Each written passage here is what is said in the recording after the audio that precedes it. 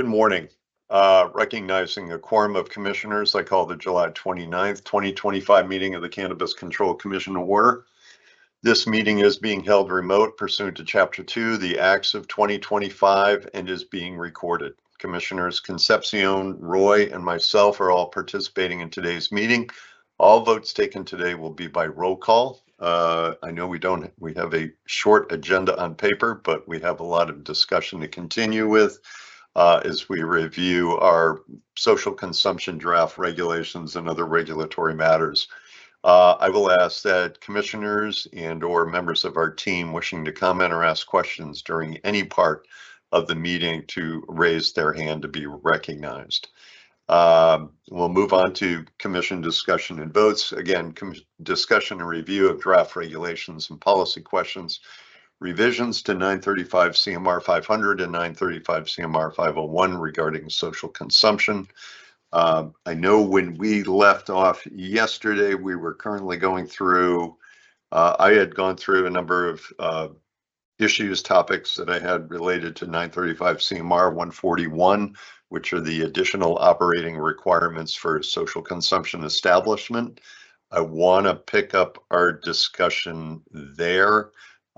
First, I would like to start with the Deputy GC. He shared with commissioners a number of topics that he wants to just go back and point out.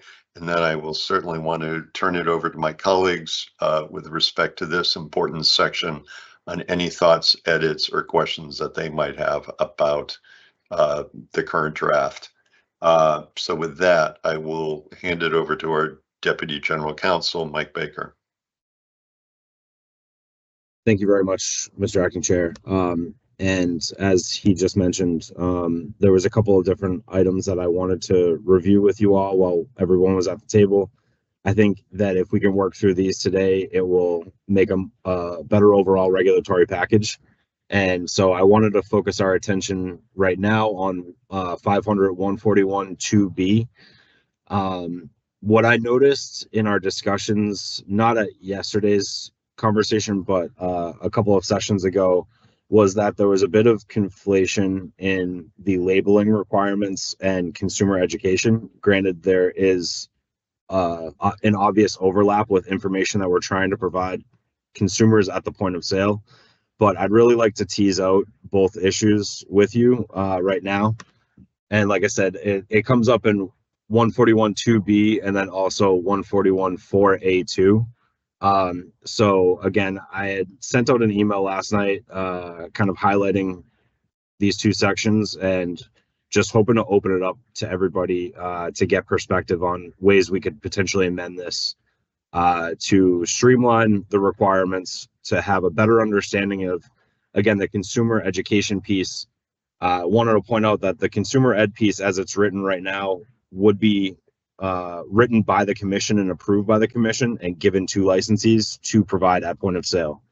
Whereas the labeling requirement wouldn't be coming from the commission, obviously.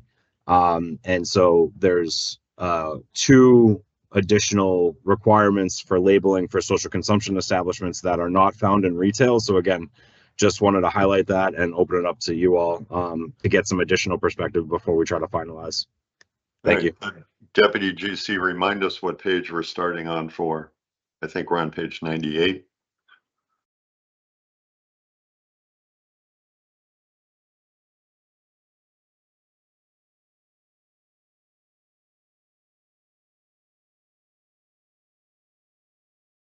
If that's your version, I think because I've marked mine up, mine appears just before that. Okay. All right. All right, if you want to go ahead and discuss the sections.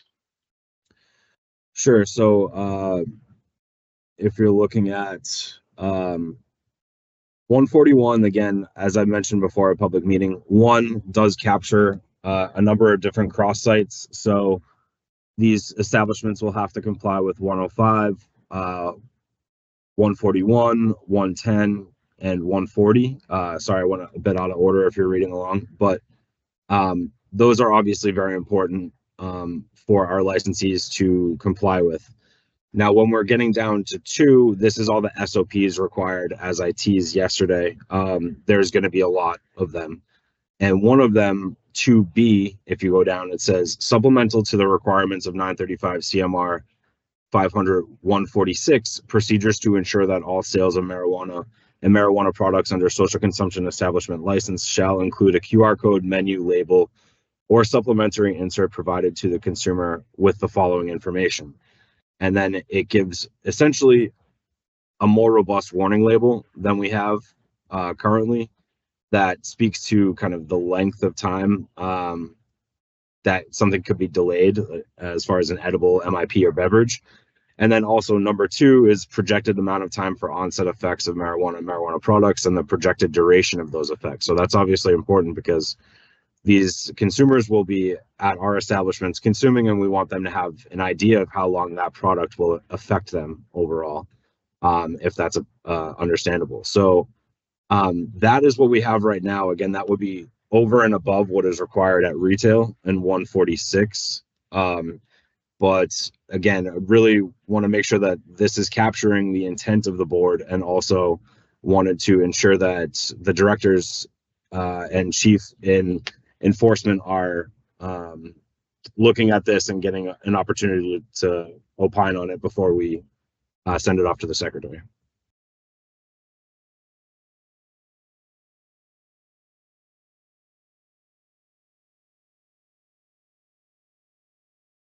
Obviously, there's a lot that there's a lot that we strike. I think a lot of the information that we're striking is going to be included under B1.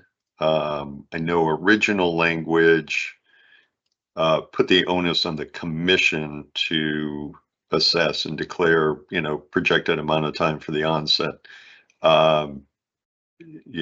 My suggestion was to switch that responsibility to the licensee and the various products that they're going to carry. But I'll look to my colleagues, see if they have any questions on this section, if they're okay with this section. Commissioner Roy, I know you've talked about the notion of the QR codes extensively. I just want to make sure you're comfortable with the language. Yes, but I think that I think we need to further define the purpose of the QR code. I think our original discussions were around having a QR code as a means to a certificate of analysis. So right here, it doesn't really define it that way. It just kind of puts it in with menu, label, supplementary insert. And I agree that that information needs to be there, especially around the projected amount of time for the onset of action or the onset of effect. But my original understanding of the purpose of the QR code was to provide convenient and consistent access to certificate of analysis. Thank you, Commissioner. Is there, I guess I would turn to Deputy GC. Could we add a number 3, which would speak to the certificate of analysis?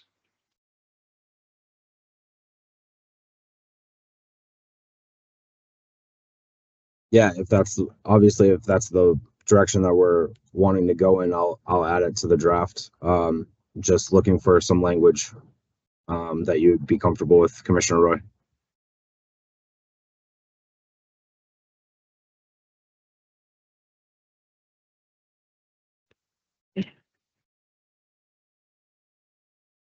Go ahead, Commissioner. Yeah, I'm just trying on the fly.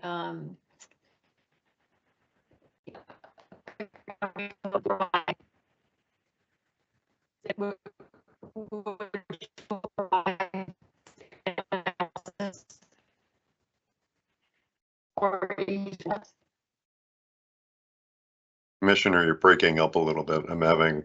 Oh, I'm sorry. That sounds better. Okay. I'm just trying to keep consistent language here. So number 2 is projected amount of time for the onset of marijuana, a quick recovery code to provide access to certificates of analysis, which shall provide access to certificates of analysis or something along those lines.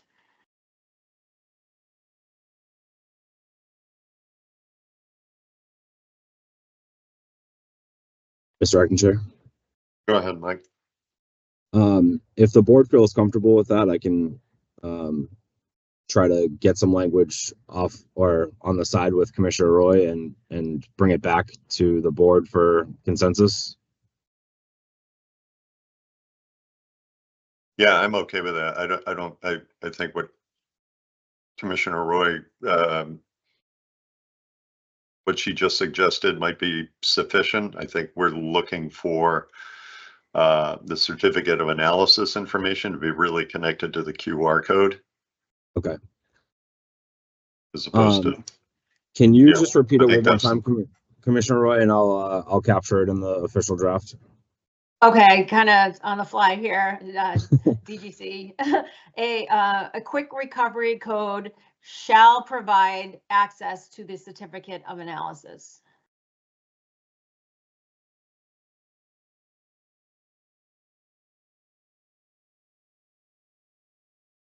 I don't know if we need to further define like quick recovery code or QR code. That's a question for legal. Chair. Travis, ED, go ahead. Yeah, I would just say, I wonder if we can be less specific about the type of technology that we're asking for, or you have something a little bit broad that encompasses it as well. So I can try to do a little on that as well, but I think Commissioner Roy's question too on whether or not we need to define it further, and those types of things, I think we just got to put a little work into, which I can try to do on the side here as well. Okay. All right. Commissioner Concepcion, sorry, I'm having a Thank you. different view of everybody today. Can you guys hear me okay? Let me start off by saying that. Yes. Okay. Yes. I wanted to ask our Deputy GC just for clarity on this section, because I think what's being tweaked may not be the intent of the language here. Because this is for broader information, if I'm not mistaken, and it's not a requirement on each individual product. It's a requirement for additional information generally. And Attorney Baker, tell me if I'm understanding that correctly, because we're saying all sales of marijuana and marijuana products under a social consumption establishment license shall include a QR code, menu, label, or supplementary insert provided to the consumer with the following information. So we're talking about sort of a broad band of information that's provided to consumers, generally speaking. I just want to, because I feel like what we're talking about is a different type of QR code. Mr. Acting Chair. Go ahead, Deputy Jason. Yeah, thank you. And I do think that in the last conversation, there was a bit of conflation between the two. And that's really why I wanted to raise it again here is, and also to just review the language with you because it did seem confusing. And maybe it would be helpful to go down to the other section to review that before taking action. Because they are working kind of together here. And I'll say the way that I'm seeing this, I just imagine it being, you know, when you go to a restaurant and there's a QR code on a table and you scan a QR code. I think that's what this provision is essentially speaking to. It's about having something generally available to consumers. I would assume at the point of entry or when they're sitting down for the consumption. And I'll pause there. Deputy GC and then Director Pinkowski, I see you have your hand up too. Go ahead. Thank you. I was actually going to see if enforcement would be willing to talk about what is required right now under 146 for consumer education at the point of sale, because I think it would help to paint this conversation as well. Director Pinkowski, go ahead. Thank you, Mr. Chairman. Yes, so that's where some of my clarifying questions come from. Is this section meant to, my understanding is that products of social consumption will still need to abide by the labeling requirements under 1055. So just asking whether this section is meant to be additional labeling, or is this meant to be in addition to required consumer education, or if this is supposed to be their version of consumer education? Because a lot of the information that's currently required under for retailers for consumer or patient information has a lot of this information about tolerance, the Massachusetts Substance Use Helpline, different types of products and how your system kind of uptakes them. So if I know there was also a prior discussion about creating almost like a poster or some type of kind of standardized signage to hang in social consumption. But I think that conversation was more around standardizing consumer education versus labeling. So just is this meant to be in addition to labeling products, or is this meant to be more of the consumer education on site for the social consumption licensees?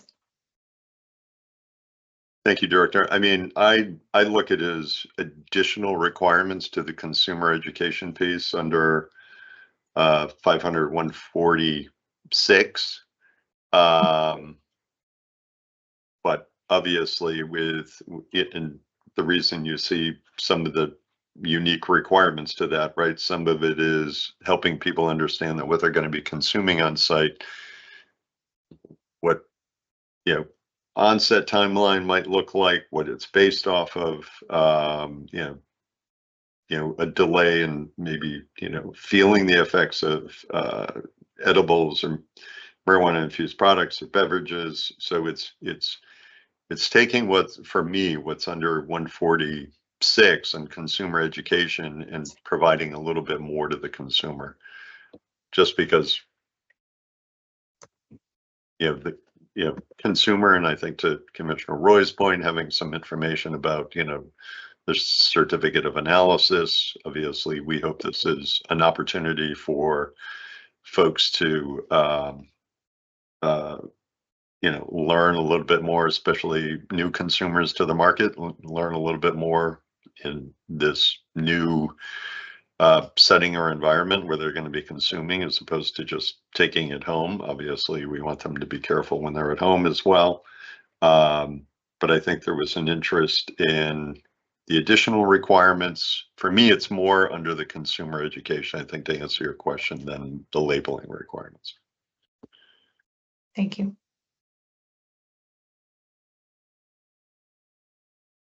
Acting Chair. Go ahead. Thank you. So I was looking at it differently than Commissioner Concepcion, because if you read number 2, in section 500-141, projected amount of time for the onset effects of marijuana and marijuana products and the product duration of its effects. So is number 2 saying classes of products? In other words, or is it product specific? So for each product, they have to project the amount of time. In other words, are we just lumping edibles together, tinctures together, flour together, and generalizing? Or my understanding originally was number 2 would be each product would have, it would be product specific to that and not just general information, because number 1, kind of does that with MIPS, and it says may be delayed for 2 hours. So that's a general statement. So what's the purpose of 2 if number 1 is general? Like, I thought it was going to be product specific. No, that's a great point, Commissioner, and I agree with you. 2 was intended to be whatever folks are carrying on their menu. They should have some sense of. Right, and this is general. Number 2 is very broad and very general. Mr. Acting Chair, can I chime in here? Go ahead, Deputy Chaser. Thank you. Yes, this is exactly the issue that I was coming across for this draft. So ultimately, there's another, again, this is the SOP section, so it's not even the actual requirement. This is just for SOPs. You're going to develop B and then X, Y, and Z. I think one of the questions that I had for you is, do you want this to be consumer education that is produced by the commission and given to licensees and being more general? Because under one was originally provided from the first from the first commissioners and was in regulation. We marked it up, but ultimately I would advocate for removing this section from where it is if it's just a consumer education piece, because we have that down below under section 4, which I think it would more naturally fit in there. But again, that would be moving the section from where it was originally in the draft. So what I'm trying to tease out with you is what is provided by the commission at the point of sale for consumer education versus what is providing for labeling. And let's try to figure that out here. I think for the piece with Commissioner Roy's concern relative to the QR code for certificate of analysis, that might not make sense to put with the consumer education, because the consumer education is provided by the commission. So that obviously doesn't make sense. Acting Chair. Go ahead, Commissioner Roy.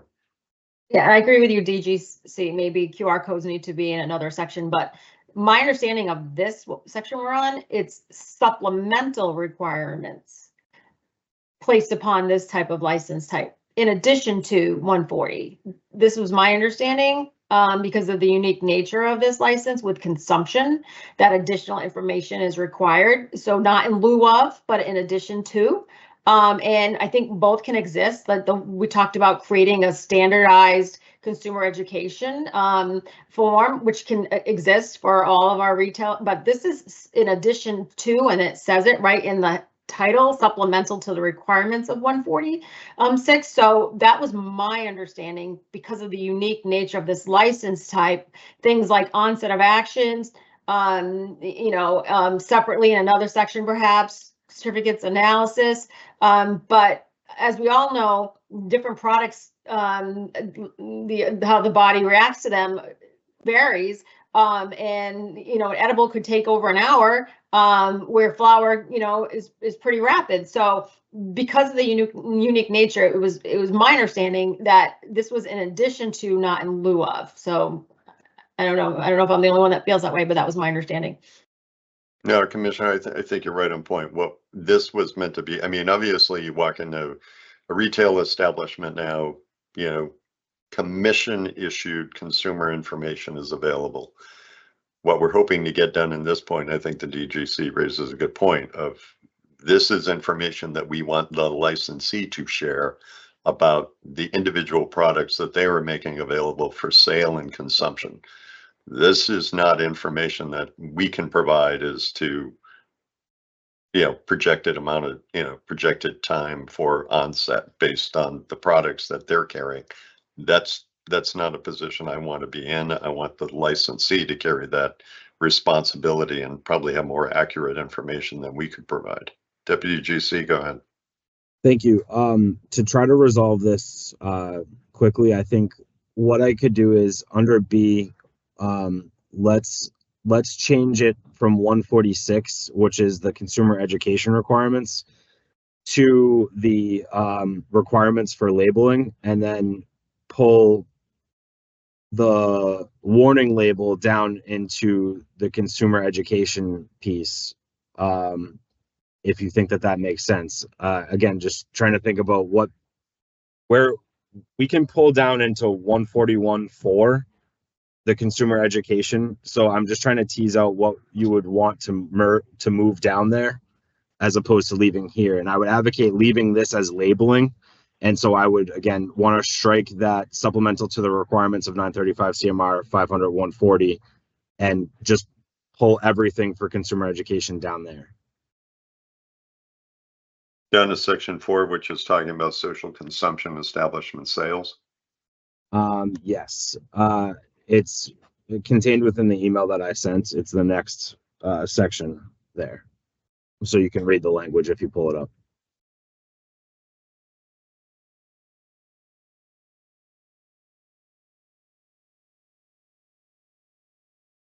I mean, I'm okay with doing that. I do think that makes that makes sense.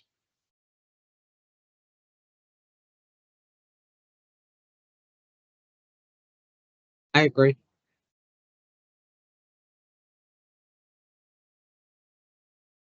I just have a question. Yep, go ahead, Commissioner, and then Director Binkowski.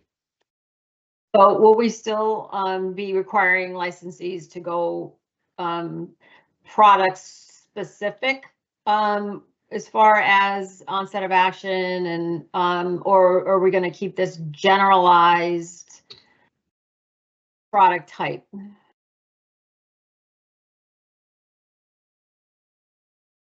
It was always thank you, Commissioner. It was always my intention that I want licensees to provide as much information about the items that they're carrying and making available for consumption.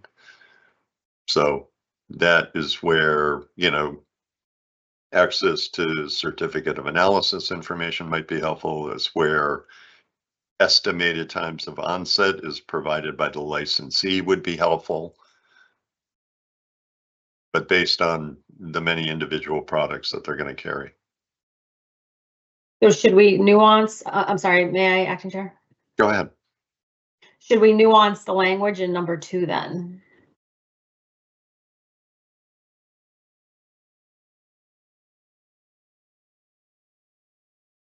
We can. Do you have any thoughts on that?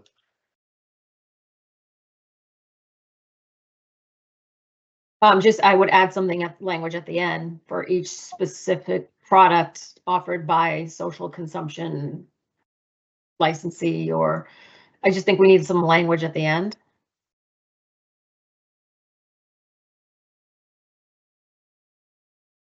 I would agree with that.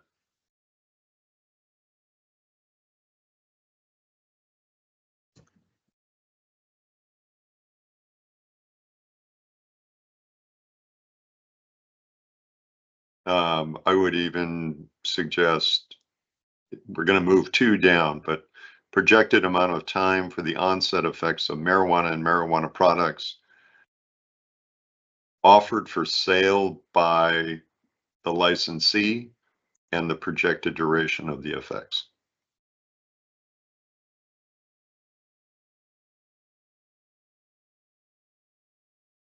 Director Binkowski, go ahead. Sorry. No, thank you, Mr. Chairman.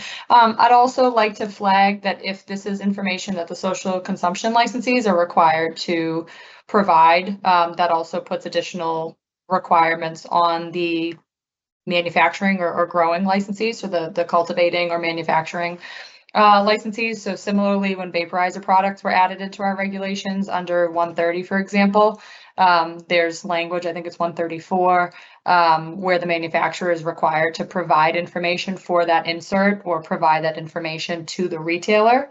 So just to flag that if we wanted that to be consistent, that if this information is required to be provided to the consumer, that information is likely going to need to be provided to the social consumption licensee from the cultivator or the manufacturer.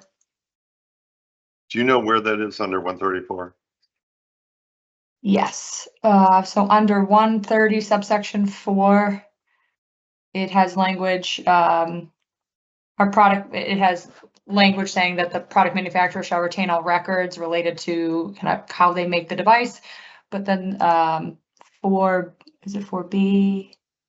4D, a product manufacturer that wholesales marijuana vaporizer devices to a marijuana retailer, MTC, or delivery operator shall provide the recipient with the information insert required by 500-1055C or the necessary information to produce such an insert, etc. That's just for vaporizers? This was language added in specifically for vaporizers because after the Commission took action, additional labeling information and information the consumer was required. So this would be right now, retailers obviously have to provide consumer education materials, but if it's going to be specific to the actual product someone is purchasing, that will likely require that the manufacturer of the product will need to provide that specific information to the dispensing licensee. Chair. Go ahead. Thank you, Director Bukowski. But this whole section is around vaporizers, so I guess I'm confused how that correlates. Just because it's an insert and it seems like the information, we're gonna be putting it in a QR code for all products. I'm just flagging this as something that's similar in our regs in terms of required information being given to a consumer. This may be something that you want to look at to duplicate. I guess I'm confused because the ITL generates the COA. Yeah, I'm not speaking to the COA. I'm speaking to the other, like the onset, et cetera. That typically comes from the manufacturer in terms of the onset of it. I have not seen any onset information on COAs.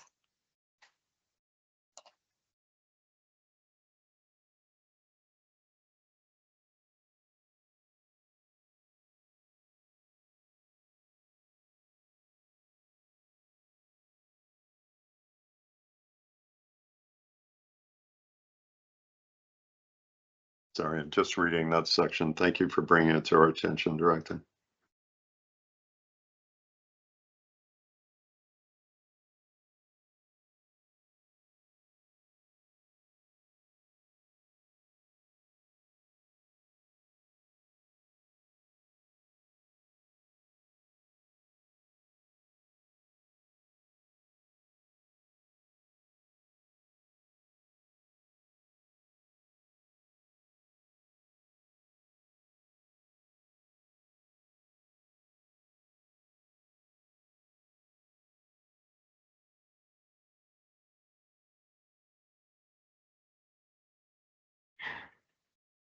Acting Chair. Go ahead. Thank you. I have a question about our product catalog, which I think requires the product, a photograph or illustration, packaging design, dosage amounts, and cannabinoid profile. But I guess what I'm asking is there's no requirement around onset of action currently for the product catalog.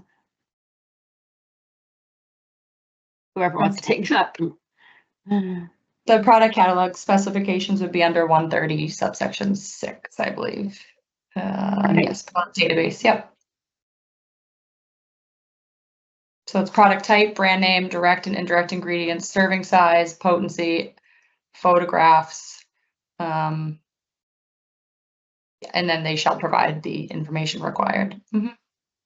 So onset is not part of that. There's just specific edible onset information in our labeling requirements. Now, if we added a requirement, I'm sorry, Acting Chair, I'm sorry. No, go ahead, Commissioner. If we added a requirement here for that,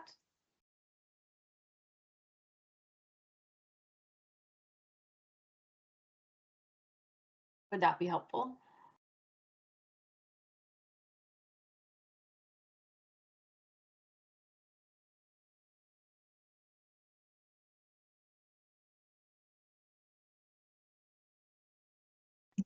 Mr. Chairman. Go ahead, Catherine. Thank you. Director. Yes, Commissioner Roy, I think it would go to what the board's intent is. So the product database or the product catalog is public facing, but it would depend on consumers actually going to it and looking at it. So whether the board intends to have that provided on site or not, there would be that. But of course, it would be the board's decision to add anything. And all I'll say for the onset, is there going to be any type of, for marijuana products, the manufacturer, the cultivator can give a sense of what the onset of the product is, but that will also, that may be subjective based upon food consumed, for example. I know we already have language in here that speaks, I think, to body weight, et cetera. Is there any thought to including that type of disclaimer language as well? Or I'm just thinking of, from a compliance standpoint, if we start getting complaints that I took this product, it said it was going to take 2 hours to hit, I felt intoxicated after 30 minutes. Just trying to think of it from a compliance angle, what that violation would be. Sure. Commissioner Roy, go ahead.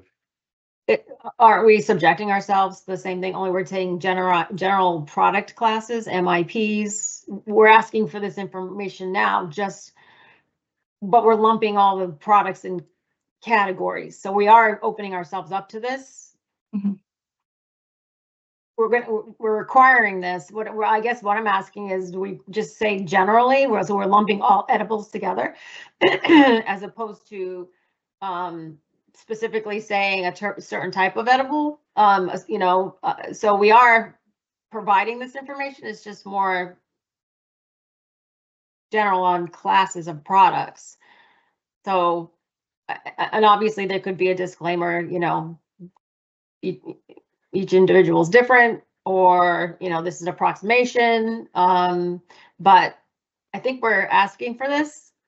So we're opening up. So I guess we got to get it right. If you have concerns around compliance, either way. Yes, right now we do require it specifically for edibles. So it's not required for, non-edible products, for example. So a flower product would not require that on the labeling. But in the social acting chair, I'm sorry. Go ahead. No, go ahead, Commissioner. Yeah, but with the The line of proposed questioning. language, yes, the proposed language is asking for it for MIPs. My understanding was all product types under the proposed language under social consumption. Yeah, right now I'm looking at how we might be able to rewrite 141.2. Commissioner Roy, you brought up a good question of whether this potentially, projected amount of time for onset of marijuana or marijuana products is something we could suggest, adding to the product database, the product catalog.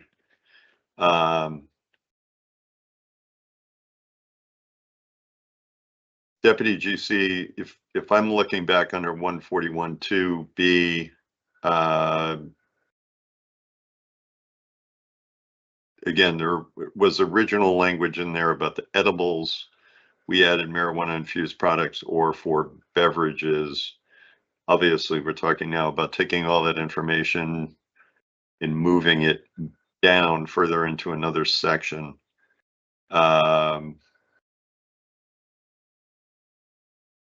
Let me ask you, do we need to reword B and move everything else down, or are you suggesting moving B and moving it all down?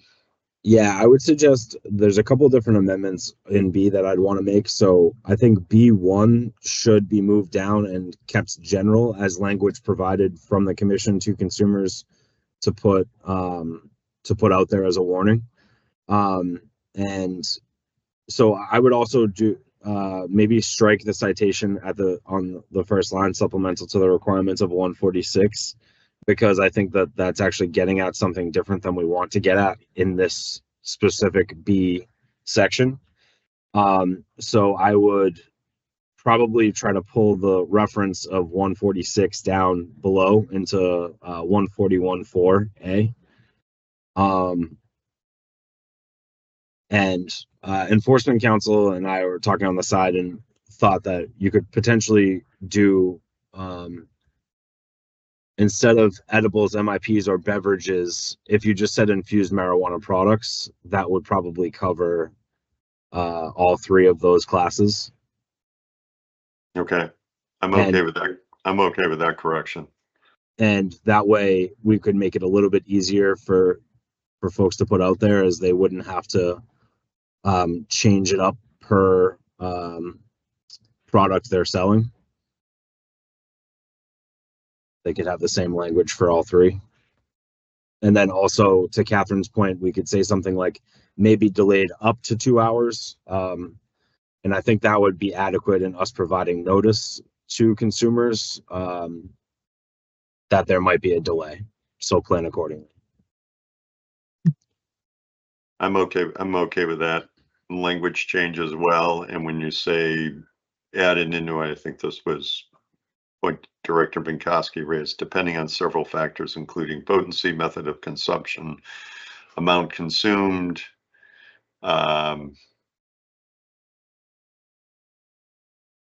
Should we insert in there non-infused food consumption?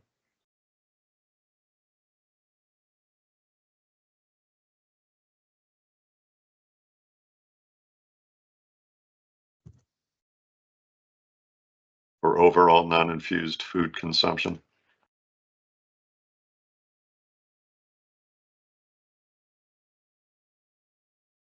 Acting Chair. Go ahead, Commissioner, sorry. I wanted to ask if you can repeat that one more time. Sure, I'm just, I'm under 141 to be looking for, and this is 2B is where the deputy GC has asked us to consider moving down. But he, I think, was addressing 2B1, which is talking about instead of calling out edibles, marijuana infused products, or for beverages, simply capturing everybody under marijuana infused products with the warning the impairment effects of marijuana infused products may be delayed by up to 2 hours or more, depending on several factors, including potency, method of consumption, amount consumed, consumption of non-infused food, body weight, previous use, and tolerance of the consumer. If you see where I am, we're still. I'm reading it. I see where you are. Yep. Acting Chair, can I just clarify one piece on that? Go ahead, Enforcement Counsel. Thank you. And yeah, so my specific suggestion was more related to the quoted language, which would have to appear on the warning. So the parenthetical in that quoted language identifies edibles, MIPs, or beverages. So I think that we might be able to just be inclusive to all of those product categories by saying marijuana infused products. In either event, though, depending on what language the board wants to utilize, I would suggest that we should write out it, just because I'm not entirely sure that patients and consumers would, or just members of the public generally would understand what MIPs are without that, without it being written out. I say, EC, you cut out for a second. I think when you were talking probably about a definition for MIP, so I apologize. Oh, no problem. Sorry about that.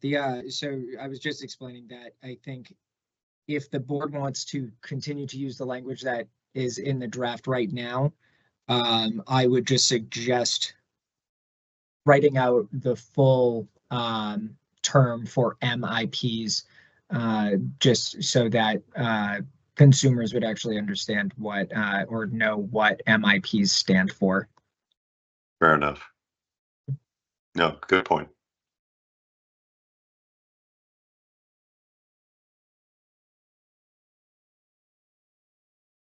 Mr. AC, I put in the chat some updated language to reflect the discussion as it's been reviewed so far.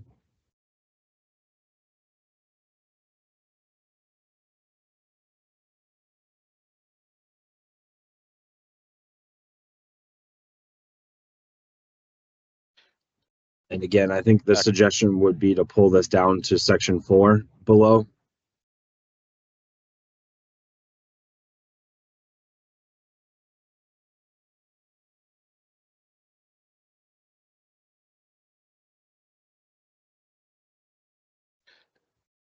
Acting Chair, if I may. Yep.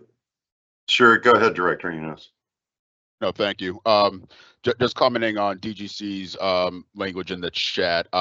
Just wondering, could we maybe think about, so we have the language non-infused food consumption prior to using marijuana products, but obviously if they're there for an extended period and are eating over a duration of a couple hours, do we want to contemplate also food consumed during their duration there? Because if they're constantly eating there, I believe that will have an impact on the onset time. So we have to capture prior to them arriving, but do we need language regarding what they consume while on site? I think that would be appropriate. I was just looking at that. I would agree with you. Non-infused food consumption prior and during using marijuana and marijuana products. I think that would suffice, yes. Okay. Thank you. Director Binkowski, I'm sorry, I saw the additional information you put in the chat with respect to a product manufacturer being able to provide additional information to folks that they would be transferring marijuana or marijuana products to. I think that's helpful. It would probably be helpful for the social consumption establishment licensee. Is there a way you would suggest rewording that so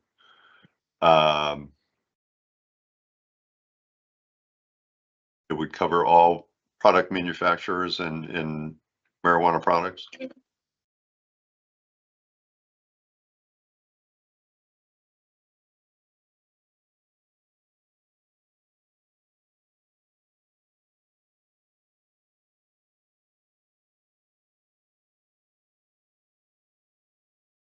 I mean, I'm hoping a product manufacturer would provide one of their customers or clients with whatever information that the licensee felt helpful to have or needed. But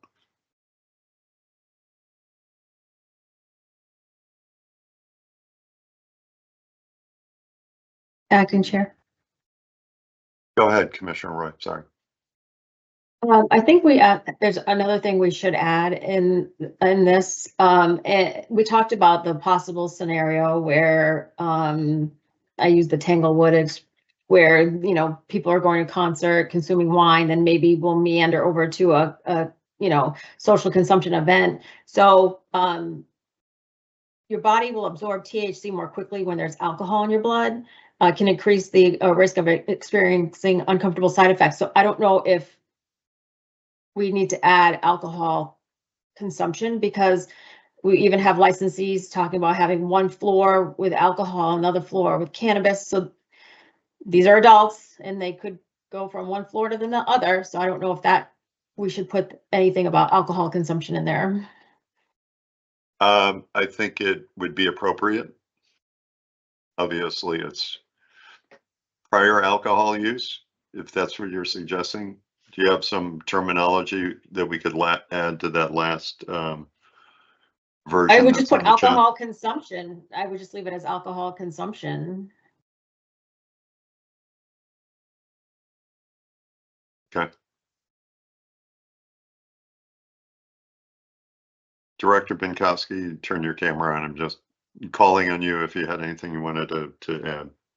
Thank you, Mr. Chairman. And I'd also flag for the board's consideration whether we want other prescription medications covered in there as well, because that can certainly affect the effects you have with marijuana. Great suggestion. Deputy GC, I would try to add both of those, the edit recommended by Commissioner Roy and the edit recommended by Director Binkowski.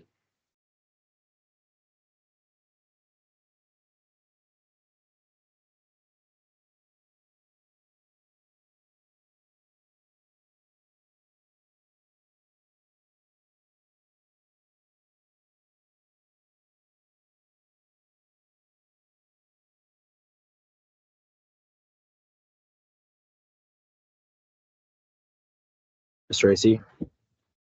Go ahead. Thank you. Those are all great suggestions. I updated the draft and can read it now as it appears in the chat.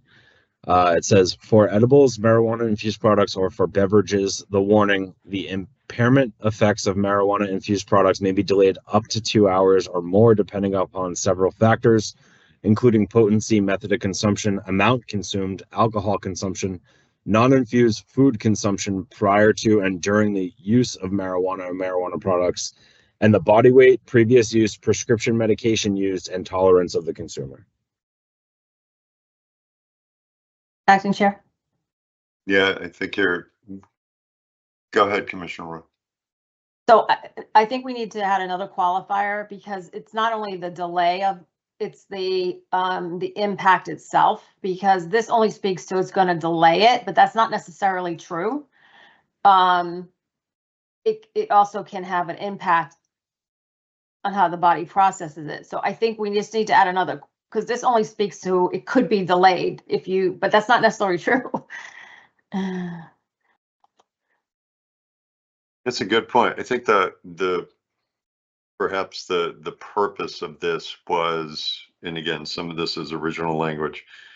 You know, the purpose of this was, you know, okay, I smoke a pre-roll, maybe I don't feel anything, so I'm going to smoke a couple more, knowing that the onset Right. might be delayed. So I think it was more of a warning of, if you don't feel anything, this might be why. So before you go and consume more, understand that all of these factors, you know, all of these factors can impact, you know, how long it takes for you to feel any of the onset. May I just recommend Mhm. a word or Go ahead. two? Okay, so the impairment effects of marijuana infused products may be impacted and or delayed, because impacted is more broad.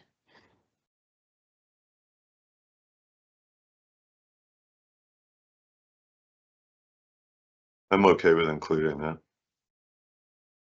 Thank you, Acting Commissioner. Chair, Go ahead, Commissioner Concepcion. I wanted to incorporate after the word including, but not limited to. Okay. So in between including potency, you want to Exactly. including but So not limited to. Sure. yes, Thank you.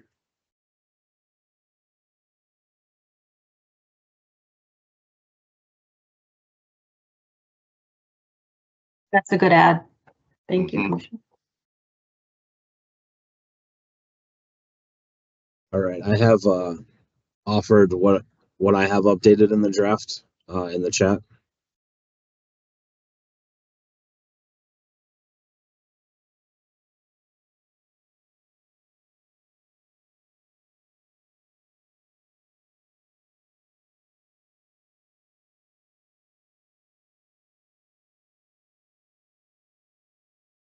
Okay.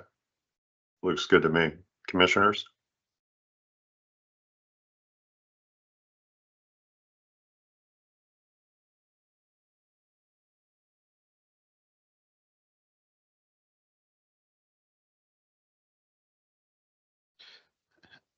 Acting Chair, if I may. Sure. Go ahead, Director Enos. Thank you. DGC, just a question. Does food in here include also the non-infused beverages that they would be consuming? Just taking the food and non-infused beverages, the combination, both of them would have the impact, but don't know if that would be included in food there. I think that they are distinguished throughout the regs, so that's a good flag. Director Enos, I would advocate for including it if we could try to figure out a way to put it after non-infused food or drink, something like that. Yeah, I was thinking maybe just non-infused food and drink consumption prior and during the use of marijuana and marijuana products. If you're in agreement.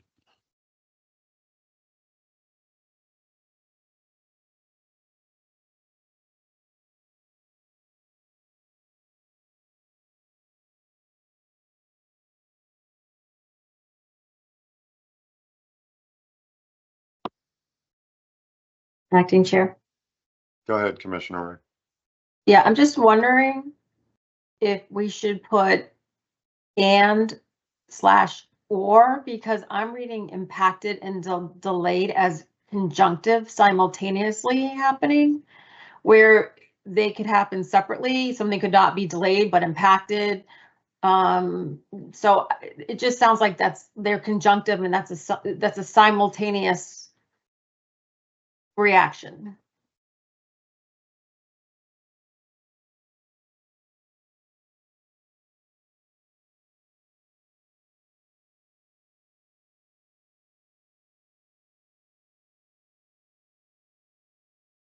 Acting Chair, Enforcement Council, go ahead. thank you, Acting Chair. Commissioner Roy, just following up on your suggestion to use an and/or, and I definitely defer over to my friends in the legal department on this, and Deputy General Counsel Baker, but The regulations manual that is published by the Secretary of State's office does advise to never use okay. or in the same list because that adds ambiguity to Okay. any list. So just wanted to Okay. offer that Yeah. piece. Should Yep. we strike and just put or? Yeah, I think that works.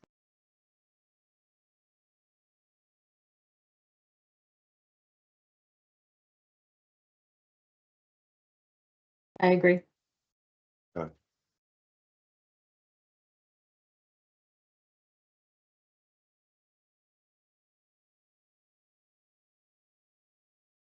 Deputy GC, did you catch that? Yes, Strike. just give me Yep. 1 second. I'll update it and put it in the chat so we can hopefully try to finalize the wordsmithing on this one. Yep.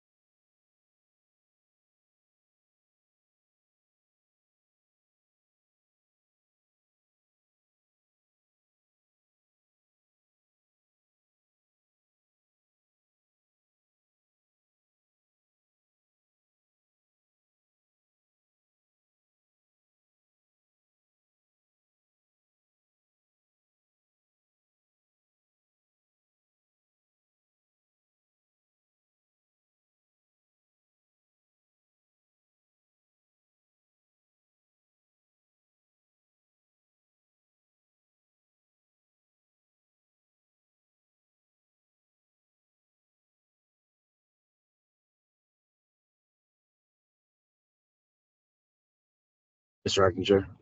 Go ahead. Yeah, so the new language for B1 is in the chat. There's consensus. We can try to think about 2 and 3.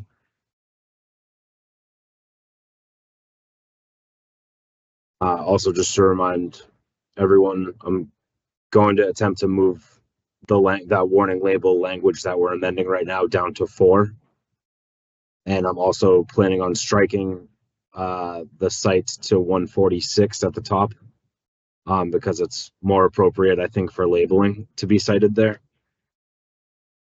Okay.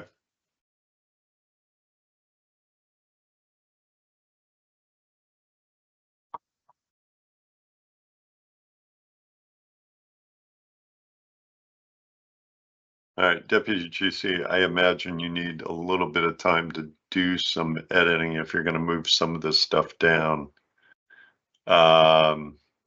Acting Chair? Go ahead, Commissioner. DGC, I'm confused. What are you striking from 140, section 6? I'm not striking anything from there. I'm striking the site to there. Okay. In the initial line. Yeah, sorry. Okay. Because ultimately it's citing right now to consumer education for retail sales, but ultimately it's really more in line with labeling. And so I would like to cite towards labeling as opposed to the consumer ed, and keeping the You're moving consumer it ed. to- Okay. Yeah. And you're gonna Keeping- relocate it where? So 141.4, I think it's A. A. Yeah, A. Okay, that's what I have in my notes. Thank you. I'm sorry to cut you off. No, sorry for the confusion. And then Mr. Acting Chair, if I may, so we've marked this up for the warning label. I'm gonna attempt to bring that warning label down, as I said, to the other section 4. So what we have now left on the table are the 2 sections, the first one being projected amount of time, and then also Commissioner Roy's language relative to QR codes. So so that is what if there's consensus on one, then those are the 2 left to tackle for this issue. Okay. Mhm. For me, under 2, I'm looking at, again, projected amount of time for the onset of effects of marijuana and marijuana products being sold by the social consumption establishment, and the projected duration of the effects.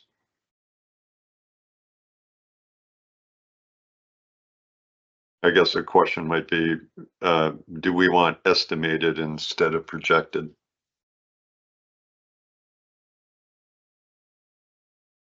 I think that's better language. I mean, I think the terminology is similar, but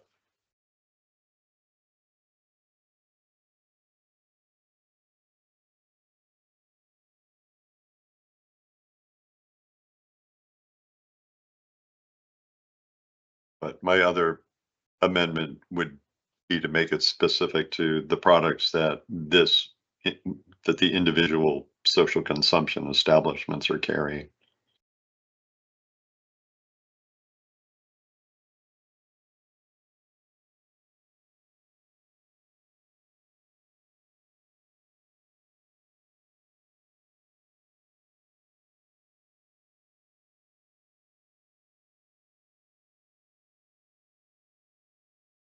I guess for number 3, Commissioner Roy,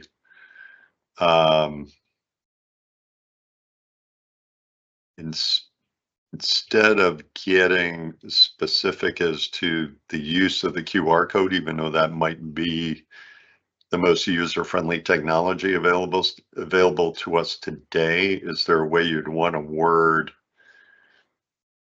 Basically, we want to get to, right? I think your interest is the basic that we want to get to is that the SEE offers the consumer the certificate of analysis of the product that they're consuming.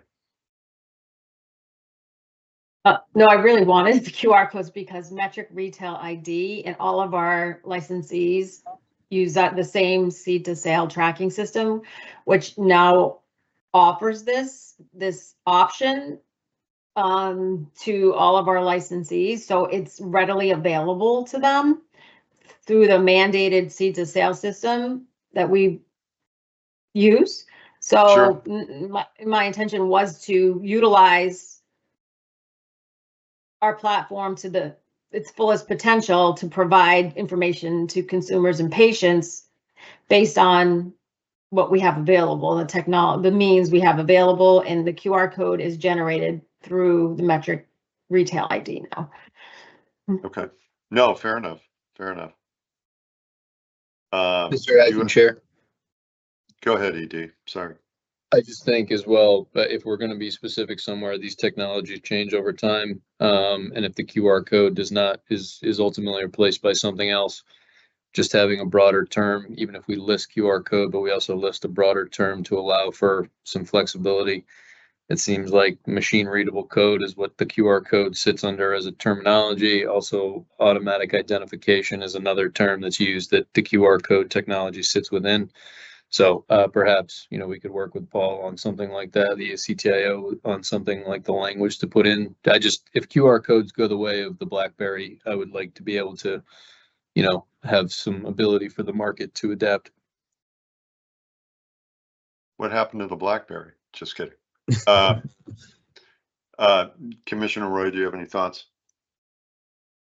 Is there a way to have both? Well, I mean, we also give you flexibility with other technologies as the ED. I believe about the mitigation. So I believe it's a term everyone, it's in our vernacular, everybody's familiar with it. The other terms you mentioned, I'm not familiar with those. But is there, I don't know if there's a way to have both. That would be my thought, is to make sure that if we're listing one, that we also provide some flexibility.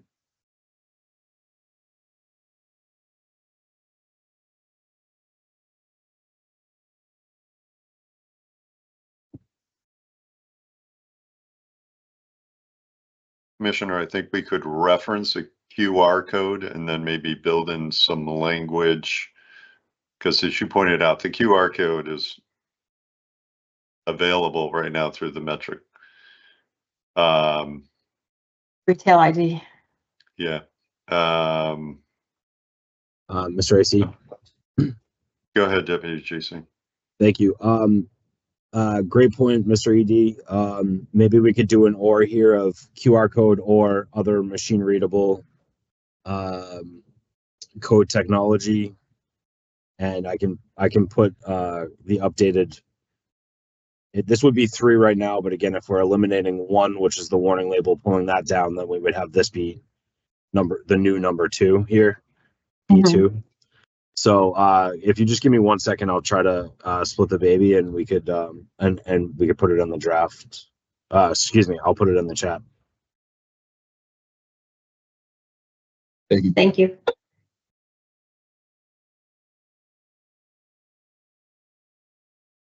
Can I suggest we just take a quick 5-minute break? We'll let the Deputy GC do some typing.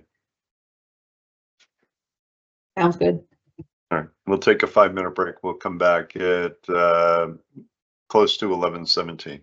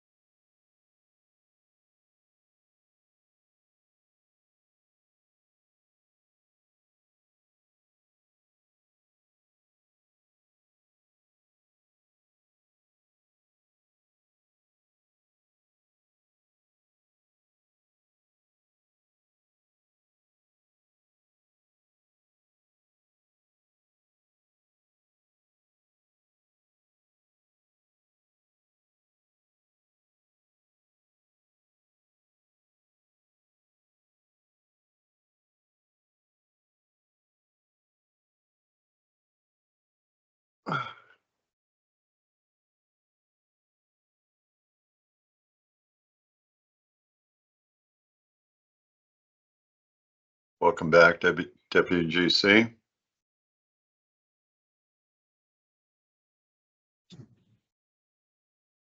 Thank you. Just checking. Commissioner Roy, are you back?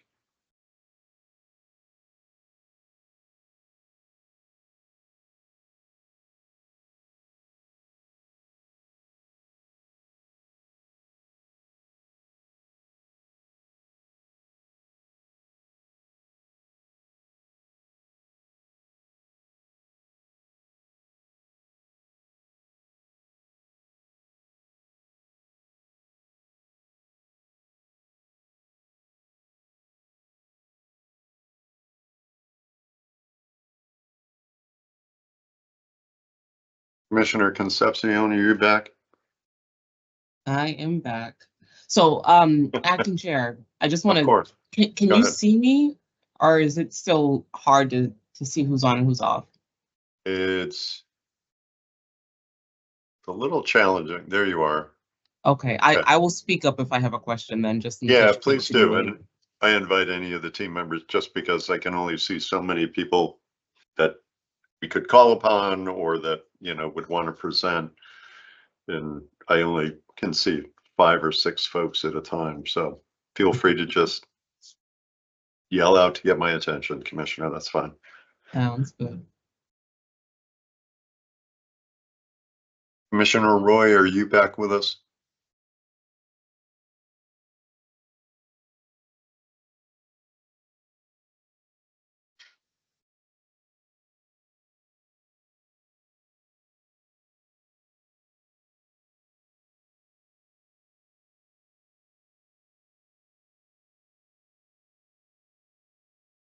I'm here. Okay. Thank you, Commissioner.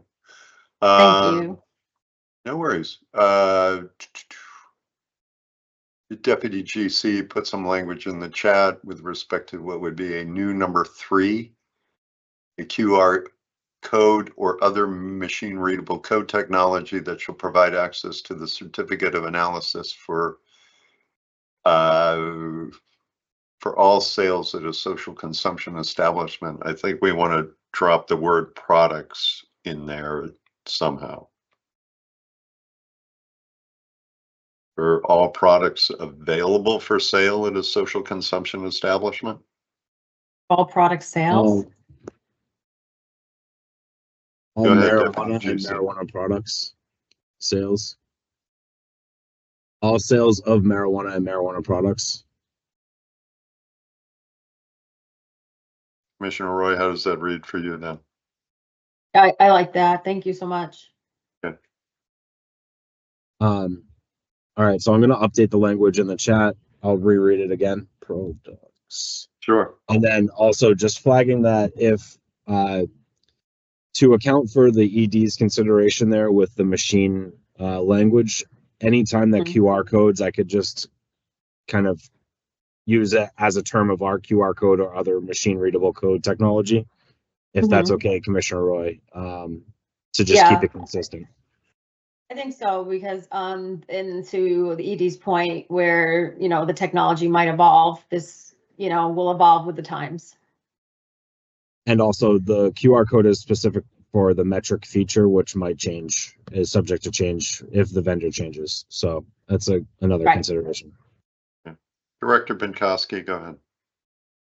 Thank you, and I'll be brief. And I think keeping the wording flexible makes sense as well, because currently there is no cost with the metric retailer ID, but the vendor has indicated that could change in the future. So if we don't want to require that licensees pay for that, if there is flexibility that they could also utilize a different QR code, that this language makes sense.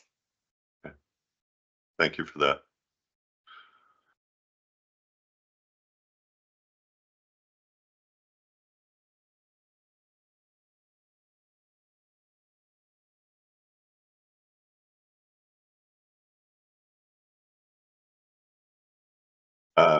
Deputy GC, you just updated the language. Commissioner Roy, are you okay with that? Yes, thank you so much. Okay. Commissioner Concepcion, any questions? No. Okay. All right. Deputy GC, what I would suggest is when we take a break for lunch, you can move all of that language down into 141.4. We'll come back and take a look at it. But I would suggest, just being mindful of time, why don't we move to the questions, the points you wanted to raise under 500, 141.3. This is with respect to limitation on sales. And this, I think, begins on page 99. It goes to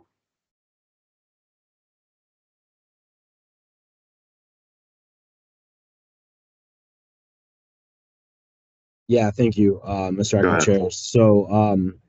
So under A, we did pull language from 105 from the draft into this area. So again, I mentioned that we were trying to pull things if it had a better, a more form-fitting home into 141. We were trying to do that, and so this is one of those areas that we're trying to pull down. So I'll put the new language in the chat, but again, this was from 105 beforehand, in the draft that is online from yesterday in the public meeting packet.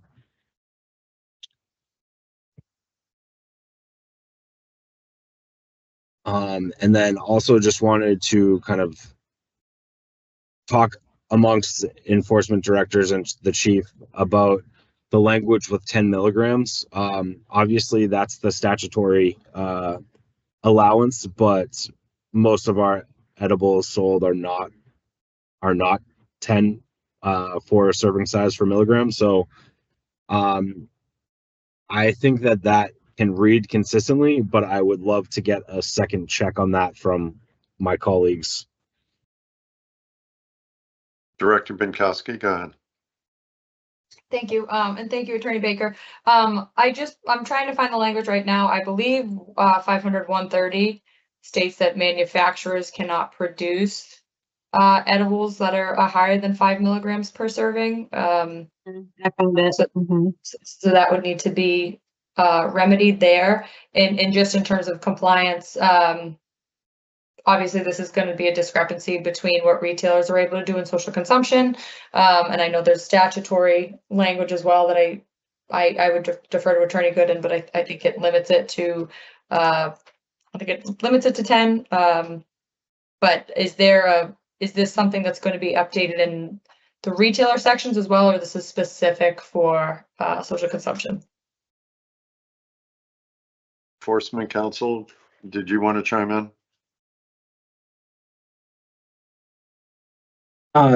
Thanks, Acting Chair. Not at this time. I'm still reviewing some of the other regulations that might be implicated here, but I do want to just note that in addition to the ones Koski is identifying, we also may need to just consider how this is implicating with or how this is interacting with 500 150 related to the production of edibles as well. But I'm reviewing that now as we're discussing.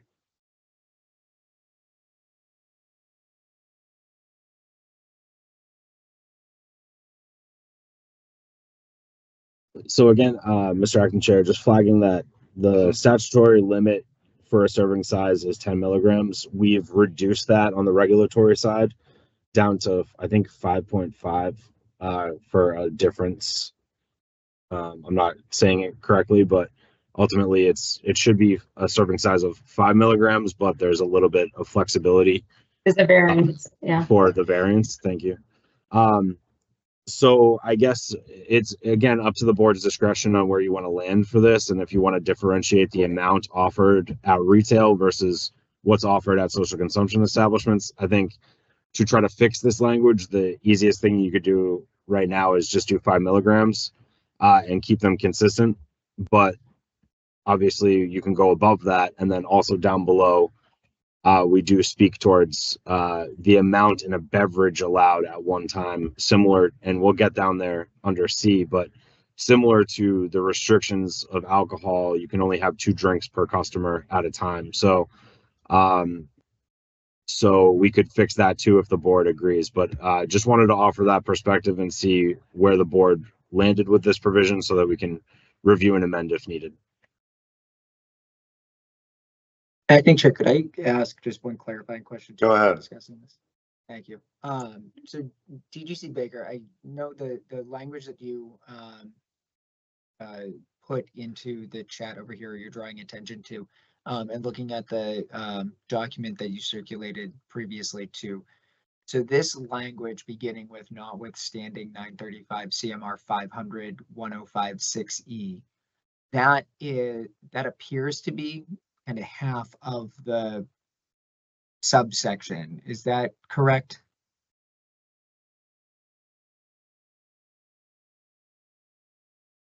You cut out for me. I'm sorry, Tim. Can you say that one more time?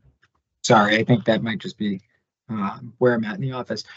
So in essence, what I'm trying to figure out, so looking at the document that you circulated yesterday, or excuse me, I think perhaps late yesterday or early this morning, but there is a specific prohibition in that subsection A, and that's included in the draft here as well. That does cite to some of the other sections that we're discussing, in particular the dosing limitations that are contained in 500 150 with respect to edibles.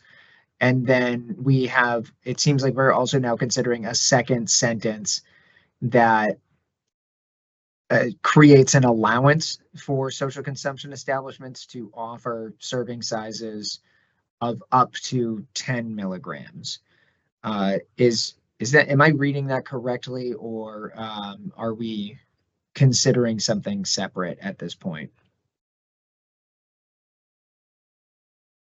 So the first sentence is the overall daily sales limit for all categories. The second sentence is the max serving sizes per, and again, that's why we wanted to move this language into the limitations on sales so that we could have all of those restrictions in one place here. But I'm also flagging that I want to talk about this with you all because I think that I don't think that the board has reached consensus on some of these provisions, and so I wanted to make sure that they landed on a place for some of these. I think as legal was drafting, they noticed a couple of things too that they wanted to raise, and so we tried to land in a place that we thought could start the conversation here. For instance, the 10 milligrams is obviously the statutory allowance. We've gone under that as discussed before, so not sure where the board wants to land with serving size overall, and if you want to do something similar to, again, the double drink that is allowed at alcohol sales. There's no statutory restriction there as far as the amount of servings someone can have, but for the overall per diem allowed at retail. So again, that's all a part of this updated section 3, and I'm hoping again to tease all of these provisions out with you, which will take some time today, but hopefully we can go through it quickly.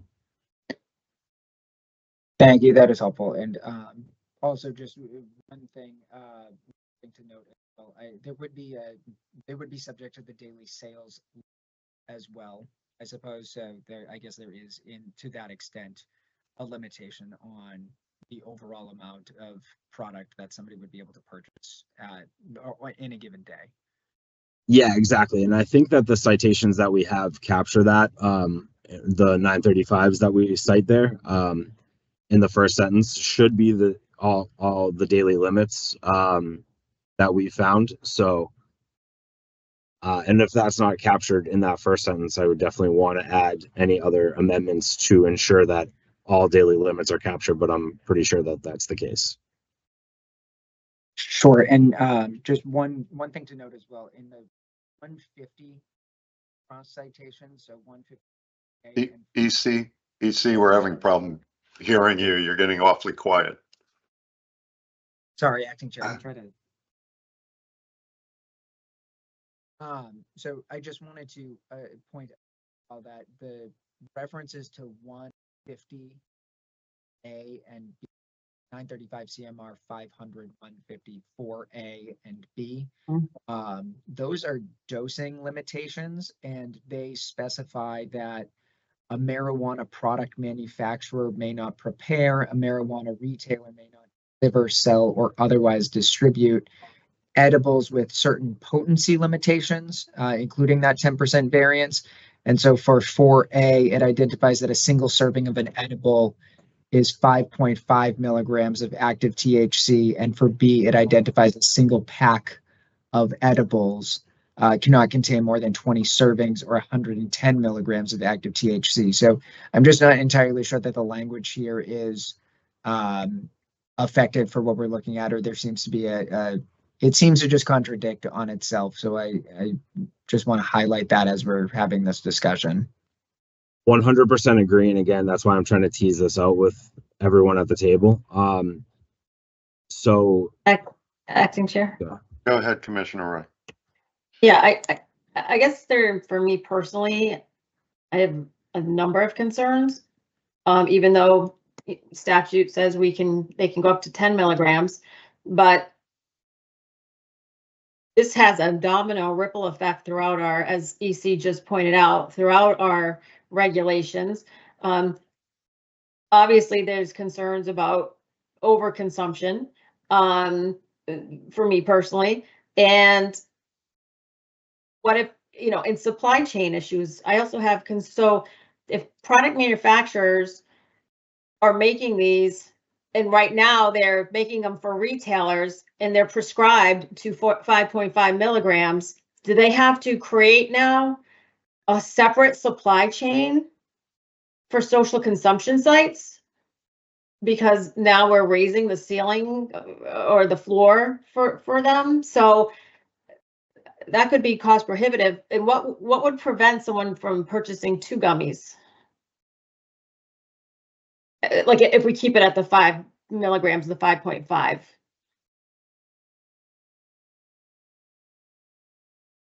I mean, my interest here would be to, and I think to answer the Deputy GC's question is, not to go above and beyond what is obviously what's limited by daily sales already, and trying to keep consistent with that. Deputy GC, do you have any thoughts?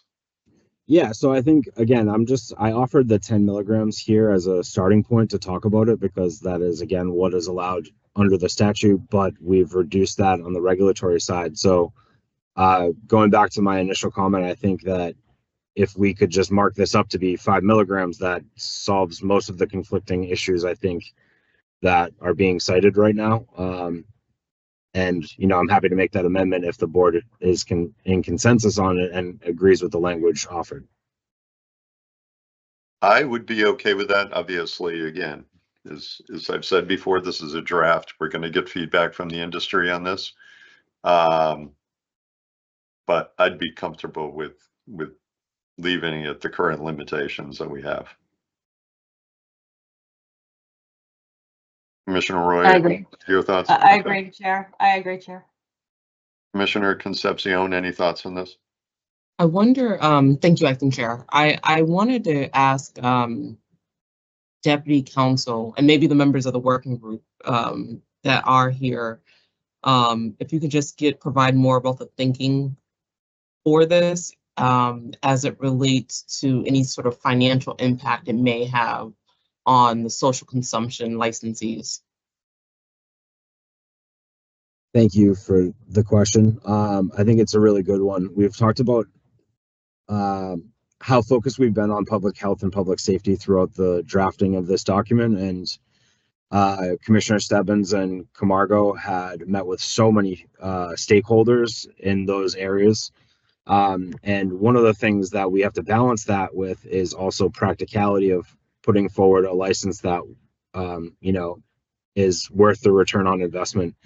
And so when there's been areas of balance for practicality, we've tried to take that. And in one of the instances of that balance reflected in this draft, I think, is the limitations on sales 3A limit raise from 20 milligrams to the daily allotment at retail. The numbers are, let me just back up. Bars and restaurants are having a hard time right now in general, and these establishments are going to be competing with those folks as well.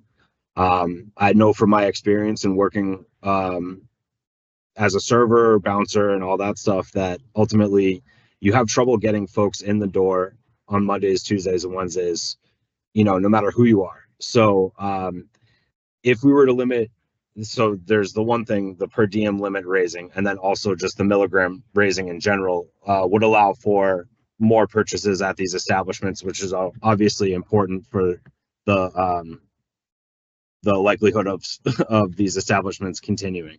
So I think that was the crux of the raising of the amount per diem, and then also subsequent to that in this latest draft, the serving size for the same reason. That's helpful, because I that makes sense. That makes sense, and why it's different here in this context of social consumption sites versus the way that our regulations have been drafted up until this point. And I would understand the increase for an individual sale because it increases the cost. I'm going through a thing in my head right now, so I just want to make sure what I'm thinking. It sounds like I'm aligned with what you are thinking in terms of the rationale behind this.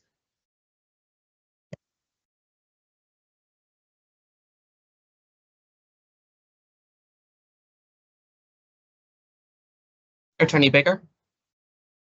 Yeah, I would just say, again, if the board feels comfortable at 5 milligrams, then I think the combination of the per diem limit allowed and the 5 milligrams would still have that public health, public safety balance with practicality, which I think we're going for here to try to thread the needle. So, again, we have a lot to cover in this, and I want to try to get to the final language for this. So if the board's comfortable, then we can keep going.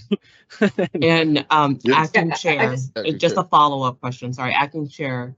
Yep. You were saying that you are comfortable with the increase in the per diem. I was comfortable with allowing them somebody going into a social consumption establishment to be able to buy up to the per diem allowed. I see. Okay. Yeah. Commissioner Rourke, go ahead. Yes, my question is for Attorney Deputy General Counsel Baker. Were you saying that the price of 1 10 milligram is more than the price of buying? You're saying the market feasibility, so 1 10 milligram will cost more than buying 2 5 milligram, 5.5 milligram? No, that wasn't quite what I was saying.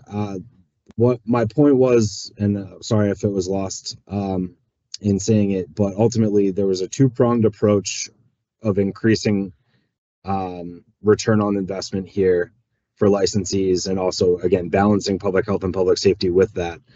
And so the first piece, which is the first sentence, is the daily limits increase. So it was 20 milligrams before, but now it's what is allowed at retail sale. So that is, again, going to benefit the licensee in so much as folks can now purchase more when they go there.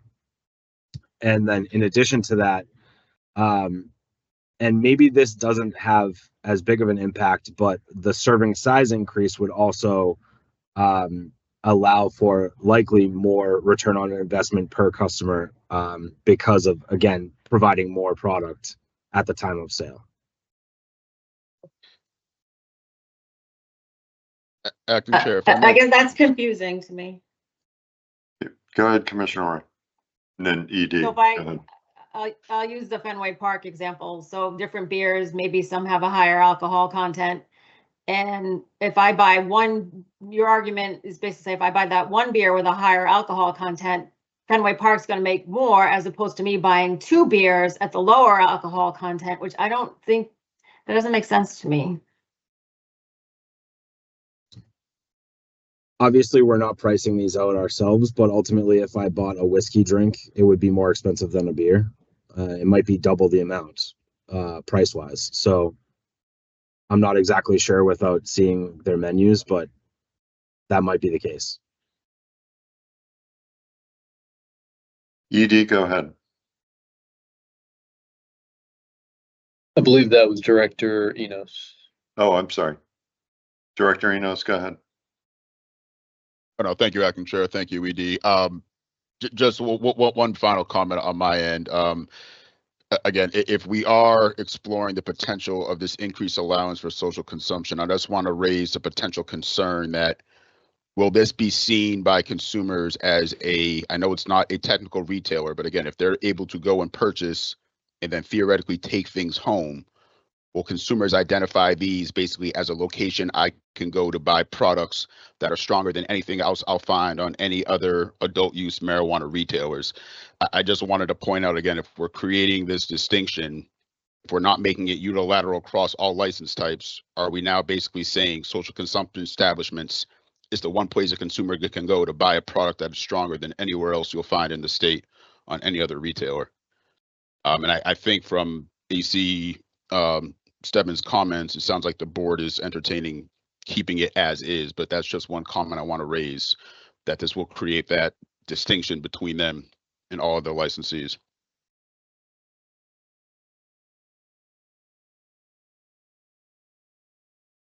Deputy GC, why don't we, this is a big section, right? Limitation on sales. We have a number of subsections under this. Does it make sense to kind of go through A, B, C, D, E, F, G, H, kind of one at a time? Or I know we're kind of talking about A at this point, but.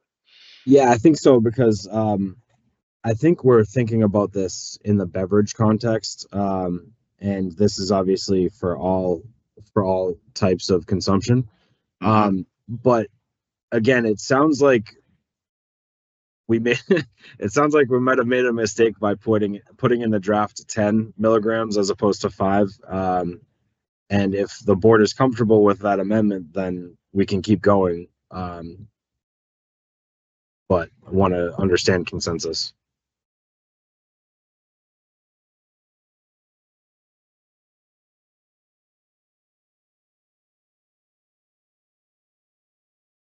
Acting Chair? Go ahead, Commissioner Warren. Yeah, I said it previously, but I am aligned with you to, as you had stated, to keep it as is, at the 5.5.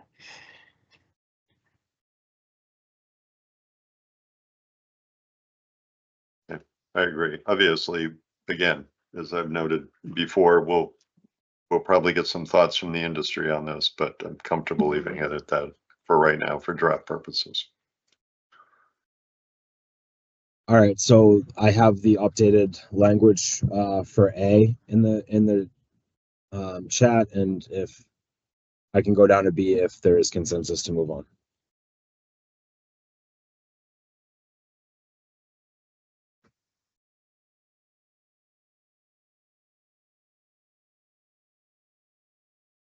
I'm okay with that.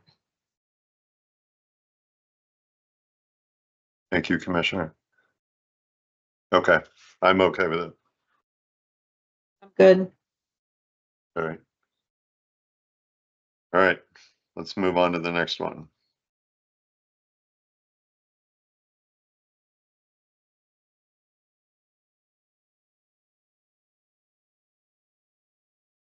So D currently reads sale of edibles shall be limited to prepackaged shelf-stable items, products that are perishable or time and temperature control for safety food is adopted under 105 CMR 590-001A, or time and temperature control to prevent deterioration may not be allowed to be sold.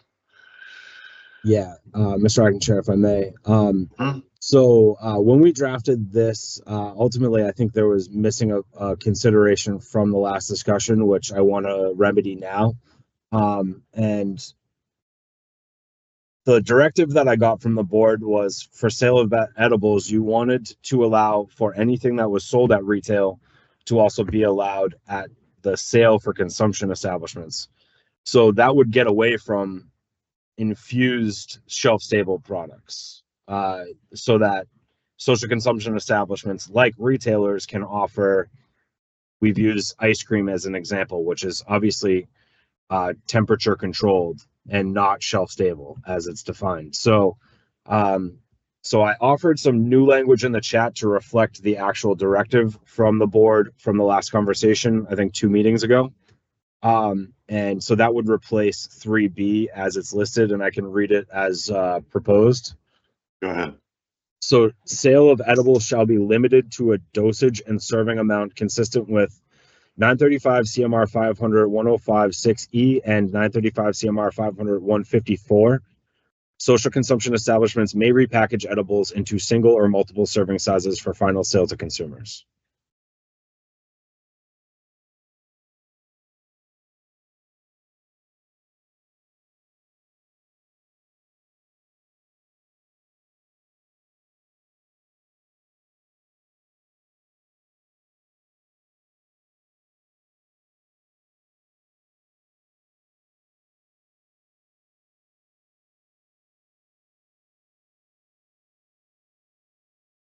And Deputy GC, just for clarification, because we did use the ice cream example, that would fit within this category.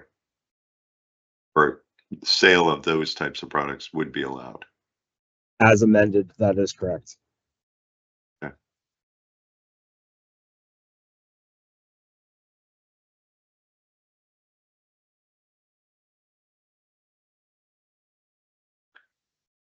Any comments or questions, commissioners, on B?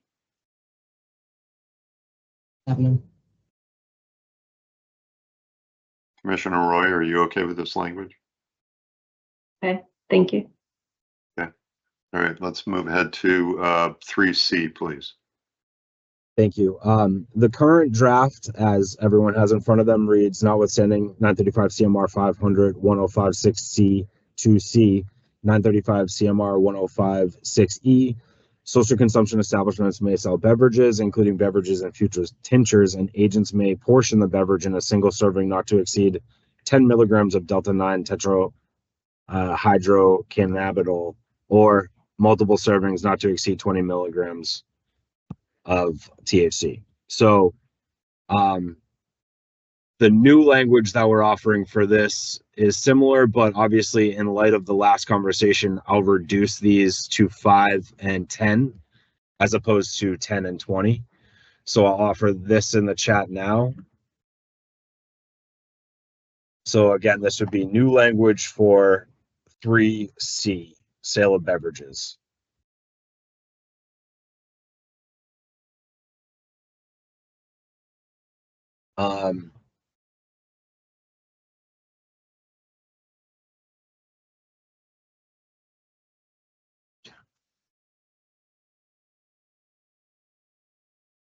So a couple things that are going on here. Again, we're cognizant that folks are going to use beverages similar to how they're used to at a bar or lounge or tavern, whatever. So ultimately, we wanted to keep consistent with how folks understand that process to be at alcohol. And obviously, this is ultimately at the board's discretion as a policy matter where you want to land on this question, but wanted to offer it in so much as if an agent is giving a beverage to a person, can I take 2 with me as I leave the bar area? Or am I limited to just the 5 milligrams for a beverage that is prepackaged, so a can of seltzer? Or can I get 2 cans of seltzer and go back to my seat wherever I am?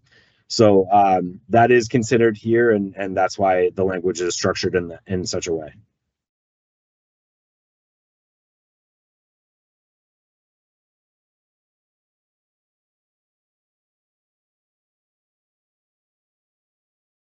Director Binkowski, go ahead.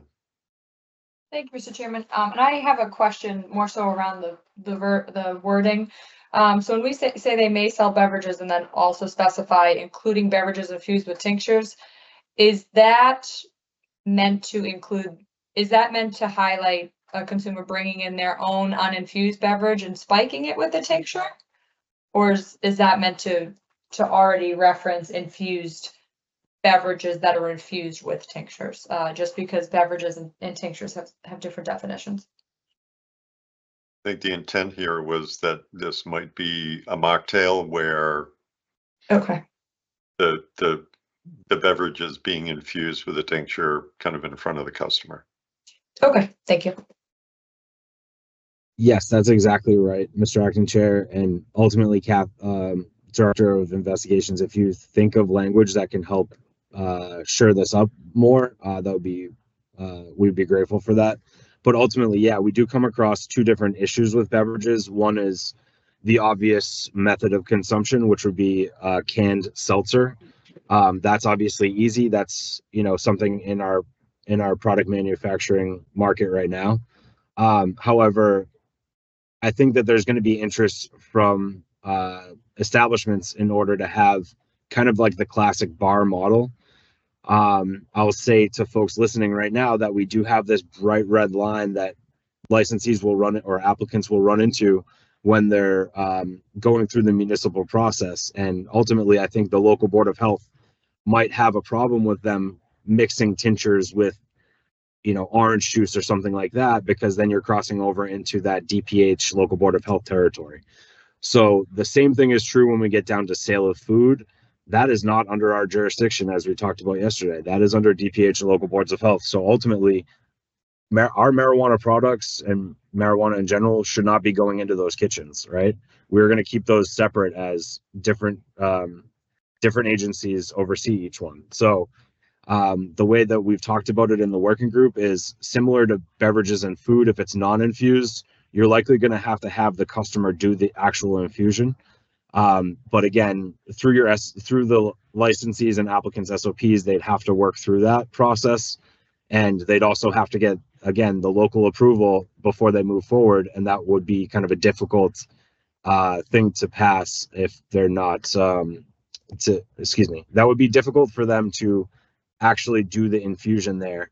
Number one, for food especially, we require all of our products to be tested before it comes to market. So ultimately, live infusion for food is never going to happen under this method. Under this current regulatory environment, because it crosses over into an area in which we don't have jurisdiction. So I wanted to make that clear during this discussion throughout 3 here.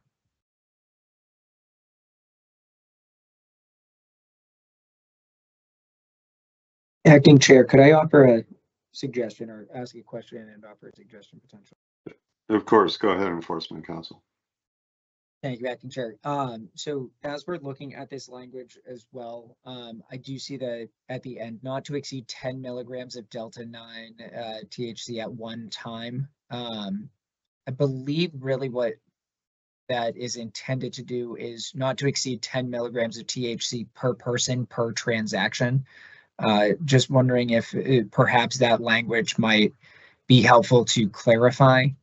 Also, I'm thinking if it's say a table and the server is going up to the table and there are 5 people and each of them want 10 milligrams, then that would be 10 milligrams per person per transaction, as opposed to potentially limiting it to 10 milligrams of THC for the table entirely. So just wanted to kind of offer that consideration if my understanding of that is correct. Fair point. So would you suggest dropping at one time at the end of that and just saying per person per transaction?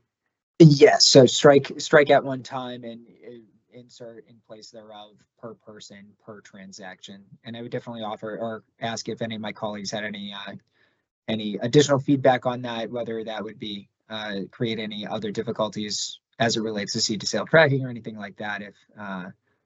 If there's anything I'm not thinking about there. Just if I may respond back to Enforcement Counsel. Mm-hmm. 3A says social consumption establishment agents shall only sell marijuana and marijuana products to individuals.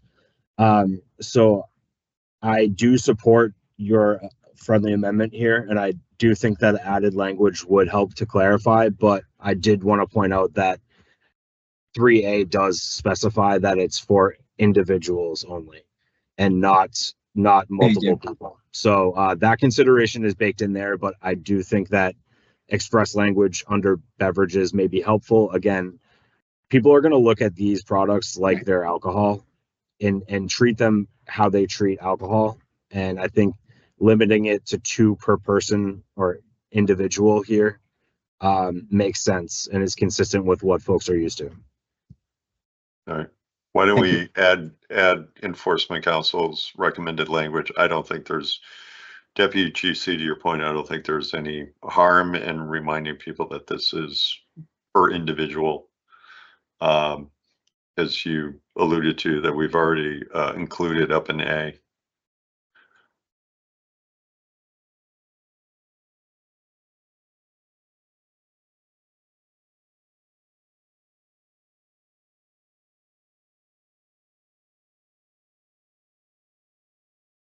Sorry, go ahead, Director Minkowski.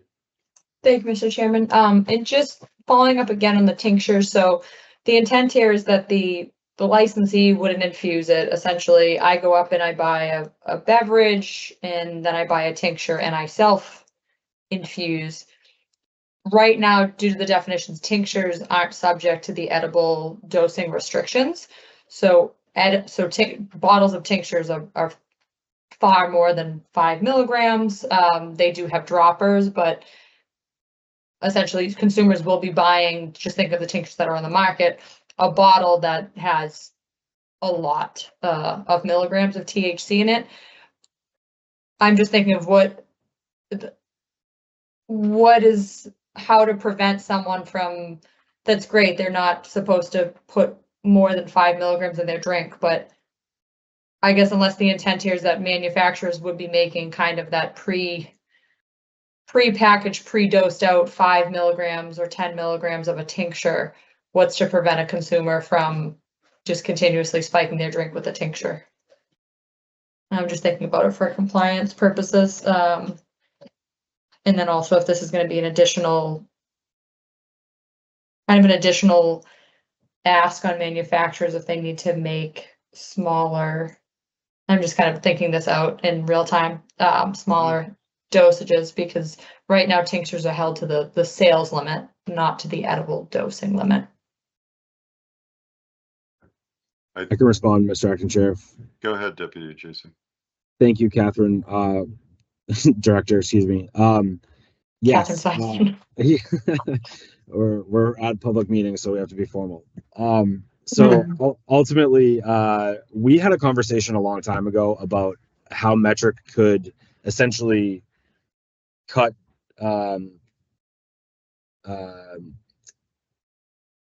going back to how liquor is sold at a bar, we wouldn't make someone buy an entire handle if they wanted a mixed drink. And so I think similarly here, we can tag smaller amounts out of the tincture bottle and not require folks to buy the entire tincture.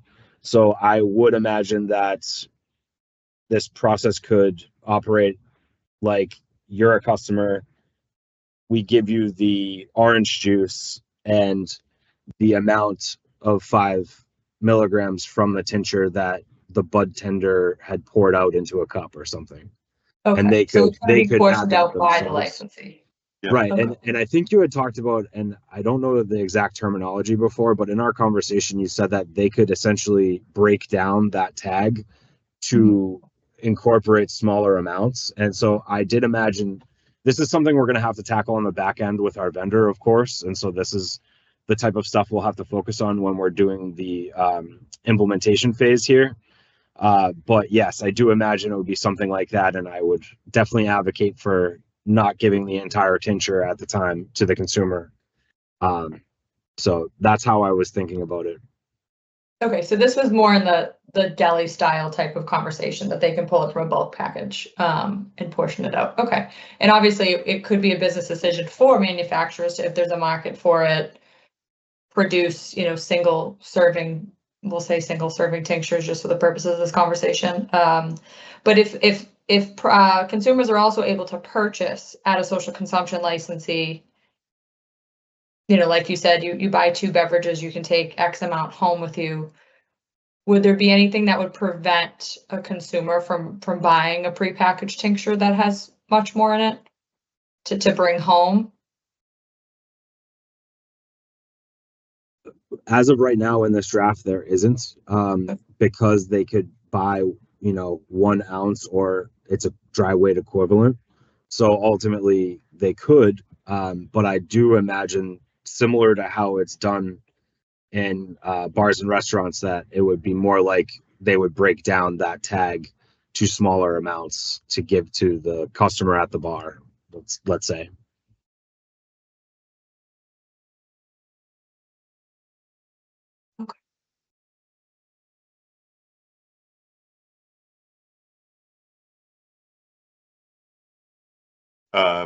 So to move sale of beverages, thank you, Director, for your questions. We're okay. Language as is, except at the end, putting per person per transaction as opposed to at one time. We'll make that edit. Yeah, just a friendly amendment to keep it consistent with what we used above as individuals. And I think that was existing language from the last iteration. So just offering that alternative. That would be fine by me.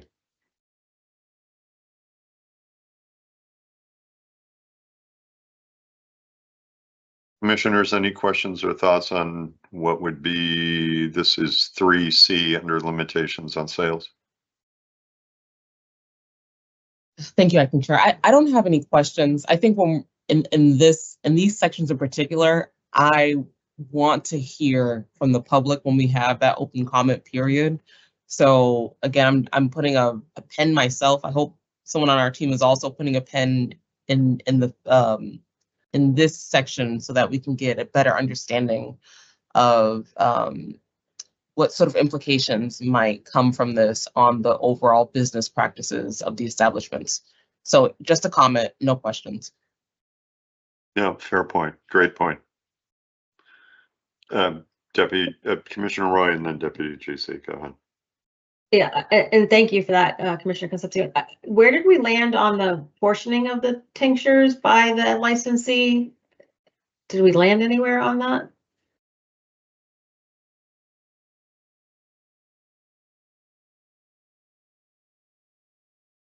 I don't think there was a suggested change to language. I think Director Pinkowski had raised the question of, can I buy a tincture product and kind of self-infuse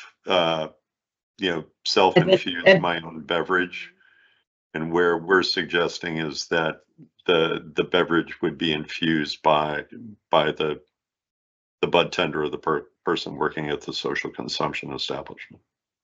Thank you. And that's what I thought, but where is that language? Where do I find that language? So what we left it at is agents may portion the beverage. We're using portion. How about shall portion the beverage? Well, they might not have to if it's in a can. Right, so that's already portioned. So I think that's the purpose of using may, just to give them the flexibility of discerning between if they sell the canned beverage versus if they're infusing a beverage in front of the customer.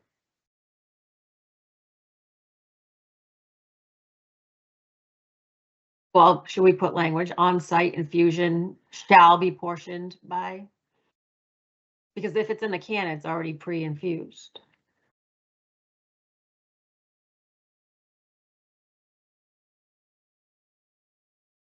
Just to clarify something,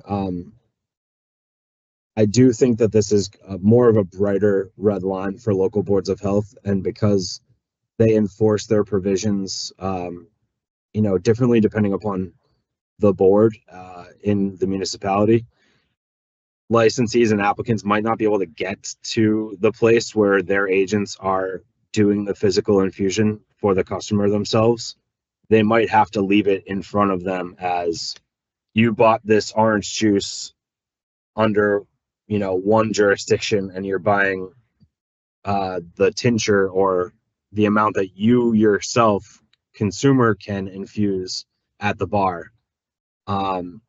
So just kind of pointing that out, that in our conversations with DPH and local boards of health, that is kind of the line in which they might not let our licensees cross as far as procedures of how they're going to operate.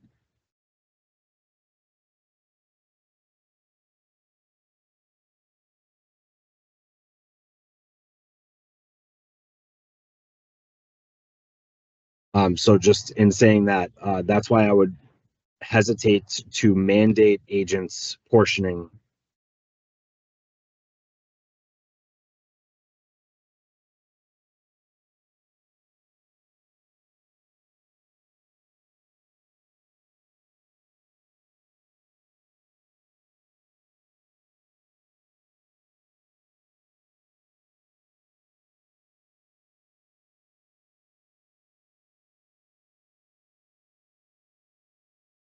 Commissioner, are you okay with how that stands now?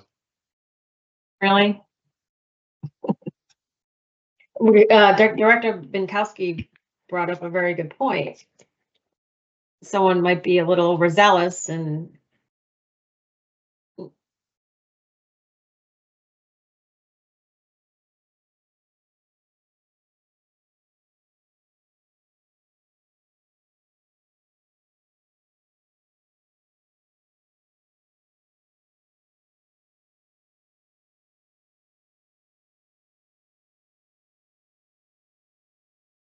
unless we,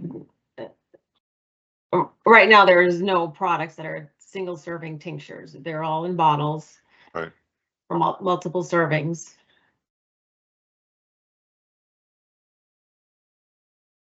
So a couple of ways that we're trying to prevent overconsumption is we do have regulations that speak towards agents preventing overconsumption, SOPs that speak to that, and then also here we are trying to limit it to a double offered for infused tinctures. So I mean, I can understand the concern here. Maybe we could put express language that you can't buy a full bottle of a tincture or something like that. If I may. Yeah, I was going to say, Commissioner, it's either, express language about limiting how much the consumer can purchase, or perhaps your original suggestion, changing may to shall. If I may, I feel Sure. It's not on par. It's a disadvantage to the canned seltzers we're all familiar with. Those are all pre-portioned. Mhm. I think it puts that whole category in an unfair playing field versus just the mocktail that someone can self-infuse. I feel that's not the same, like equal rules around them both. And it puts all our friends who make canned seltzers at a disadvantage. How so?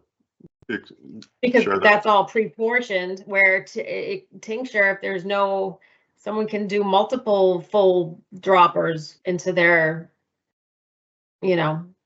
cranberry juice. So it brings me back. Do you want to add language about how much tincture can be purchased, or do you want to expressly say that the agent shall portion it? I'd like the agent to portion it, but DGC is saying there might be pushback from DPH, but I think having the agent portion it, like when you go to a bar and order a drink, you're not pouring in your own shots and you're not going behind the bar and mixing it yourself. Right. I would suggest if you're comfortable with this, Commissioner, I hear what you're saying. For draft purposes, I would agree we could strike may and put shall. Acting Chair. Commissioner, go ahead. I guess Commissioner Roy, do you mind expanding more on your thinking on the reason you said that it would not be fair for, and just explain a little bit more if you can? Of course, and basically, Director Bukowski got my wheels spinning with that scenario of someone buying a full tincture bottle and self-infusing at will. And then you have our folks who make, seltzers in a can. It's all under our regulations. It's all infused according to our regulations. And then you would have the producers of tinctures at an unfair advantage because someone could put half a bottle in an uninfused seltzer. So if I buy an uninfused seltzer plain and I buy a bottle of tincture, I can use the whole half a bottle on site, but the folks that make the seltzers are limited to comport with our regulations to be in compliance with the amount of active THC that's in there. So all I'm saying is, we're regulating this similar to alcohol, I can't think of a scenario where somebody orders a mixed cocktail and goes behind the bar and makes it themselves. I've never seen that. I've heard of that scenario. Can I just offer a slight amendment here? It's not that piece that I'm pushing back on. It's the piece that is taking our product and infusing it with a DPH regulated product. And I think we can figure out a way to wordsmith that difference. But if you're going to go to the shall here, I would just kind of want to mark it up slightly to account for that they may portion out the marijuana and marijuana product, or the beverage here is probably more of an accurate word to use. Yes. Yeah, I would agree. Say that one more time. I'm sorry. I can share for me. Go ahead. Go ahead, Deputy GC. Yes, please. Sure. So I just want to try to wordsmith this so that we're not requiring our agents to go past the bright red line that local boards of health have kind of offered us. Mm-hmm. And so if they're, just to use the example that we're currently in, if I'm at our establishment and at the bar and I'm looking to have an infused orange juice, like a screwdriver, Right. then our agents can't physically do the mixing like a bartender could because of the weird prohibitions that we're currently under, right? So local boards of health would look at their procedures in practice and not let them move forward in licensure, is my understanding. So by us being specific here, we're going to save a lot of time and money for our applicants so that they don't think that they're going down that direction and then get stopped kind of at the local when they're trying to, go through the local board of health checks. So my suggestion here again is if we're going to the shall portion, then I just want to, and maybe it's captured right now under the current reading, may portion the beverage. I just want to think about it and try to amend it accordingly with those considerations in mind. Yeah, if I'm not fully behind changing this to shall. I think Commissioner Wright, I hear your concern. I think there are a lot of components there that we're assuming. I just know, we don't know, there are variations in different types of consumers. Different people want different things, and that includes the amount of product that they're consuming as well. So I'm just not really, I don't know if I can follow that concern. I don't share it.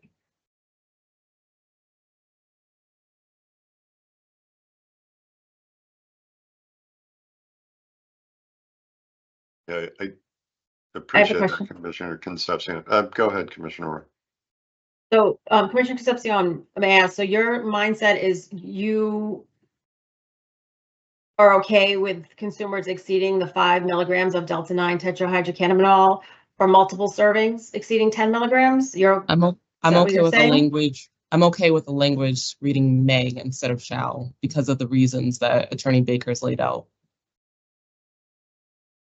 I have a follow-up. Of course, go ahead. Yes. So, Deputy General Counsel, if the agents portioned the product and not the beverage, that would eliminate the DPH concerns, correct?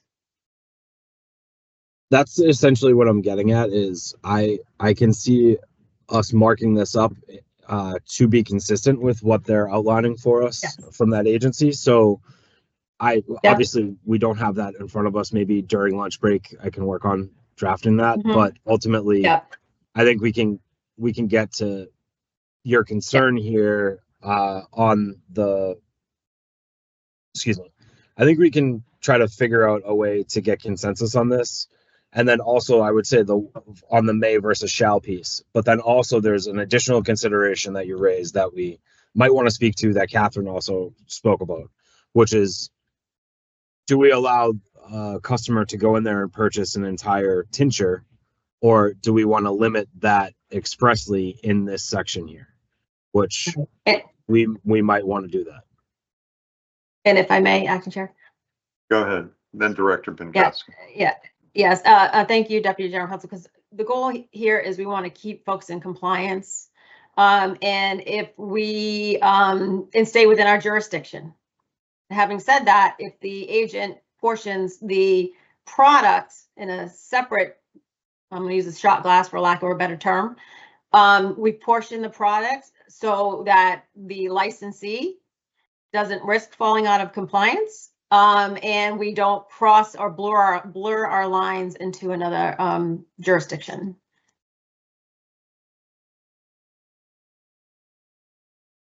Director Minkowski, go ahead. Thank you. And just to, this is more for, I think, Attorney Baker. We just went through kind of the edible limits in terms of you won't be able to purchase an edible that's more than 5 milligrams, but you can also still purchase multiple servings. Is there anything in these regulations you're able to buy for consumption, but then also buy to bring home? Any consumer going into a social consumption licensee will be allowed to purchase up to the daily sales limit. Is that accurate? Or are we restricting that at all currently? Thank you for the question. And yes, this is part of why I wanted to again raise these sections with folks with the commissioners and staff, because ultimately there is a couple of things that we need to work through, including if we're going to add that similar restriction for beverages that people are used to for the 2 alcohol limit, we might want to consider that for the other products, right? To your point, edibles, you could go in and buy a package of edibles, which could be up to 110 milligrams. So you could essentially get 20 little 5 milligram gummies and, take them with you as you go. We've talked about product manufacturers in a negative way that they'd have to comply with this, but I've always looked at it as being kind of a positive development for the product manufacturers, in so much as they have a new revenue stream where they can sell products in a different way that they didn't have before. And so I do imagine that product manufacturers will change up their operations in order to be able to put stuff on the shelves of these establishments, and also sell, we're used to what's at retail, which is, 25 milligram gummies. I do imagine that product manufacturers are going to break those down into smaller packages so that you can get them by serving or, by serving. So again, going back to Catherine's point here, Director Binkowski's point here, ultimately, if you wanted to, we could try to speak towards a limit per individual for each serving, excuse me. And just to follow up on that, because if you're able to buy up to the sales limit, just Director, you're kind of breaking up sorry, is this better? a little bit. Go ahead. Okay. Just from a compliance perspective, and I'm not advocating one way or another, but if you're able to purchase up to the sales limit, I don't think there's any way for us as regulators or for the licensee to an extent to prevent someone from consuming all of it on site or certainly more than a single serving. I know with the alcohol example, yes, bars may limit you per drink. But you also don't have the ability to go into a bar most of the time and buy a full bottle of wine. And if you do, it has to be packaged and you're not allowed to consume it on site.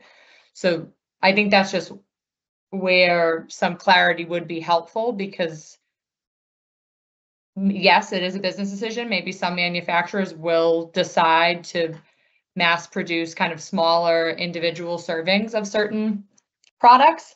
But there are also going to be, if you're allowed to purchase, I'm just going to purchase, the joint, smoke some of it here, take some of it home, or I think we've discussed that would need to be disposed of.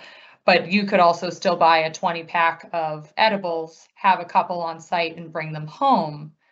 So I think it needs to be one way or the other. If they can purchase up to the sales limit, then there is just going to be the inherent risk that there's overconsumption. And I do think we'll be limited in our enforcement, and licensees will be limited to an extent of how to prevent that.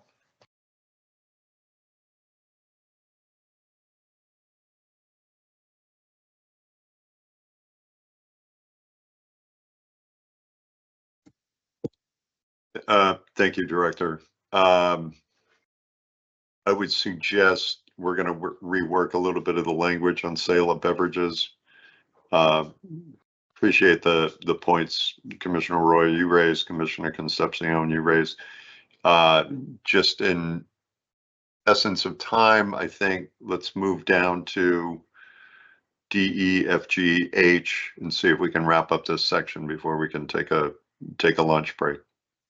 So let's move on to D, which is sale of marijuana infused products.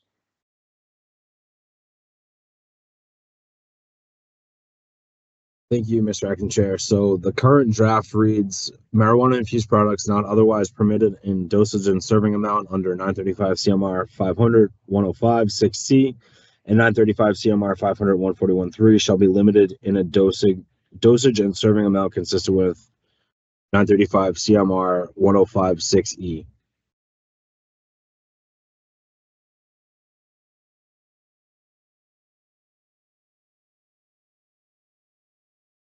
You drop that language into the chat, Deputy Juicy. Yeah, so that's in the current draft right now.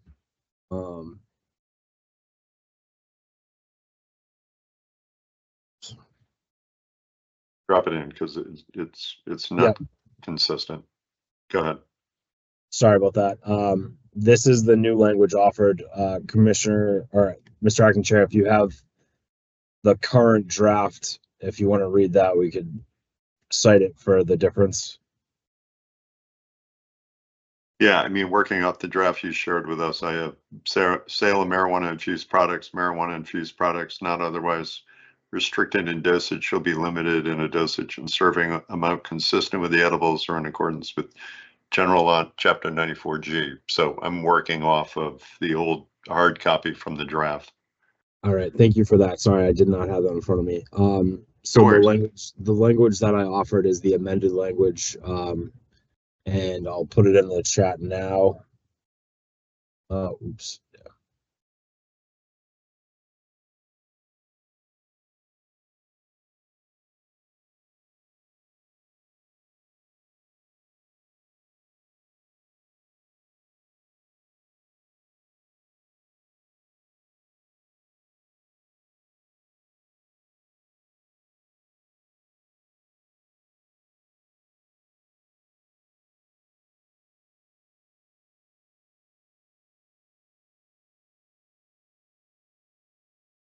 Commissioners, any questions on this language?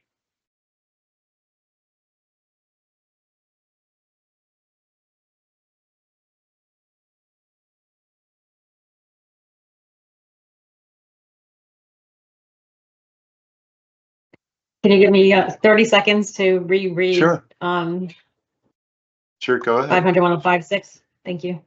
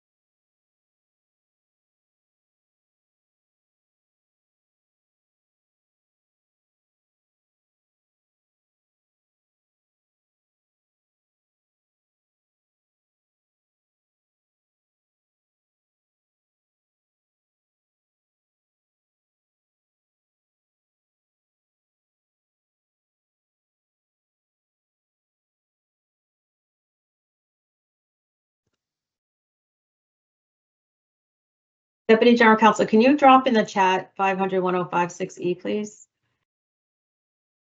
Yep.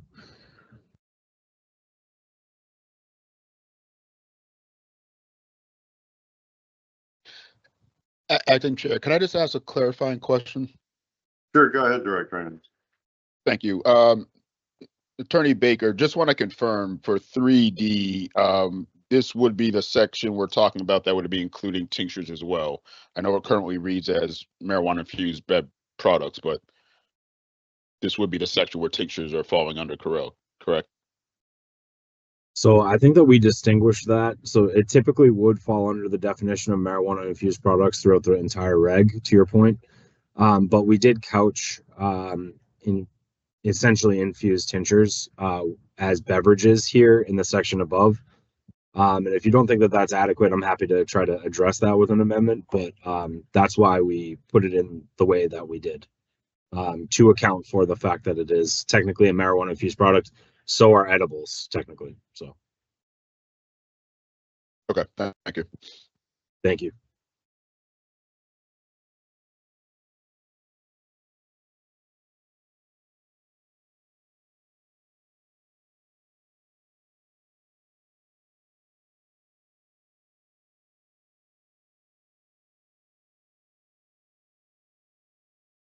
Acting Chair.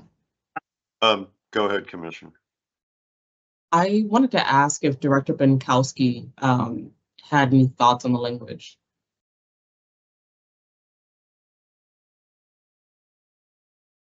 Hello. Go ahead, Director. Yes, I guess just, is this, I'm kind of reading it through myself to understand what it's trying to, this is saying that those products that aren't already restricted, so edibles, would be restricted to an amount similar to that 105.6E. I thought 6 was labeling, but let me just pull up 105.6E. I'm having a hard time with 6E. I can't seem to find. Is that the 6 is labeling of packaging. repackaged marijuana? Hold on. 6 is packaging of marijuana and marijuana products. E is where am I? Serving size. It's around. It just says serving size shall be determined by the processor, but in no instance shall an individual serving size of any marijuana product contain more than 5 milligrams of delta 9 tetrahydrocarbonol, subject to the testing variant specified in 935 CMR 500-162. Okay, so this is under the packaging of multiple serving section in the regulations. No, it's not. 6C is multiple serving, so this is just packaging. Right, so 6E is as it relates to packaging, yes.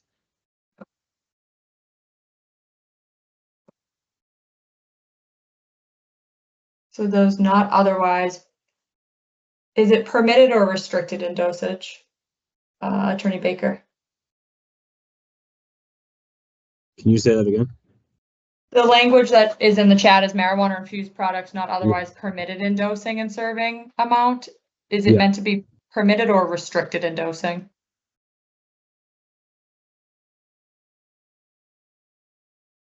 If I may, Acting Chair and Deputy Council Baker, I can address that question. Please. Okay, was that you, Associate General Counsel Bruno? Yeah.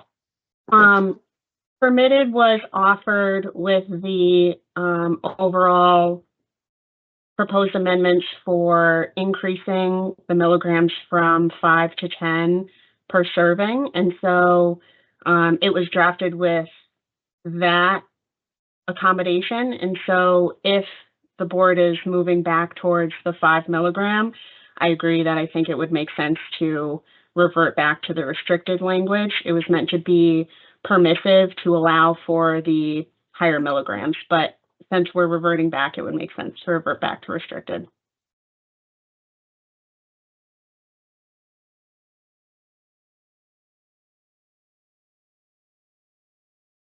Okay, so then this is just saying that marijuana infused products would be restricted in dosage of 5 milligrams per serving, essentially, just to make it simple.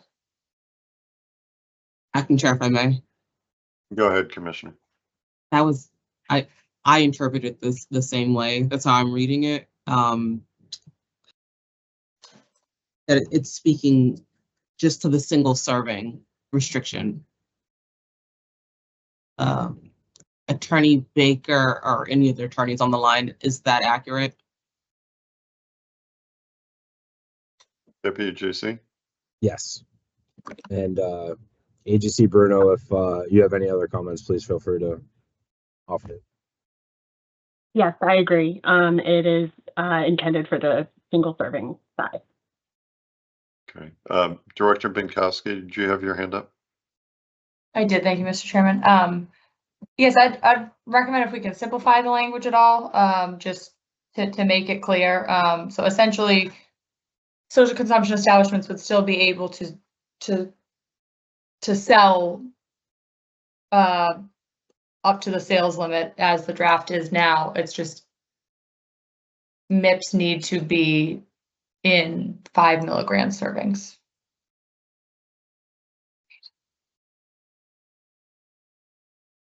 Thank you, Director. Commissioner Roy, go ahead. Mhm. So by definition, wouldn't a mocktail be a MIP once it's infused? Yes, and again, we're keeping it consistent with 5 milligrams. But again, I wouldn't read it like that because of the distinction that we made under beverages. Everywhere else in the regs, yes, but for here, I would say there is a carve out. I don't understand. So marijuana infused products not otherwise restricted in dosage. So we do restrict it in dosage elsewhere. That's what I'm trying to point out. And plain reading is once you infuse the cranberry juice, it's a MIP. So it should be in compliance with the other MIPs. It's already a MIP before it even leaves the tincture bottle. Tincture is a MIP. No, I'm talking about the mocktails. Just talking about after the beverage has been infused.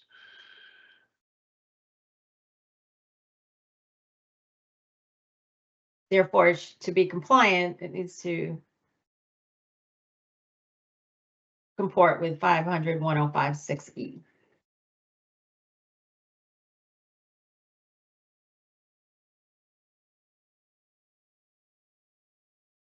Can you say that again, Commissioner Roy? Sorry, I don't think I understand what you're saying. Because the language reads marijuana infused products not otherwise restricted in dosage and serving amount under 500-1056C, 141.3, and we're saying tinctures don't fall under that, but once a cranberry juice gets infused with a tincture, it's a MIP. Whether it came pre-infused or gets infused on site, it then evolves into a MIP. I think the distinction that I've tried to make, though, is that under C, we are pulling that into C as a beverage, and we're defining it here as a beverage if it's infused. If it's a, But I it's a thought tincture that EC is Gooding- infused. I thought EC Gooding said we were putting them all under one umbrella. I think the thing that's confusing here is that marijuana infused product, by definition in our regulations, covers edibles, beverages, and tinctures. So it Right. is, but again, the language here says is if it's not otherwise restricted in dosage and serving amount, which again, we are further restricting it, which would account, I think, for the language here.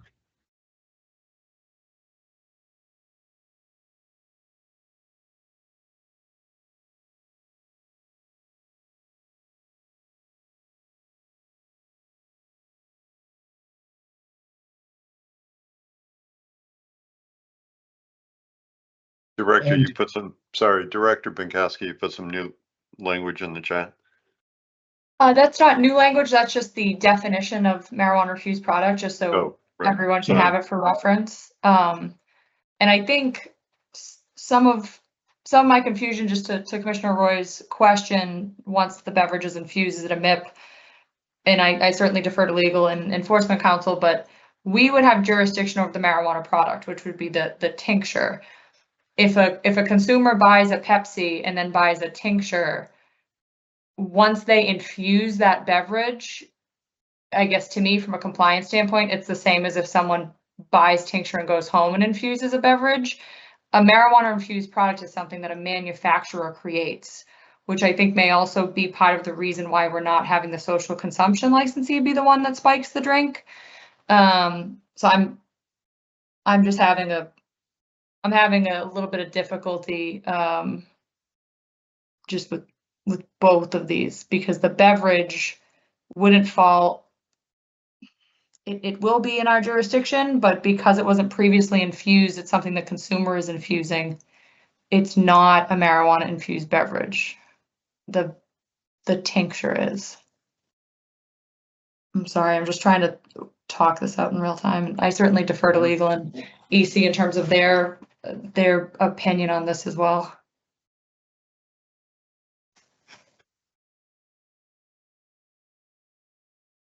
Then acting chair, I can, Go ahead, Enforcement Counsel. thank you. So just to build off of Dr. Binkowski's statements there, I was under the same impression as well that MIP or marijuana infused product, that would be something that comes from a product manufacturer. So where the social consumption establishment here would be sourcing that tincture from another licensee, if they were providing or serving, say, a mocktail and a tincture, and the consumer was able to then mix those together. I guess technically, Commissioner Roy, to your point, they would be mixing a marijuana infused product into a non-infused product. But to Director Binkowski's overall comments there, like there were testing implications with marijuana infused products. There were other regulatory limitations as well. So we wouldn't want to necessarily call the product that the consumer is mixing at the table or at the bar a marijuana infused product, because that does have farther implications or farther reaching implications. The tincture is the marijuana infused product. And I think to DGC Baker's point here, or to his previous conversations with the Department of Public Health, they would not be able to do the licensee would not be able to do the mixing themselves there. So this is really kind of two separate products that the consumer would be purchasing, one a non-infused product, one an infused product, and then they would be creating that combination or the infused final product at the table. In essence, that's my understanding at this point. If I may, Acting Chair. Go ahead. Is that Attorney Scheffler? Just a little perspective from the working group on this. When we were looking at the way that our regulations and BPH's regulations interact with one another, is from DPH's perspective, once marijuana is added to food, it ceases to be food. It is no longer food. And from our perspective, when you are creating a marijuana infused product, that needs to be tested before it is sold to the consumer. So the way that you can thread the needle on between these two worlds is the tincture is the product that's being sold to the consumer. Then the consumer also gets their cranberry juice, whatever it is. But those things are sold to them. That's now their property. They may be on site, they may be doing other things, but those items they now own those items. And then whatever they do with them, that's up to them. Theoretically, they could throw them on the floor, toss them in the trash, or just drink the tincture straight up. But the idea is if they are the ones that mix the two, that action is outside of our purview. We're looking over the entire area. We're overseeing the sale of the tincture, but that's how the needle was in the working group. We were trying to thread that needle between the two regulatory environments. I just thought that would be some useful context. Thank you, Attorney. Acting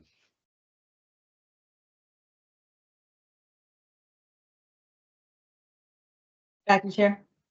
Go ahead, Commissioner. I just want to make sure we're compatible with 94G.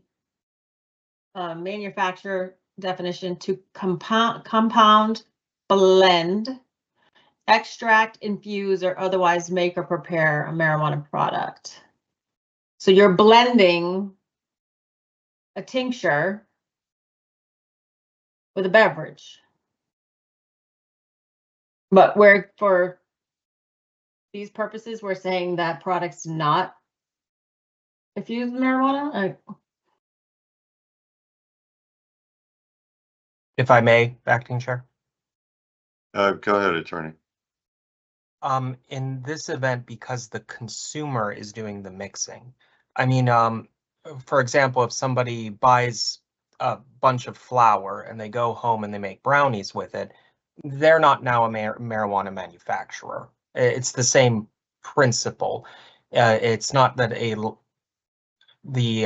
not everybody that mixes a thing together becomes a producer of it.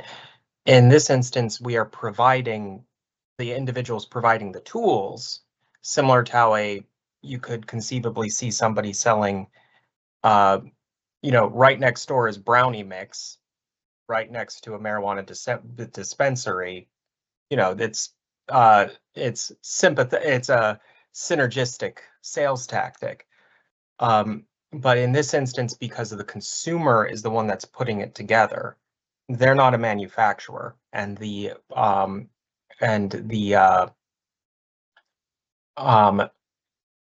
social consumption establishment is not the one doing the blending. It's a narrow point, but it is legally significant. What I would suggest, and maybe this goes back to our definition of beverages, we might want to leave beverages definition as clean as Commissioner Roy said, buying that can of an infused seltzer, and then rethink sale of marijuana and marijuana infused products outside of, I buy a single serving of a marijuana infused products, be it a tincture, but again, kind of moving away from what the customer might do with the tincture or the portion tincture that's in front of them. And maybe that kind of falls outside of both of these definitions, or at least the marijuana infused product definition. What I'm going to suggest, it's 12:48. I'm going to suggest we take about a half hour for lunch. And come back and we'll jump back into these, but might give, happy to work with Deputy GC during the break to try to figure out how we can we look at sale of beverages and sale of marijuana infused products. All right, we will be in recess until let's call it 1:20 for lunch. Thanks, everybody. Appreciate it. Thank you.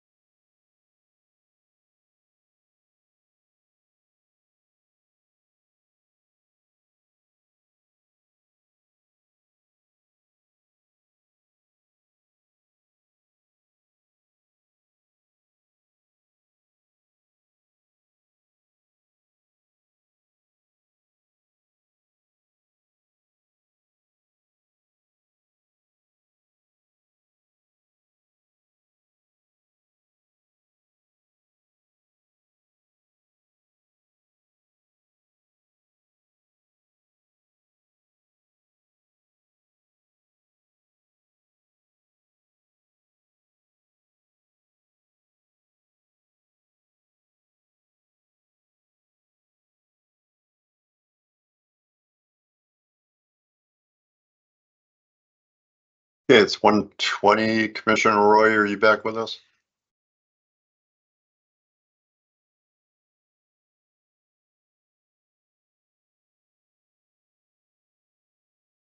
Commissioner Concepcion, are you back?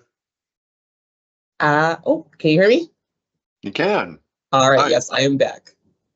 Awesome, thank you.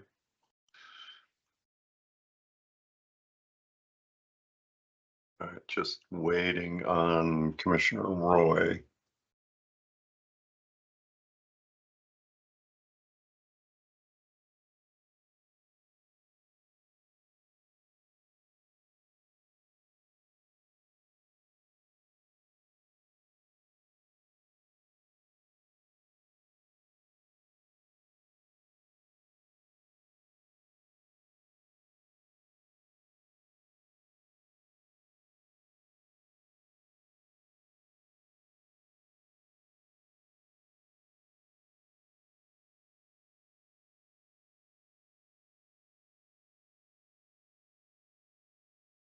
There she is. Commissioner Roy, how are you?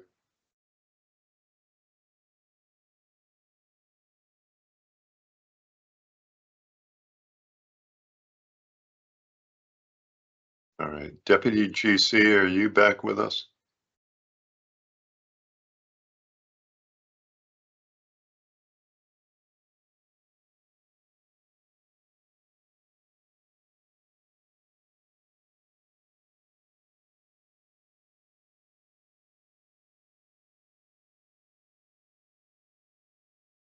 I see him there, but I didn't hear him. There he is.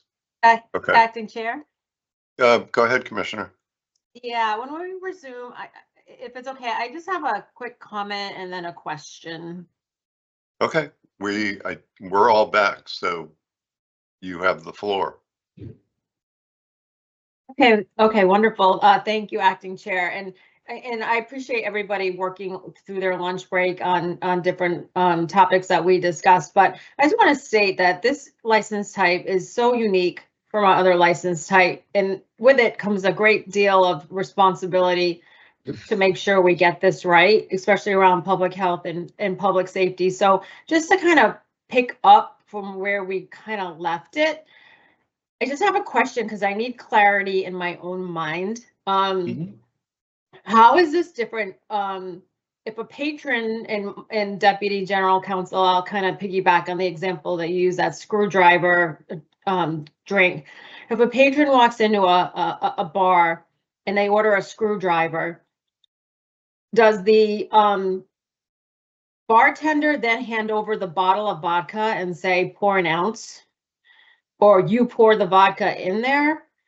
And Deputy General Counsel, you've done an incredible job, but you said twice yesterday, like you're not as familiar with the DPH regs, nor should you be. So my question is, how are we different? Like, and I would like a statement from DPH. How are they able to parse out the two so the bartender can pour the orange juice and the vodka into the screwdriver, but your interpretation of their intent is that we are not able to? And I can't reconcile that in my mind. And there's, like I said, there's enormous weight of responsibility that comes with this license type because it's so unique. And these are activities that are happening in our licensed premises. So the bartender is able to combine the vodka and the orange juice, but your interpretation of DPH's intent is that our licensed establishments aren't. So I guess I can't understand that. Sure, I'm happy to try to answer it. So Yeah. ultimately, because of the federal prohibition, we cannot infuse products like we would for non-infused products and treat them the same way like folks that are under FDA, DPH, and local boards of health regulation. So ultimately, because of the federal prohibition, we cannot do that combination of food or non-infused drinks. That is the bright line restriction that we have in front of us because of this federal prohibition, and it's all because of that. And bars and restaurants are not under the same restriction because they're not dealing with infused marijuana and marijuana products. But the whole industry is counter It's all it's all under federal prohibition, the entire, so this one carve out, like our entire regulatory scheme goes against federal law. So I guess I'm confused. Where is that? Can you send us that provision? I'd love to read that. If I may, Acting Chair. Go ahead, Attorney. So I'm pulling this from memory, so forgive me if I'm not exactly on point. But as I recall, when we were going through this, the way DPH, they identify marijuana as an adulterant to food. So if you have a food product, you add marijuana into it, it is now an adulterated food product. It's basically like if you added a heavy metal or something to food and then you served it to a consumer. Bright line, that violates, you can't add an adulterant to food. Like you can't pollute food and it ceases to become food. So the way that under state law, we've managed to make these things happen is the marijuana products that are edibles and stuff. We in our regulations say those aren't food. And our counterparts in DPH say that isn't food. So now the way to thread this needle without tripping over each other is because I would love it if we could be exactly like alcohol, but we're not. And alcohol is can be a food product. Marijuana cannot be. So in this instance, there's two tripwires that you stumble across when the marijuana establishment is the one mixing the drink. The first one is that DPH one, where you have a food product, you've now adulterated it in their eyes, and you've given it to a consumer to consume. That's a problem. But then on our side, it creates a problem because you have created a marijuana product, and now you've served it to somebody without testing it, which is a necessary precursor. So by having a pre-tested tincture or whatever, one of the things we discussed in the working group is there are these graduated valves and things. So you could have like an industrial sized thing of tincture and then just measure out each time like exactly 5 milliliters, or there are industrial ways to meet this challenge. Is if I am selling you the tested product separate from the DPH product, and then I say, well, here you go, customer, and they are the ones that mix these two, then in the eyes of the law, or at least the way we were looking at it in the working group, was that is outside either of our jurisdictions. The consumer has decided what they want to do with products that are now their property. Theoretically, if we are doing like to-go bags, they could say, look, I'm sorry, eyes bigger than my stomach. Can you just package up this tincture, that 5 milliliters of tincture for me? I really just decided otherwise, and they can go home with it. But it's their property at that point, and it's out, and they will do what they want with that. At least that's how we are trying to thread the needle, because otherwise, this is the idea of a mixed drink. It can't really happen, at least under our current testing regulations, for if the establishment is creating a product and then serving it to a consumer, as opposed to them putting it in there themselves. And that kind of, thank you, Philip. And that kind of brings us to, what we've talked all along about, the non-infused product coming out from one kitchen or one side with the infused product. There's also a taxation question here, because the food needs to be taxed, the cannabis product needs to be taxed. And I think to Phil's point, once they are mixed, it's a question of a taxation question. I mean, I hate to have to mucking it up with the bureaucratic language, but that's essentially the point of kind of having everything arriving in front of the consumer, and the consumer, hopefully with a pre-portioned dose, being able to do the infusion themselves. Commissioner, I don't know if you have any questions, but what Deputy GC and I worked on during the break was some changes to the language on sale of beverages and sale of MIPS. But I don't. If you have other points you want to raise, I don't want to cut you off. No, I appreciate. Thank you, Council Scheffler, for the explanation. I'm reading that adding it to alcohol is considered adulteration of alcohol if you add cannabis to it, but I'd love to see the language as it pertains to food. If anybody has that, I'd be highly interested to read that. And as far as the taxation, I'm not sure how our counterparts handle that in a bar when they combine the orange juice with the vodka, but I hear your point, Acting Chair. So I'd be curious to see the language that you wordsmith at the break. Thank you. Okay, thank you, Commissioner. Deputy GC.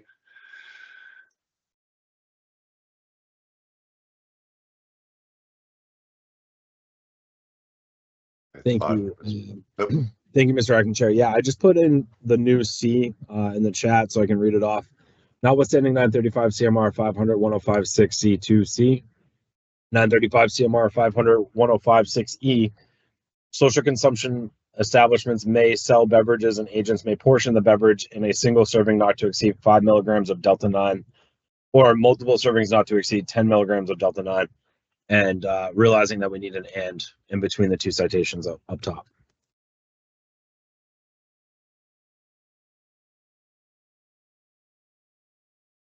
Give my colleagues a moment to look at that.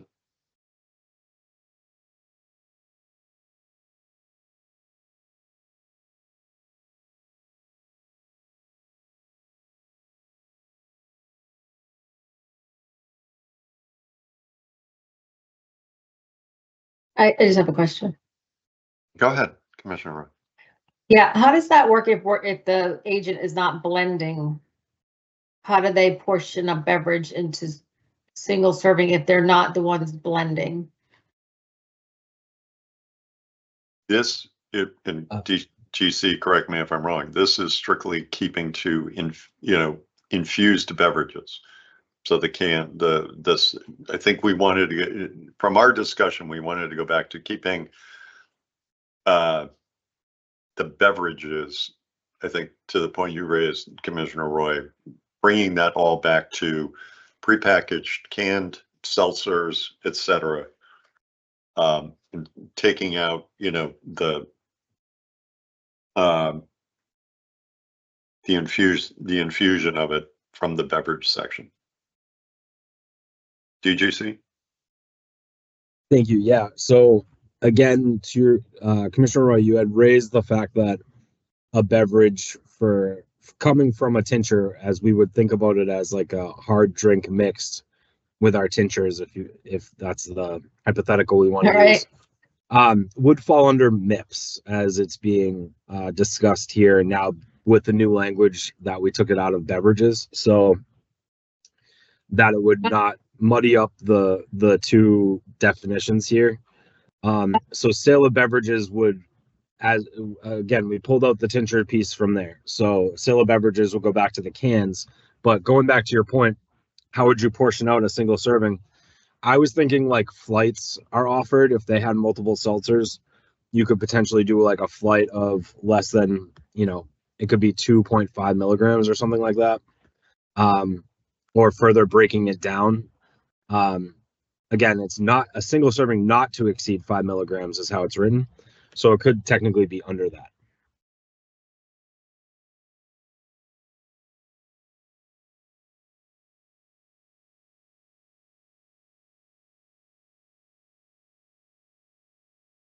Commissioner, go ahead.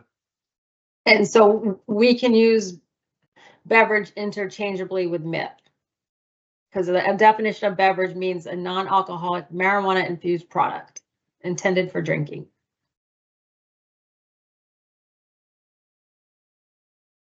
We distinguish it here and we can further add language to distinguish it, but there is a bit of an umbrella term in so much as MIP is the umbrella for all infused products, which include edibles and beverages.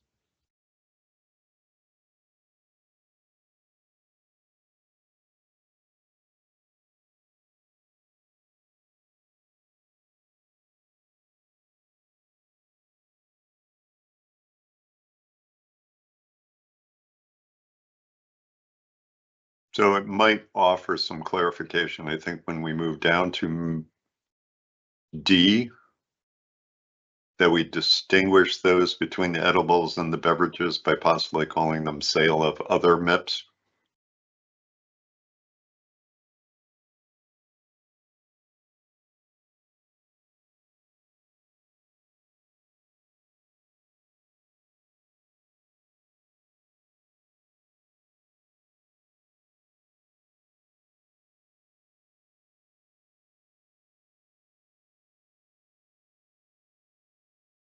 Can you say that again, Mr. Acting Chair?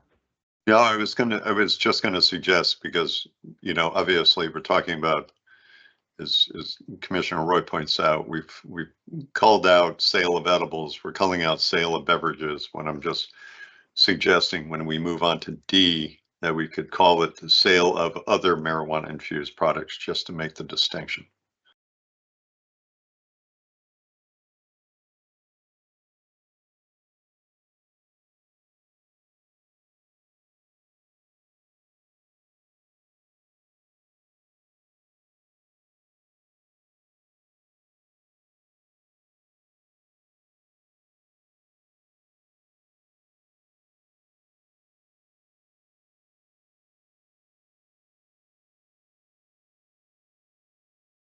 Commissioner Concepcion, call on you if you have any thoughts on the new rewritten C with respect to beverages.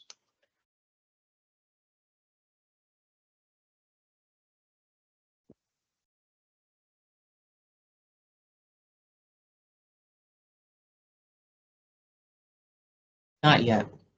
I'm Okay. still contemplating it. Sure.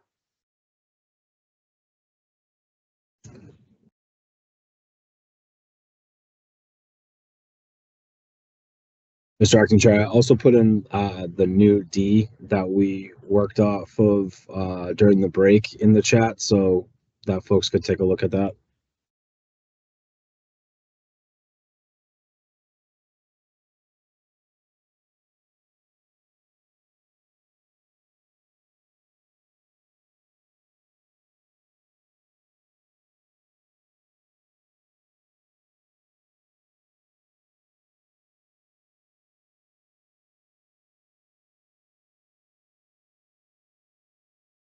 Acting Chair, Yes, go ahead, Commissioner.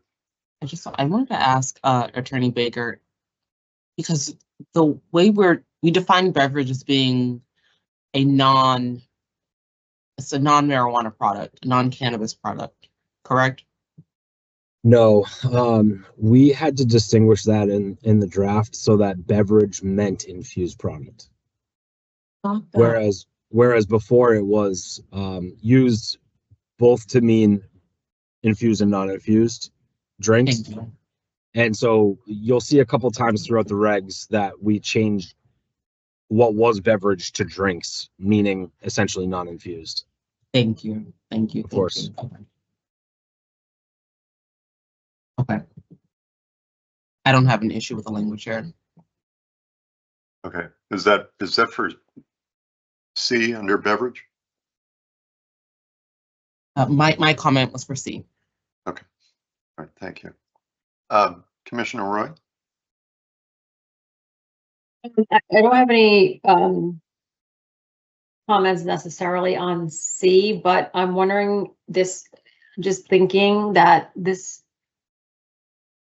might lead to confusion to licensees, that a tincture put into an orange juice is where the commission right now is taking this posture that that's not a marijuana infused product. I don't know if that needs to be in writing anywhere, because that's That's hard to understand that something that is infused with marijuana is not a marijuana infused product. And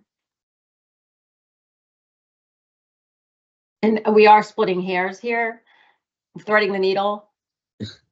Yep. Oh, quote, associate counsel, we're threading the needle here, clearly. So I think this is highly confusing. A licensee is going to put, well, a consumer will want a tincture in their beverage, or their not beverage, their orange juice, and we're not recognizing that as a marijuana infused product. Splitting hairs. So let me ask you, just on the revised language for C, are you comfortable with that? Because this is strictly to beverages, seltzers, everything that's tested, canned, ready for consumer use. I prefer the shall, but we have a may. And then I'm wondering, in keeping the may and requiring tinctures to be in single servings. Well, I think the way he Deputy GC redrafted C was, if you wanted to try 4 or 5 different seltzers in a flight, that the agents could portion that out of a can. Yeah, that's the beverages, but I'm talking Yep. about the tincture. Yeah, so that's separate and aside from C. Okay, then Yep. then that's fine. That's fine. Okay, And so Thank you. Mr. go ahead, Acting Deputy Chair, Jason. thank Yep. you. And then to go off of that consideration, Commissioner Roy, the tincture would now, upon this redraft in the chat, would also fall under marijuana infused products. So we're not bringing that up into beverages anymore. And that works Okay. because of the first language there, marijuana infused products not otherwise restricted in dosage.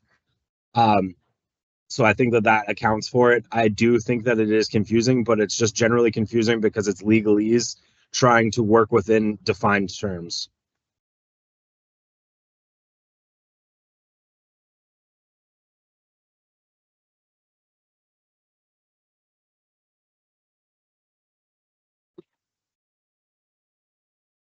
Commissioner, Commissioner Roy, would you then be okay with how we've redrafted C, which strictly is about beverages? Yes. Okay, all right. So let's now look at the new language for D, which is sale of marijuana infused products.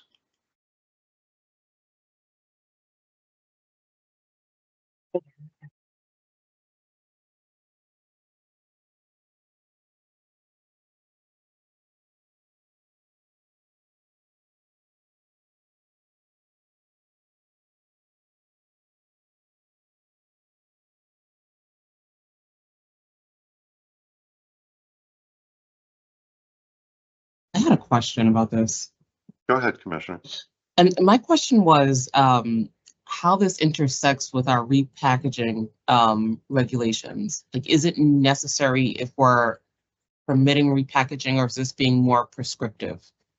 So I guess I'm just trying to align the two. When I think about this, it just seems like it's just a more specific form of repackaging that may still be necessary, but I just want to flesh that out a little bit. So that's just a question to anyone who might respond. Well, I guess it's for Attorney Baker. Mr. Acting Chair, if I may. Of course. So, yeah, I think that is part of the consideration or difficulty in trying to, get to yes on this is ultimately there are labeling considerations that were being made here, and in light of the discussion relative to deli style, and also us thinking about portioning it out, there is a little bit of need to give greater allowance for these establishments on their labeling practices. So there is language elsewhere that talks about providing everything on a label at the point of sale to the consumer. And so I think that is tackled elsewhere, but but it's a really good point. And that was something that was difficult for the working group to try to wrestle with. This makes sense. So I can share if I may. Of course, go ahead. So the idea here is not requiring, it's different from repackaging in the sense of that labeling requirement, because each time a single serving is taken and given to the consumer, we're not requiring then for it to be repackaged and relabeled. So we are requiring it to be repackaged and relabeled, but it might just be a different way of doing that than at retail. But all the information that would be provided to a consumer at the point of sale for labeling would still be required here. But again, that might take a different form than what is currently required under our packaging. And I'm really, I'd really like to talk to our colleagues in I&E about any issues that arise because of that. But ultimately, we are thinking of giving greater allowances for the labeling requirement here. Thank you. I'm also curious of what I&E's perspective is on this.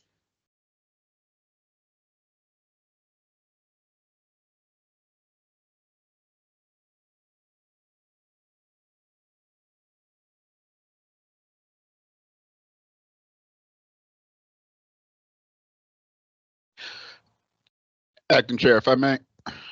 Go ahead, Director Enos.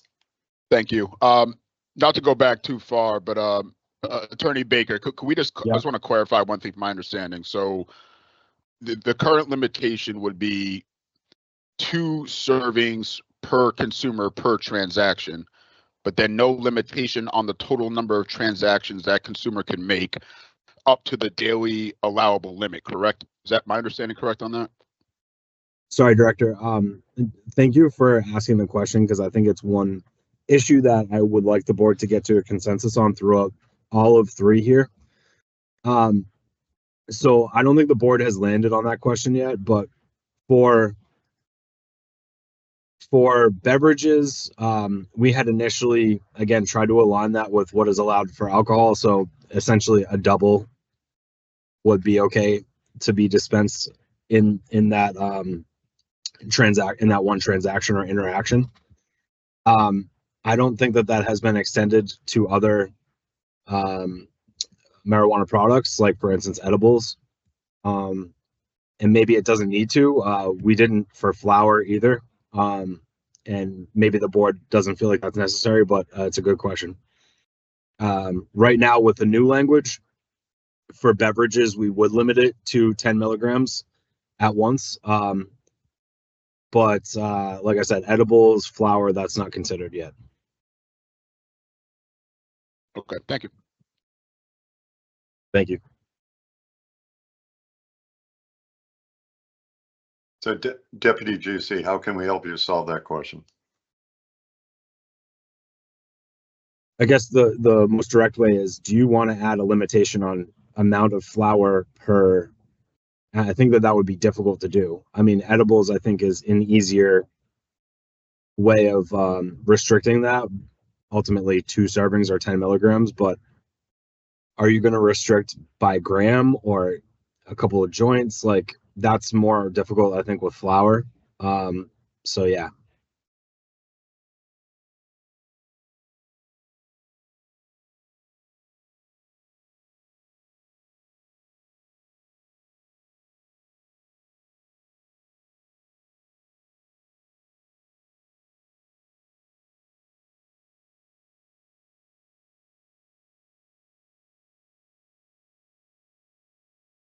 All right, let me suggest before we get back to that question, we're in agreement on the language for the new C.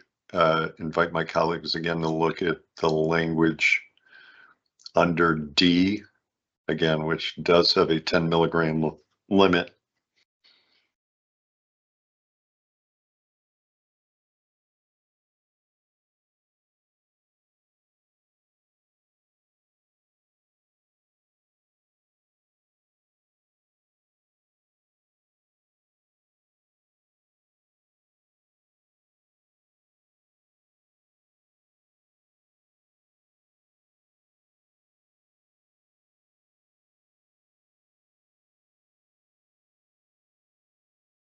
Acting Chair.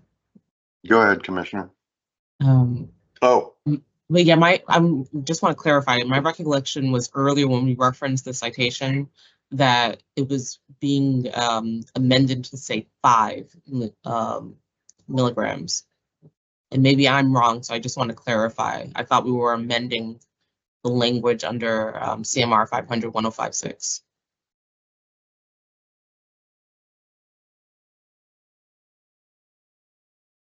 I think that was my understanding as well. Commissioner Roy, that might have been your understanding as well.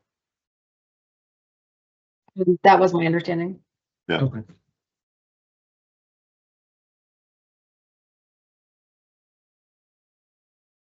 And so with that being said, your question now is our comfort with D? Yes. I am comfortable with D.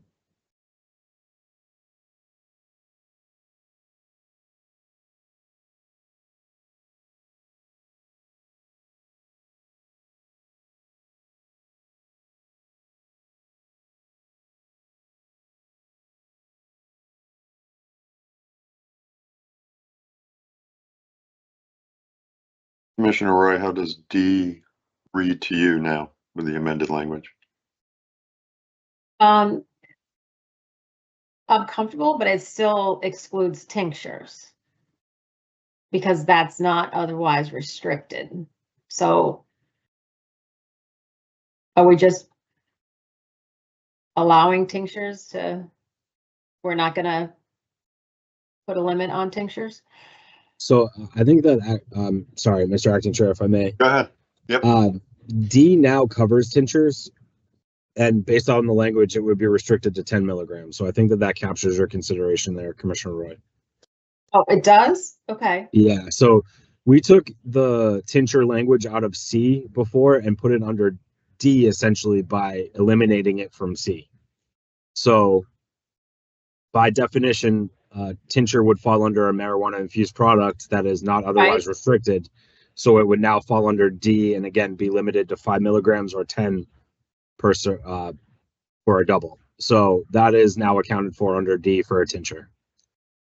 And that also captures Director Binkowski's consideration relative to being able to purchase the entire tincture and essentially drinking it like you would a handle, to keep consistent with the hypothetical we've been using for this discussion. So I think that's I think both are now contained within D and should again address those provisions that you were speaking to.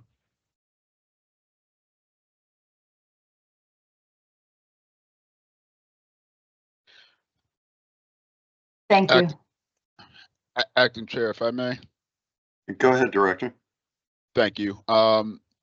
Attorney Baker, just seeking a little clarification, and sorry not to go back to the beverages, but per the language in the chat, so may portion the beverage in a single serving size not to exceed 5 milligrams or multiple servings not to exceed 10 milligrams. So if I purchase those multiple 10 milligrams, would that be considered 2 separate transactions, or would we be saying that is 1 transaction? And I'm just trying to think in terms of if I go and buy my 2 beverages, then I want to go back and purchase an edible, maybe a pre-roll after, that initial 10 milligrams would all be 1 or 2 transactions initially. That's a great question, Director. The way in which you frame, the way that it's currently drafted does not take that into consideration. And so you could say, the board could further limit per marijuana product as well, but that is not currently baked into this draft. So good point. Thank you. The Deputy GC, where would you want to fold Director Enos's thoughts into the language under C and or D?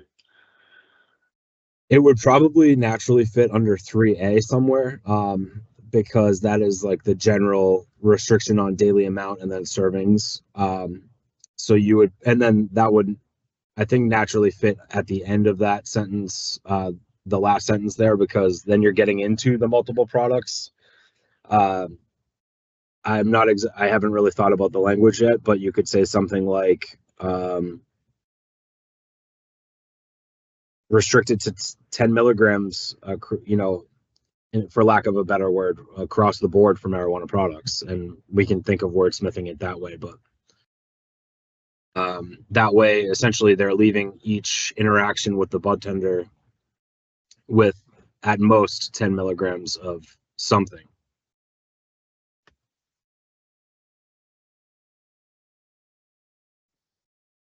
And Mr. Shamron, if I could ask a question? Of course, go ahead. Thank you. And I'm sorry if this is repetitive. I'm getting very confused. And I imagine if I'm confused, maybe others are, or licensees may be as well. So for C and D, we're just limiting the transaction amount. We're not limiting the overall aggregate sales amount. Currently, as this is written, they would be able to purchase up to the sales limit. It would just have to be done in multiple transactions. We do have within the regulations kind of what 1 ounce equates to based on different product types.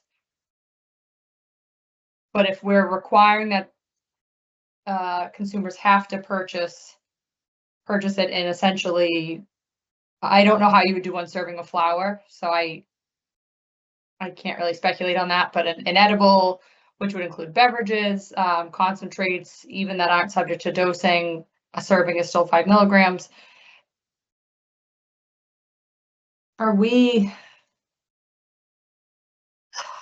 So that would essentially force manufacturers to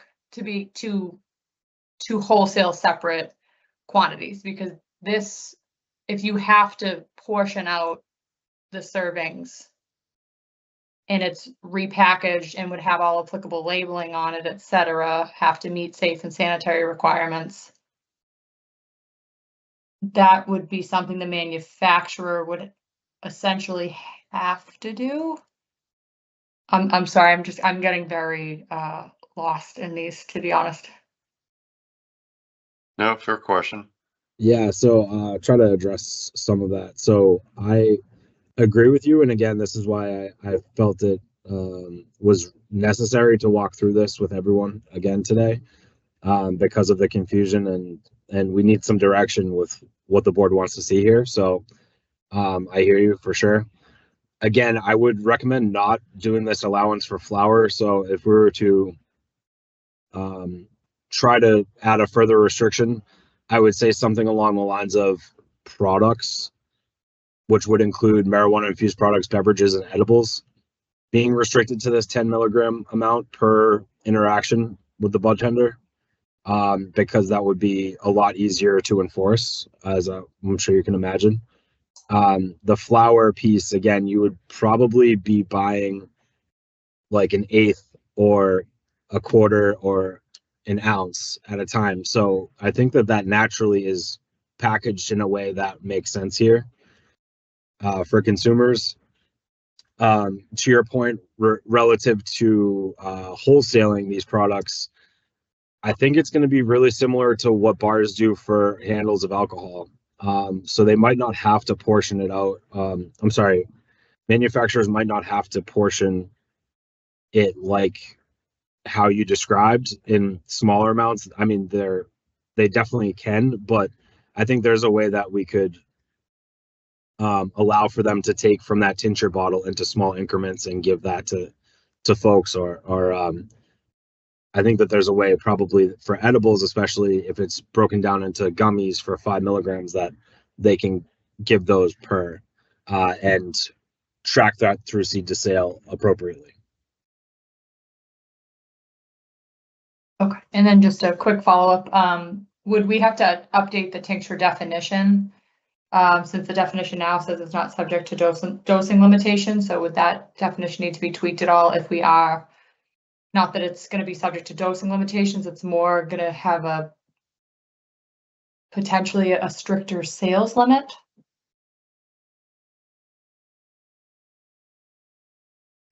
Yeah, I think that's a good question. I didn't think that it was required, but ultimately we can take another look at that. Thank you. Thanks, Director.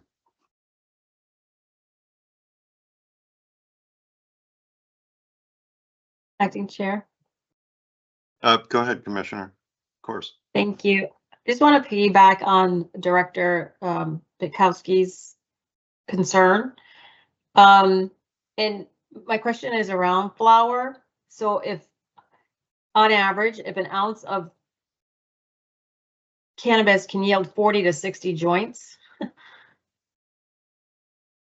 I'm just curious, like, so we're saying no restriction on flower, where an average joint size is 0.5 grams of cannabis?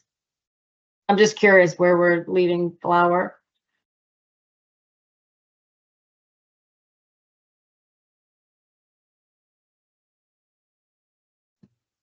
Mr. Acting Chair, if I may. Go ahead. I should clarify my last comment that I don't think that we should limit flower to 10 milligrams like other products that we're limiting in the same way because of how flower is naturally dispensed at retail. Right. I would, if you're looking to do per interaction or with the bartender, saying something like you can have what is allowed at retail for the entire day, but per transaction, it could be an eighth or a quarter or something like that, which would be a smaller increment from the ounce. So that might be a route or policy consideration that the board would want to take for flower specifically.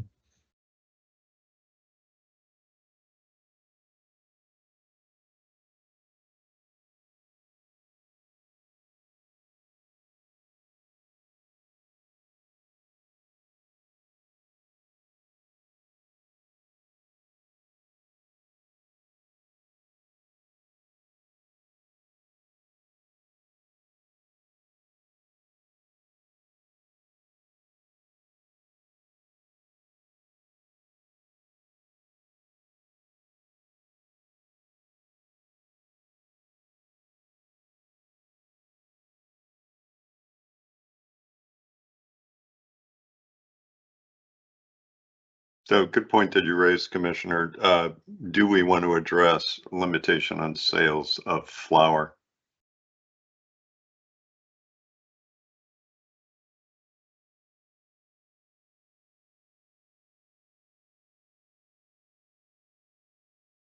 I'm inclined to do so if you're throwing that question out. I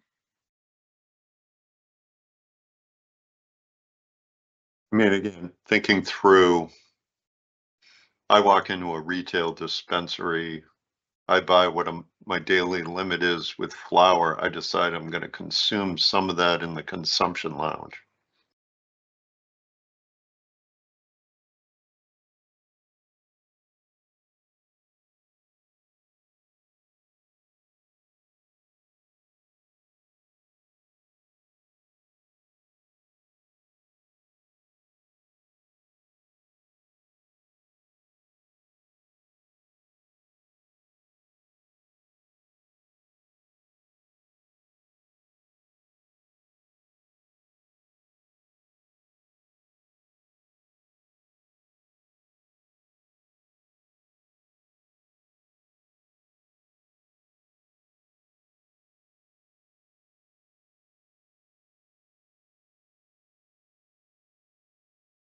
Commissioner Concepcion, you have any thoughts on that topic?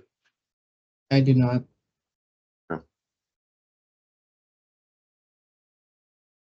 All right.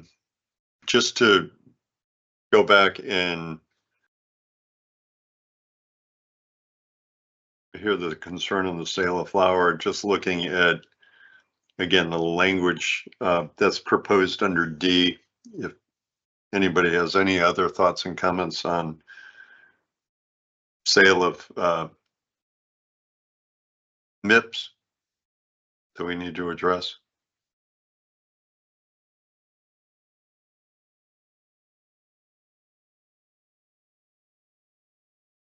I'm good.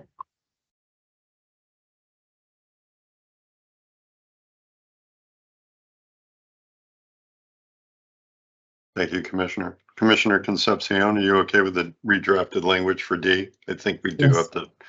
Okay. I am. All right. Thank you. All right.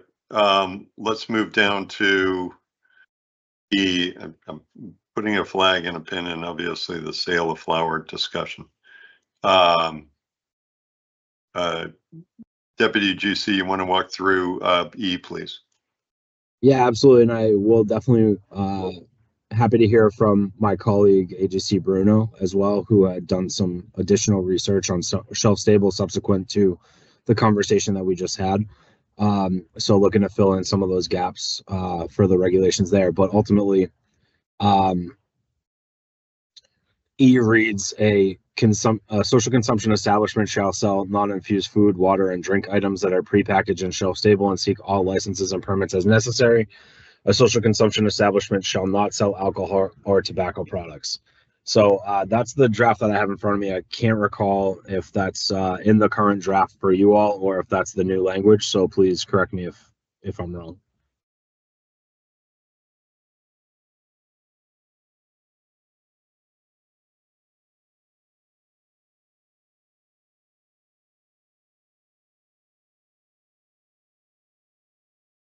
I think that's the new language. I'll put it in the chat. Acting Chair. Go ahead. Quick question, Deputy GC. This is in the email that you provided? Yes, this should be. Thank And you. I'll put it in the chat. Like I said, the team's reconfiguration with the chats has tripped me up a lot today. So apologies for my delay. No apologies.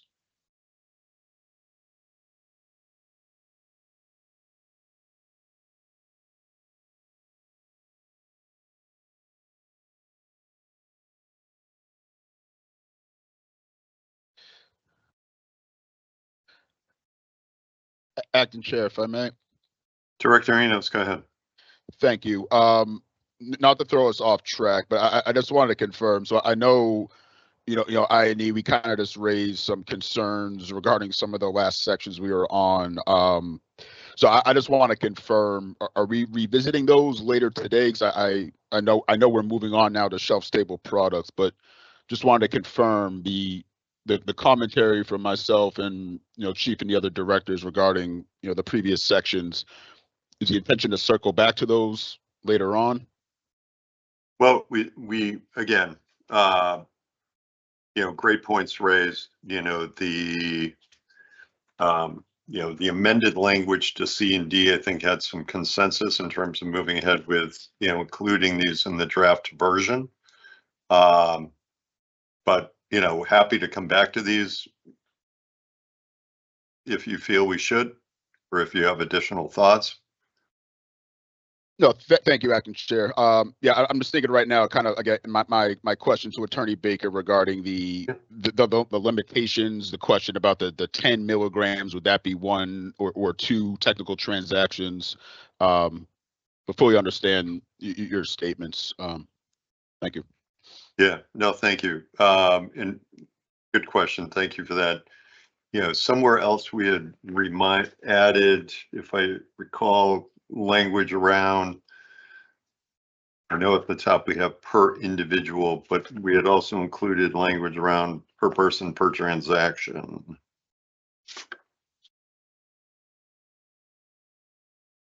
Deputy GC, you remember where we put that and whether we should, it sounds like, include that in either C or D, or C and D? Yes, but I think that he's actually Director Enos is actually raising a different issue, which is that's one thing, but that basically what he's saying is, though, that I can go get edibles, I can go get beverages and another marijuana infused product that would all technically be within my daily per diem allotment. But but what he's saying is, if we're restricting it so that you can only get 10 milligrams of edibles or 10 milligrams of beverages, that doesn't necessarily take into account the others that you could get at the same time. And maybe that's fine. Maybe that's what the board wants, but that's, I think, the point of consideration is making. And if we were to go the route of trying to address that, I would advocate for putting that into A at the end. And it sounds like we wanted to revisit 3 anyways for consideration relative to flower for Commissioner Roy's comment. So maybe we could just tackle both of them together. All right. Yeah, I'm sorry. You're right. With respect to the language, certainly could consider that under 3A. So to answer your question, Director, we will come back to that. Acting Chair. Thank you. Commissioner, go ahead. Thank you. Okay, so I'm looking at the section that Attorney Baker has highlighted now about the sale of shelf-stable items, products, and I had a few questions around it because I believe we've had conversations about what this may look like, and one of the options was around allowing, an Uber Eats or something similar to that. Even if we were to permit, I'm thinking about a local brewery around here that allows food trucks to come in and do joint events. Right. The language here doesn't. What it does is it requires the licensee to sell. So I wanted to flesh this out. I think I have an issue with that, the requirement that the licensee be the entity that's selling the non-infused food. Okay. And I think it's great question, great point, Commissioner. I think it's also important that when we look at F, we may want to tweak some language there right below it, which is sale of food, which is may Right. sell non-infused food, or allow for the selling of or delivery of non-infused food. I think we can certainly tackle that there.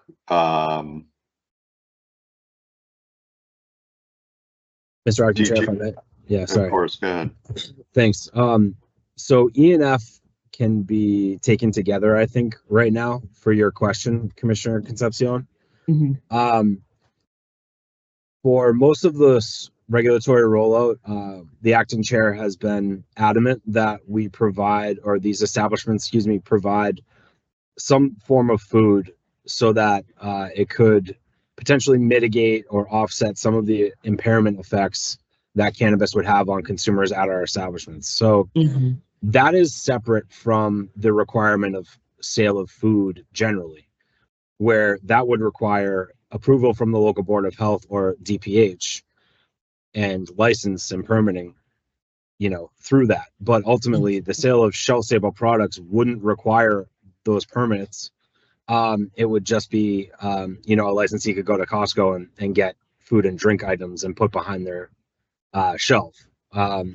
So there is a distinction there. It's partially because of, again, us wanting to provide the option most allowed under the law. And that's why I think the working group and the acting chair had advocated for that being written the way it is. But again, we are doing something different here under F, which is the sale of food. So essentially, these licensees can be co-regulated from DPH and the local board of health under F, which was not considered in the last draft. This is express language for that. The idea was considered, but to expressly write it is new here. So flagging that as well. The idea is to compel licensees to sell shelf-stable items. That's the intention. Yes, and then add the option of they may sell food if they want to go that route through the longer, more onerous amount allowance for going the actual DPH or local board of health kitchen route. And that's where your Uber Eats piece is coming into play here. So the way it was initially considered under like the brewery model is the brewery doesn't want to be regulated by DPH and the local board of health for food. So they'll contract with or just allow for a food truck to come to their establishment. So I do imagine that will be the case for our establishments here as well. But if they wanted to go even further above that and take it on themselves to have their own kitchen, again, that kitchen, if it's not under our jurisdiction wouldn't be allowed to have marijuana included in it. That would have to be on essentially the other side of the premises or what have you. So I hope that that's helpful. It's helpful. I'm thinking this through some more, but that is helpful. Thank you. And I understand the difference between E and F now. Thank you.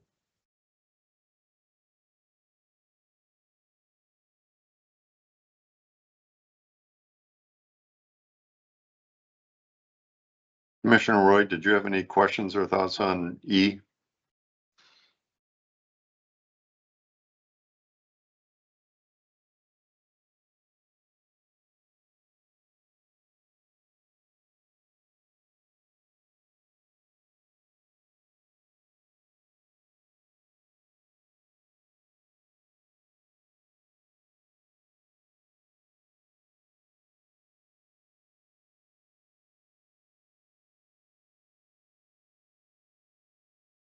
And Go I guess ahead, I have a Commissioner. follow-up question. Thank you, Acting Chair. Oh. This is a Oh. question. Oh, was that for me or for Commissioner Roy? I saw Commissioner I was Roy's muted. hand come up. I but was- I'll wait. I'll wait Yeah, for and I Commissioner was Roy. muted. Sorry. Go ahead, Commissioner Roy. I think it might have been Commissioner Concepcion wanted language prior to. They need to get the permitting prior to selling any shelf stable food. Commissioner Concepcion, I think you had advocated for that. I did when we were talking yesterday about the sale of shelf stable items, generally speaking, yes. And I would advocate for that being included here as well. I think we could add that after seek all licenses and permits as necessary prior to sales. Yes. Okay. Sorry, Commissioner Roy, did you have another? Was that your question? No, you asked me a question if I had any comments Yeah, or questions, and I go ahead. was muted, and I said, no, I did not, but then I remembered Commissioner Concepcion was advocating for that prior to sale, so that's my only commentary on that. Thank you. We can add that language in. Commissioner Concepcion, did you have something else? I'm sorry. No, I was thinking it through. I think I don't have any. I just, you know what, I'm curious about as we go through public comment. So I don't have an opposition to this right now. I'm okay with it being included. Okay. All right. With the addition of prior to sales, including that language after as necessary. If we're all okay with that, we can move down to letter F, which is sale of food. Social consumption establishment may sell non-infused food or drinks for consumption on site, and shall acquire appropriate authorization from the Department of Public Health and local Board of Health. I think to the point Commissioner Concepcion raised, I'd suggest tweaking that to a social consumption establishment may sell, allow sales, or delivery of non-infused food.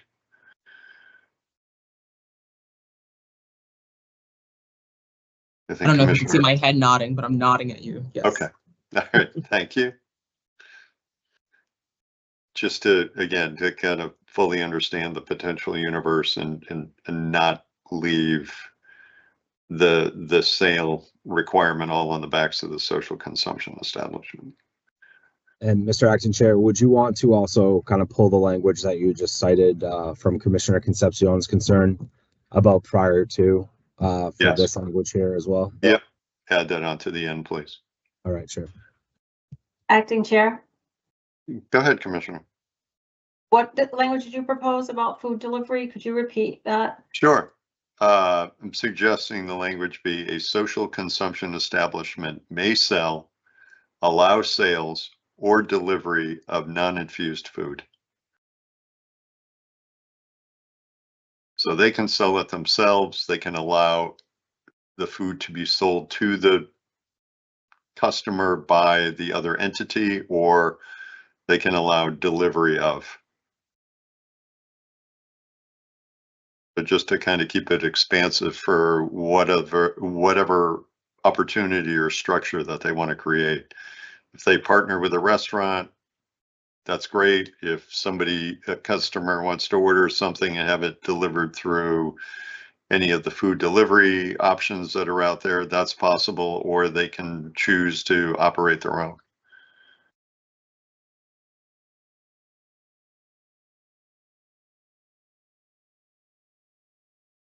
That would cover a food truck scenario. For me, it would under allow sales. So I'm allowing you to come and sell out of your food truck.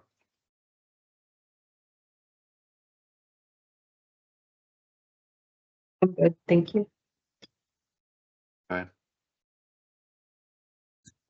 Any other questions on F, as long as Deputy GC, you have those changes? Yep, I do. All right. Can move on. I just have one other thing to raise in this section 3. Yep.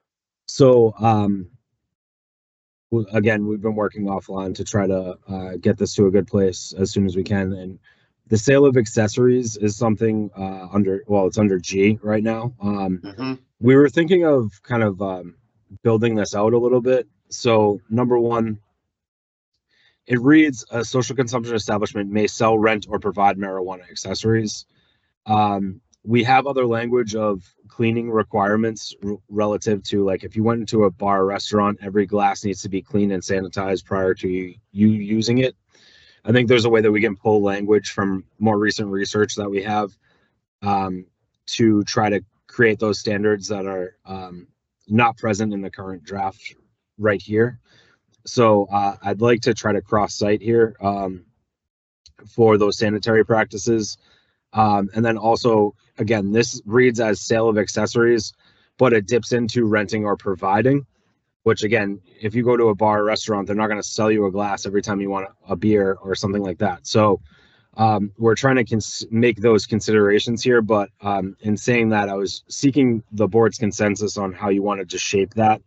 My proposal to you all is to keep sale of accessories to be pretty plain, and then building out another what would be H below it relative to renting or providing, and putting the sanitary requirements under each. So that would be my proposal on how to amend it right now.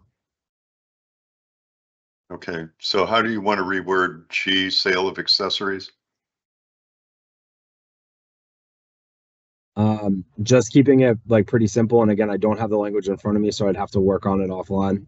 But a social consumption establishment may sell marijuana accessories in accordance with, and then cite the sanitary provisions. And then similarly, I don't know what the title would be, but something like something accessories, a social consumption establishment may rent or provide marijuana accessories in accordance, again, with the standard, the sanitization regulations. Okay, is it needed to still include branded goods if licensees are all licensees are allowed to sell branded goods? No, I don't think we need that. All right, if you want to work on some language for that, that'd be fine.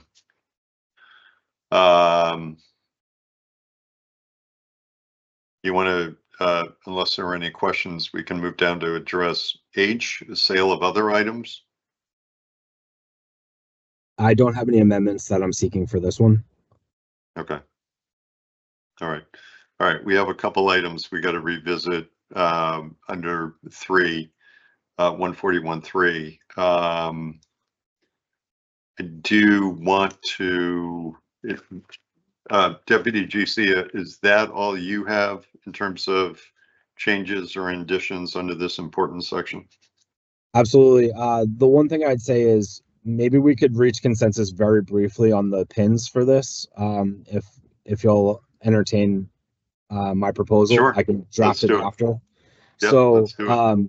I think what we could do is offer a sale of flour as the new B here instead of sale of edibles, and push that one down to a C. And say something along the lines of establishments may sell flour and we could do the per person per amount at whatever the board wants, but we could at least say it here under a new B that they're limited to 1/8 per sale. And then they have, that's the floor, and then the ceiling would be their per diem allotment. Something like that. And we could draft language under A to expressly say that consumers are limited to 10 milligrams per interaction at the point of sale.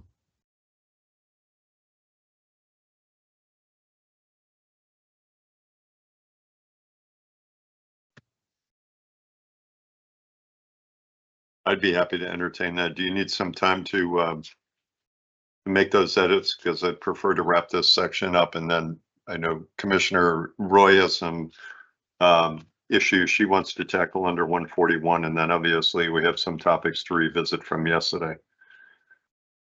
Yeah, if there's consensus on the board, I can start drafting that offline. I'm not sure if it'd be ready by the end of this discussion, but I will try to have that done. But if there's consensus, I can build it into the final draft and still send it off to the secretary. Let me ask my colleagues if they're comfortable with that.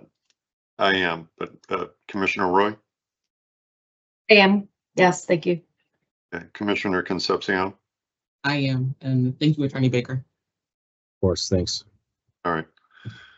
Okay.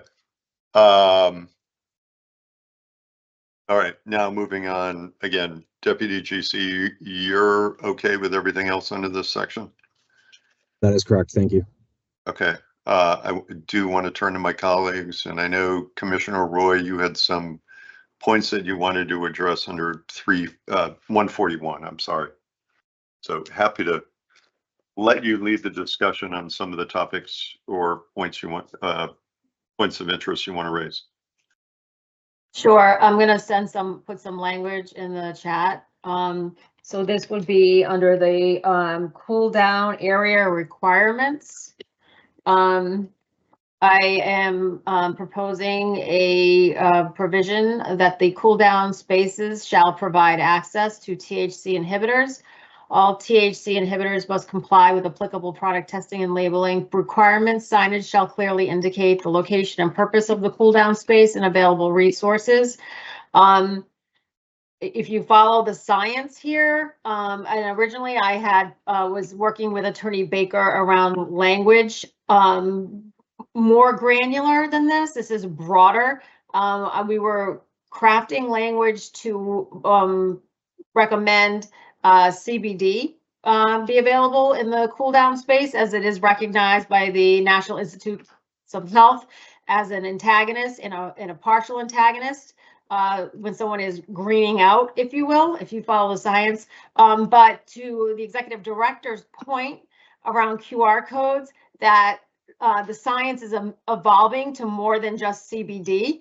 So a broader umbrella term like THC inhibitor would allow for that evolution in newer products coming to market. I think, Acting Chair, you said that you were introduced to a chocolate that helps folks when they're greening out and having an unpleasant experience. I've also heard about different THC inhibitors other than CBD, which is an antagonist to the CB1 receptor, which the THC binds to. So I think an umbrella term gives us more flexibility in licensees. So in other words, if they wanted to carry CBD water, they could do that.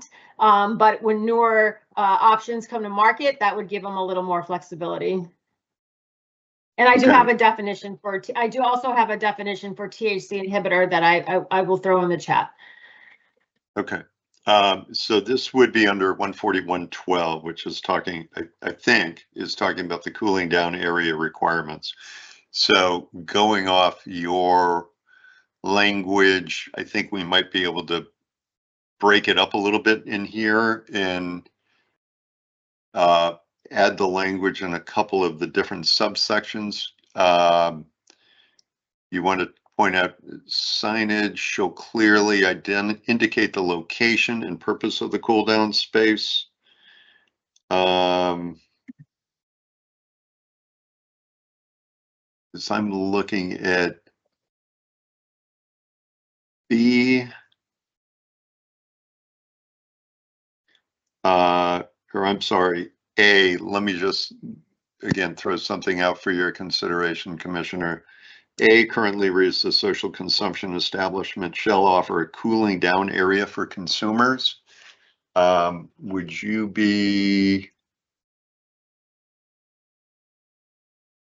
okay if we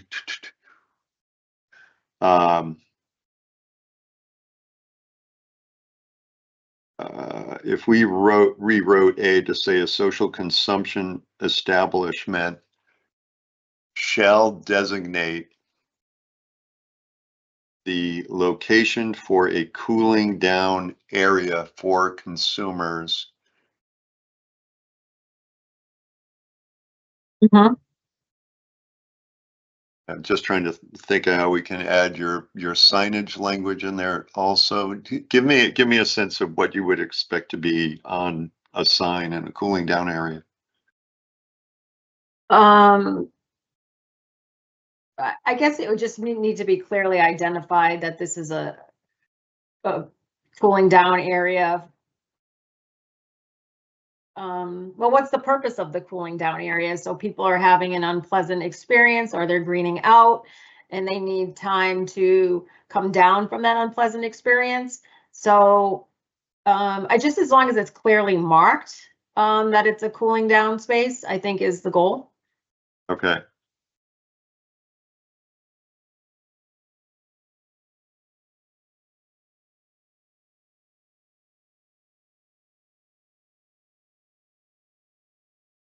So I guess by saying designated, clearly marked and designated.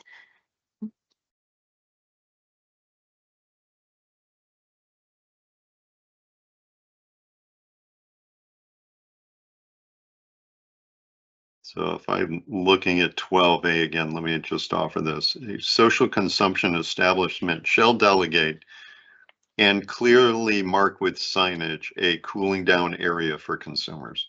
Would you be okay with that? Yeah, Acting Chair, did you mean delegate or designate? I'm sorry, designate.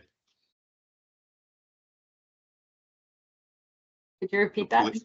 Sure. A social consumption establishment shall designate and clearly mark with signage a cooling down area for consumers. I'm okay with that. Commissioner Concepcion, are you okay with that? I got thrown off. I got thrown off when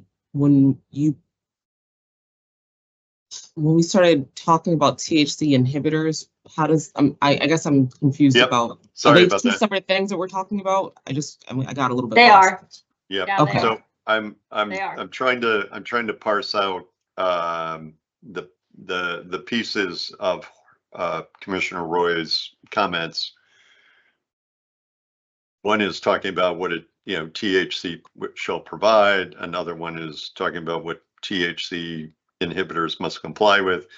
I was trying to take the low hanging fruit, which is the end, and saying, you want signage, you want to clearly indicate the location and the purpose of the cool down space and available resources. So I'm trying to fold pieces of this into our existing language.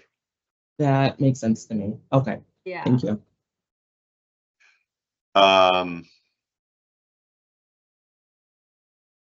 If I can tackle another piece of this, then Commissioner Roy, cooling down area shall be a safe space free of marijuana and marijuana products. Offer a list of available resources and where a consumer may spend time to allow the effects of consumption to dissipate. So it's kind of rewriting B. Or you know what? Strike that. My apologies. Leave B the way it is. I would put this under C. A cooling down area shall provide water to consumers while in the cooling down area, as well as a list of available resources. That works. Were you gonna strike tap water? Did I remember Yep. that? Yep, I brought that up yesterday.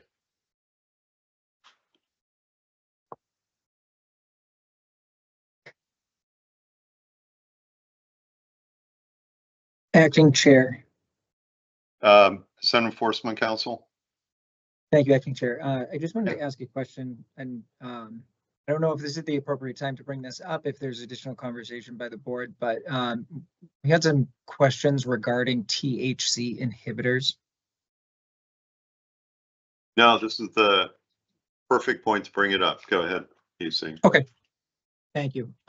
So I'm having some concerns on with regard to THC inhibitors, and just as the staff would, or how the staff would necessarily be able to determine what a THC inhibitor is and enforce this requirement. So one, the proposed requirement is that the cool down space shall provide access to THC inhibitors.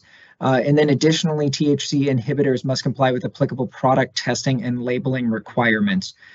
Based on the definition here, I'm not seeing anything specific, and just from, I mean, I'm less familiar with this subject too, so Commissioner Roy or anybody else that looked into this would definitely appreciate some additional insight. But we're also seeing things like lemon water or black pepper. I believe chocolate was mentioned on one of them.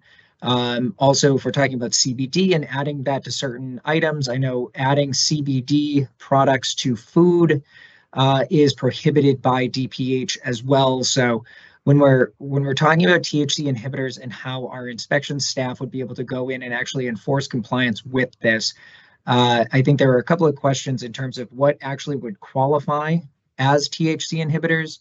I think in a lot of instances, trying to identify what exactly is a THC inhibitor is going to be very difficult.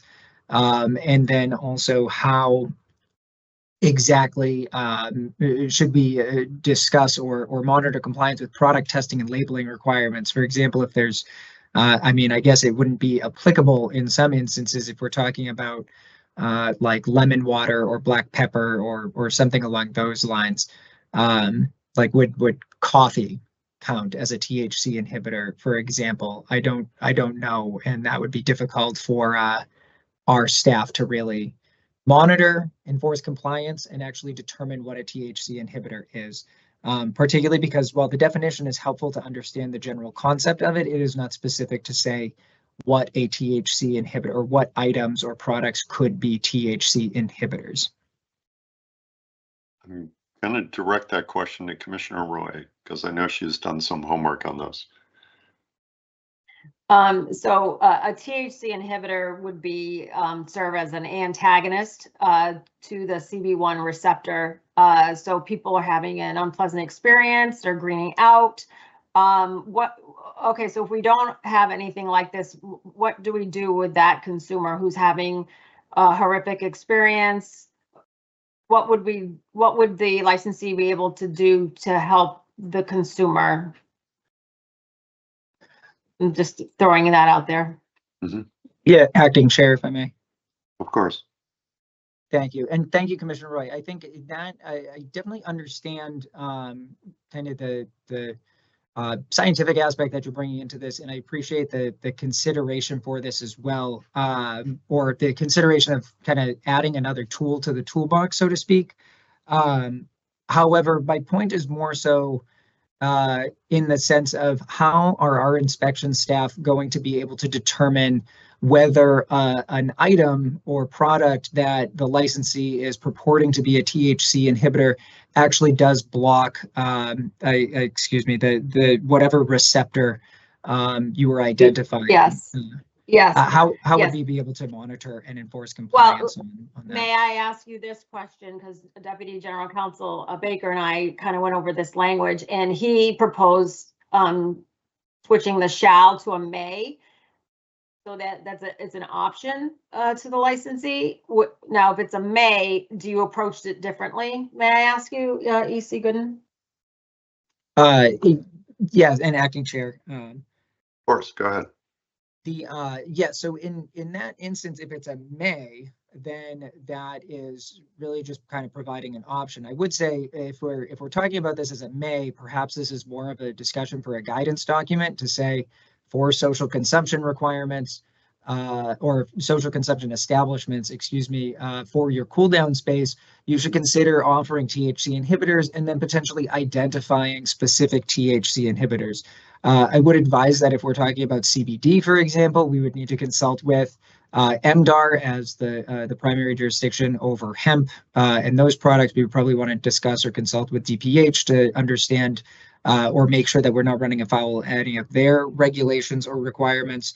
But if we're switching this to a may, or if the board is considering switching this to a may, then perhaps this is more of a guidance document as opposed, or a matter for a guidance document as opposed to something in the regulations. If we're requiring it, however, though, then all of the kind of concerns that I articulated previously, I think would stay. Acting Chair. Commissioner Concepcion, go ahead. Attorney Gooden, thank you. Thank you for that breakdown. And thank you because your suggestion, I won't call it a suggestion, but the option that was presented, I like that option in terms of containing this in a guidance document versus outlining it and containing it within our regulations. I would prefer that just because of the different variations on what we may be talking about. And because this is, I think Commissioner Roy, you mentioned that it's something that in the future, there'll probably be more research and information on, but currently, I just don't think that we're in a place to cement it within regulations, at least this language around THC inhibitors. Thank you, Commissioner. Commissioner Roy, do you have any thoughts? I'm disappointed. Let me just say that because I really feel that our licensees, I mean, we're going to have folks in that are well experienced with cannabis consumption, and then you're going to have folks that are, you know, novice users. And what happens when this situation occurs? Are they calling 911? What are they doing? The tap water, there's no science that tap water is going to help alleviate any of this. So, and potato chips is not going to work. So what are they left to do? Call first responders. So I just feel that I'm highly disappointed. I think that this license type is unique, and you're going to see situations where this would be enormously beneficial, and tap water and potato chips aren't going to cut it if someone's having a bad experience. So I just want to be on the record that I'm very, I would like to see this in regulation. I foresee scenarios where folks are going to be greening out and having a bad experience, and there's no tools to help assist these people. And potato chips and water will not get the job done. Commissioner, let me offer something for your consideration. Just listening to the discussion, and I do think there's an opportunity, one, for us to build this.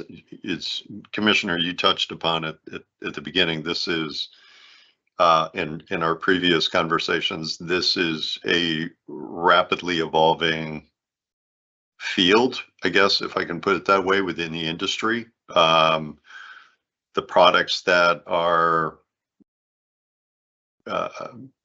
potentially coming into the marketplace, I want to try to find a way to capture that and allow some flexibility, as well as certainly hear from the industry how they would approach providing a plan for how they would operate their cooling down area. So I think you spoke to this. I definitely see a guidance document accompanying this part of the regulations, because this is more than somewhat new. This is new. Let me offer something though. We talked about the language under 12C a cooling down area shall provide water to consumers while in the cooling down area and a list of available resources. Would you feel comfortable if we added on to the end of available resources that may include THC inhibitor products? I would, and I'm highly curious what public comment would be as well, to echo your sentiments. So yes, I would. I'm having difficulty moving forward without something to help folks who are having an incredibly unpleasant experience. So that's where I am, and I appreciate that. And yes, I appreciate that very much. And we can see how the public reacts to that. Thank you, Commissioner. Commissioner Concepcion, would you have any concerns about incorporating that additional language?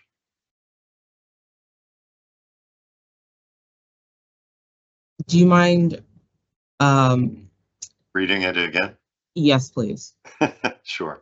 This is under 12C. A cooling down area shall provide water to consumers while in the cooling down area, and a list of available resources that may include THC inhibitor products.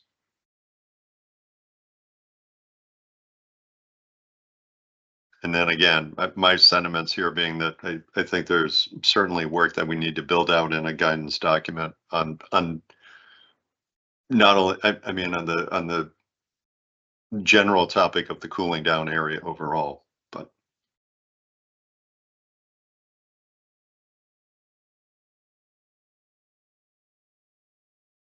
I can put this language in the chat if it's helpful. I don't need, you don't have to put it in the chat. I'm thinking through this just because of the limitations around information for this. So in terms of the different variations of product that are available, the research around the effectiveness of those products and what sort of impact that may have on consumers, and also our team that has to go and evaluate what is occurring at these establishments. My hesitation here is because it's not concrete yet. It is evolving. It is something that is continuing. We're getting more information. Yes, I understand the intentions behind it. But I also don't want to essentially co-sign something that is not fully baked or understood just yet. So that's where my hesitation is coming in. No, and fair enough. And again, looking to the industry to, one, because we don't have a way to test some of these products, looking for the industry that they might, similar to when you walk into a doctor, right? The doctor gives you different options of medicine you might use. Obviously, hopefully most of those are all FDA approved, but looking in this draft version to hear back from the industry what they may consider things that they would want to include. And again, I fully expect this is going to need a guidance document attached to it, but creating some opportunity again. We already say that if you go into the cooling down area, we're going to provide you water. And we also want to make available to the consumer a list of available resources that are available to the consumer in that cooling down area. And I'm just suggesting that we could, for regulatory language, say that list may include THC inhibitor products. And I think, to the point Commissioner Roy raised, I think that casts a pretty broad net as to what might be considered in that terminology. But again, and we're saying, go ahead. Sorry. And so we're saying this may be provided in those cooling off rooms? Yes. I'm not, this for the same reasons. So I guess my next question is, sure, who is regulating those products?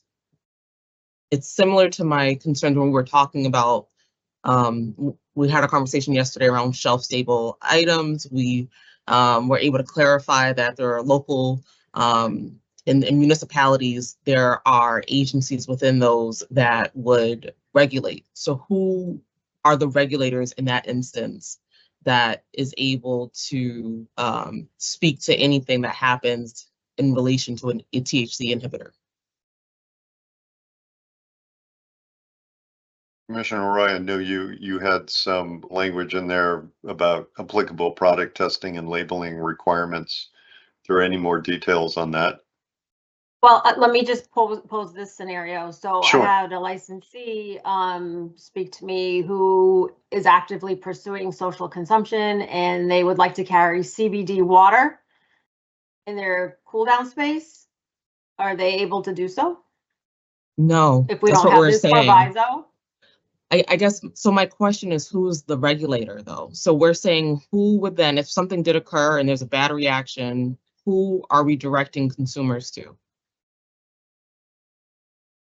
Well, CBD in Massachusetts is regulated by MDR. So,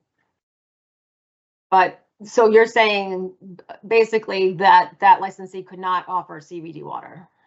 I'm saying I'm not in support of this language.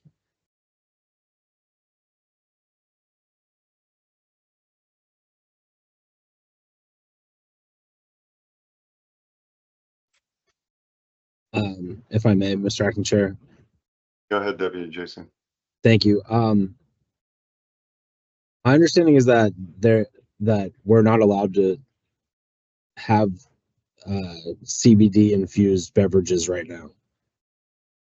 Isn't that what part of this bill is addressing? That's in the legislature now. That's intoxicating hemp. So, sorry if I missed that piece for your hypothetical here. So this would be non-intoxicating. Non-intoxicating hemp.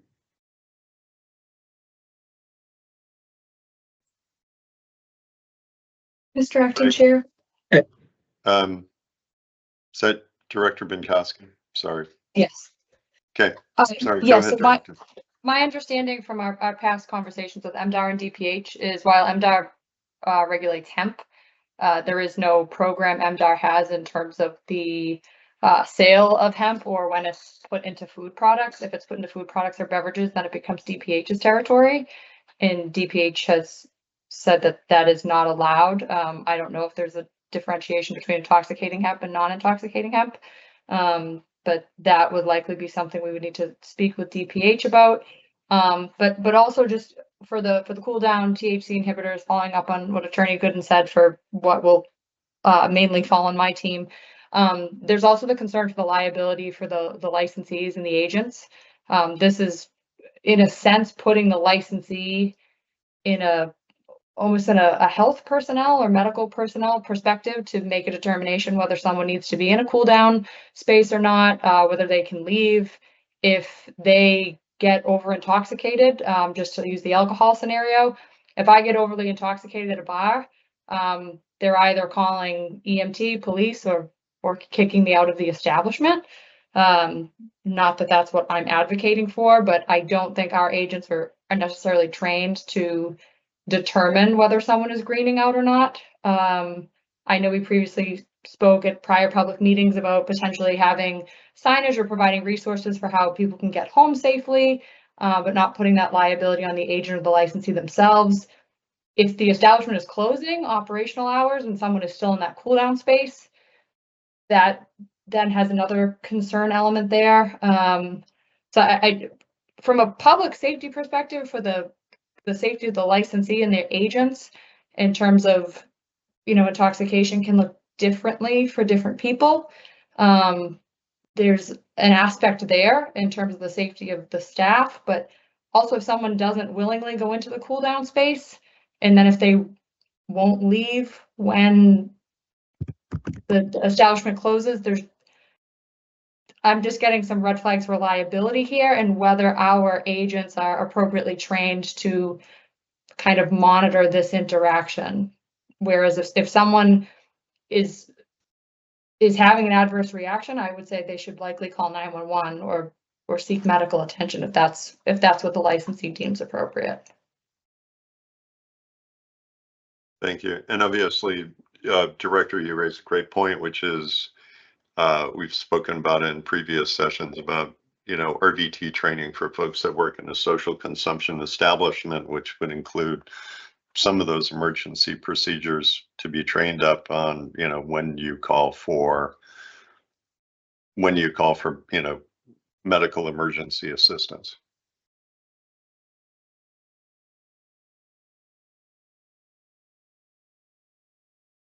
Commissioner Roy, you put something in the chat. Yeah, I did. So it was my understanding that that the licensee must have procedures to evaluate impairment. So contrary to Director Binkowski's said, we don't want to take on that liability. We have it in regulation that we are to evaluate impairment. That the licensee is supposed to. Mm-hmm. And Yeah. procedures to mitigate the risk. Yeah. And Mr. Chairman, if I could respond. Sure. Go ahead, Director. Sure, and thank you, Commissioner Roy. And yes, I know they need to have procedures in place I equate this similar to bars, having procedures in place to make sure someone's not overserved. But I see that differently than they can have procedures to make sure they're safely serving consumers and making sure someone's not overly served, they're tracking transactions, et cetera, et cetera. But if they do determine they're impaired, I guess I disagree with it being the licensee's responsibility to indefinitely monitor that individual and then make a call whether they're having a medical event or not. I just think from parameter compliance wise, I know my staff's going to get a lot of questions and I don't particularly know how to answer that for them in terms of what these parameters are going to look like.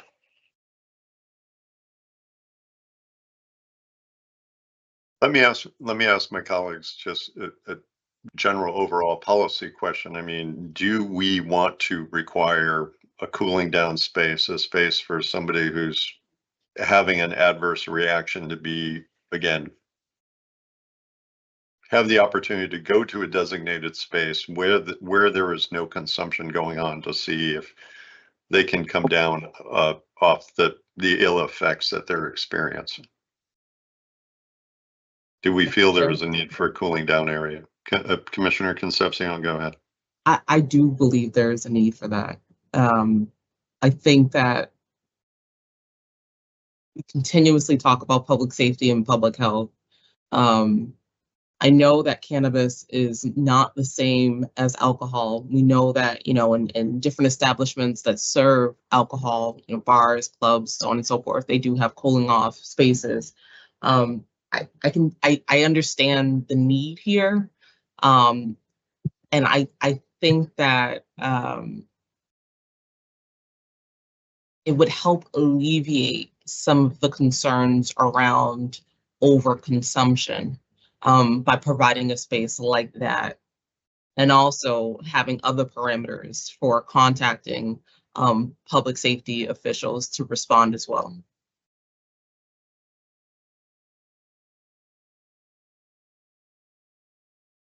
Acting Chair, if I may.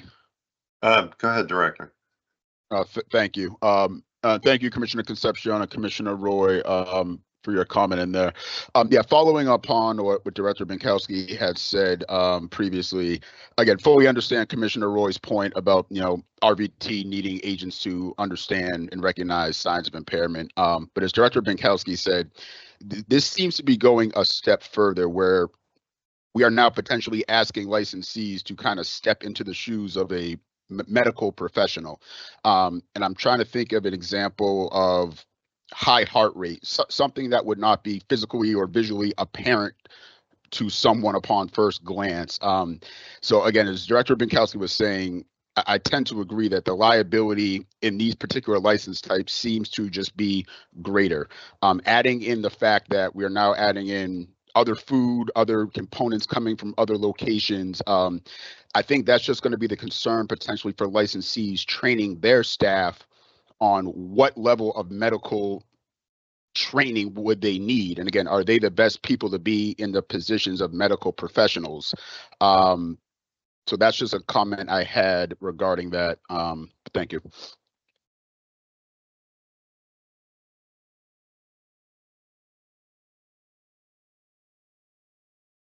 Commissioner Roy, sorry, go ahead. Yeah, I just want to the executive director put some commentary in the chat, and I'll read it. He said, this is a section that could receive formal comment and therefore be revisited by commissioners prior to final regs. So I agree with that sentiment, and I'm confused why we wouldn't allow this to go out for public comment. I don't necessarily think we're, for me, at least for myself, you know, and I've said this before about the entire set of regs, this is all a draft version. We're definitely treading into some new space here and definitely want to have industry and other stakeholders weigh in and offer their thoughts, you know, just as we've done with every other version of our regs that we've corrected. I do see that there is consensus among the three of us that we do want to require these cooling down area requirements. So with some, you know, minor tweaks, and I'll go back through them, I'm okay with including language we can all agree upon that, again, we can put out for public comment and hear from the public as to, I think there's, yeah, it's the whole point of the promulgation process. So if I looked at, again, cooling down area requirements, this is under 141.12, a social consumption establishment. This is the revision we discussed with respect to a social consumption establishment shall designate and clearly mark with signage a cooling down area for consumers.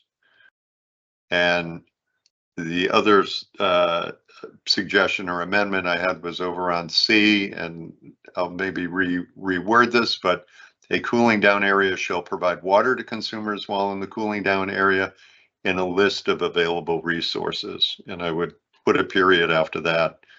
If we're all comfortable with that language, I think, again, to the ED's point, I think there's some significant input we would like to have on this section, but I heard we all have consensus that a cooling down area is required. And, you know, maybe some of the specifics as to what, how that cooling down space may operate, I think we might learn more by going through the regulation process. Would everybody be okay with that? Acting Chair, yes, I am okay with that. Okay. Commissioner Roy, are you okay with that? So you're omitting THC inhibitor for public comment? My suggestion was to just say, and a list of available resources, and put a period after that. Because I don't think we have consensus right now about including references to THC inhibitors. We might have that discussion when we come back to final promulgation, but I don't hear a consensus on including that language right now. Then we can't get public feedback on it if we don't include it. I have serious consternation with this, without it. That why can't we get public feedback? Doesn't mean it's not cemented in. I don't see what the reluctancy is. Just throw it out to the public and see the information we get back. And it might be overwhelmingly against it. Commissioner Concepcion, do you have any concerns if we added that language back in just for the purposes of getting feedback? I do. Yeah, that's my it. position hasn't changed. I'm not in support of including it. Okay, and I'm not in support of leaving it out.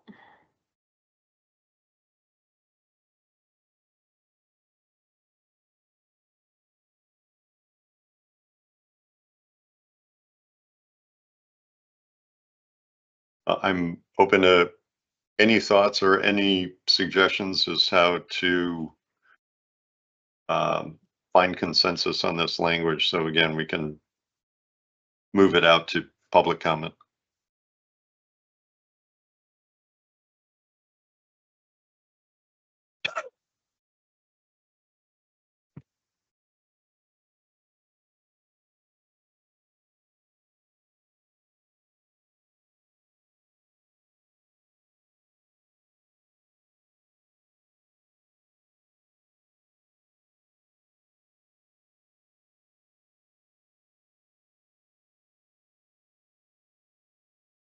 Deputy GC, because you're going along with changes, do you have the language edits I made under 12A?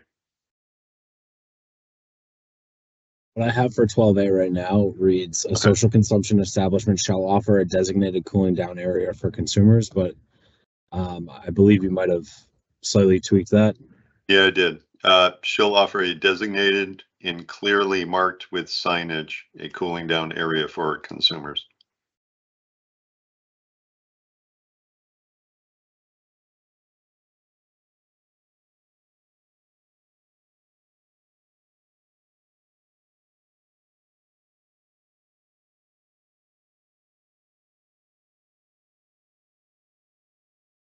Should I just offer a friendly amendment there to just have it read a little different? Of course you can. Go ahead. A social consumption establishment shall offer a cooling down area or a designated cooling down area that is clearly marked with signage.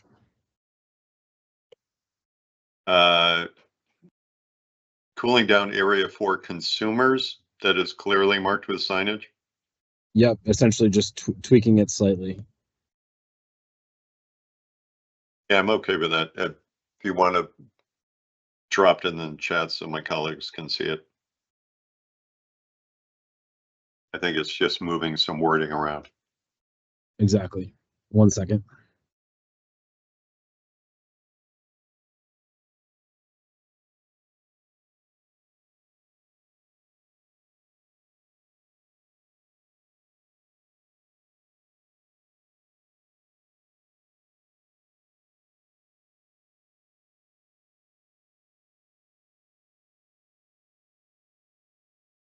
Just while we're thinking through some changes, I would just go on to read D, E, and F.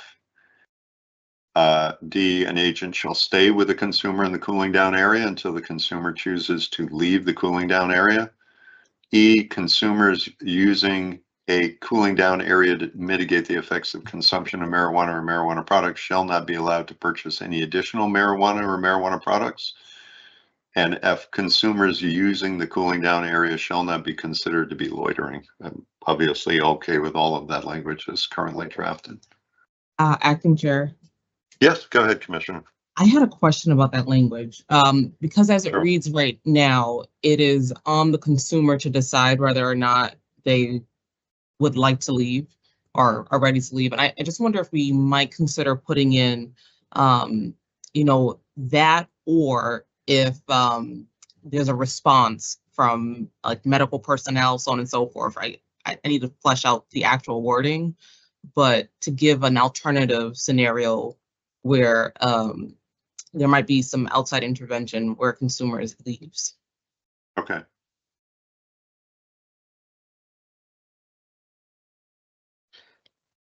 Acting Chair, if I may. Director Enos, go ahead. Thank you. No, similar to Commissioner Concepcion's question, also regarding D, had a question about until the consumer chooses to leave. Again, what if they are intoxicated to the point where the ME is clearly knowing they're intoxicated, they still choose to leave? Had a question about agents staying with the consumer. If this extends beyond the time that the establishment is closing, are they expected to stay on through the duration until the appropriate medical personnel arrive?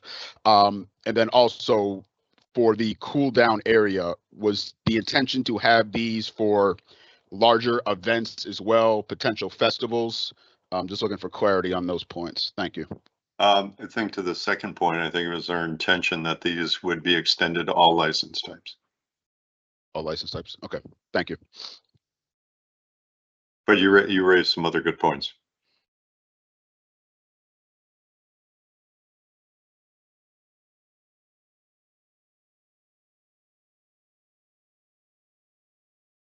And just so we're clear, probably Director Enos, to your point, the agent we're referring to here is the social consumption establishment agent, not one of our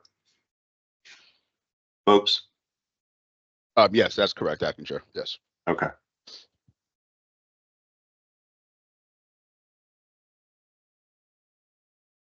Chair, if I may.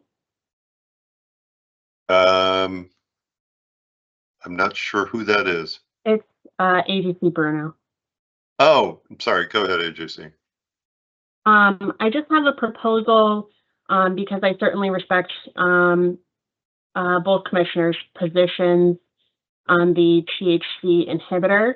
What I have seen some other agencies do when submitting their regulations for review is to include a separate memo that outlines the overall suggested amendments and any other particular issues that perhaps are not necessarily listed in the draft amendments for public comment and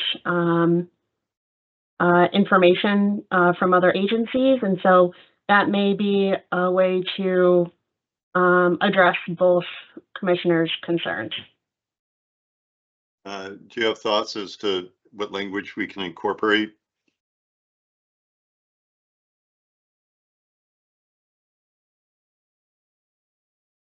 My thought was to include perhaps a paragraph in regards to the cooling down areas, because it does seem that there's concern from Enforcement Council. Of course, public safety and medical professionals may be able to weigh in on something like that.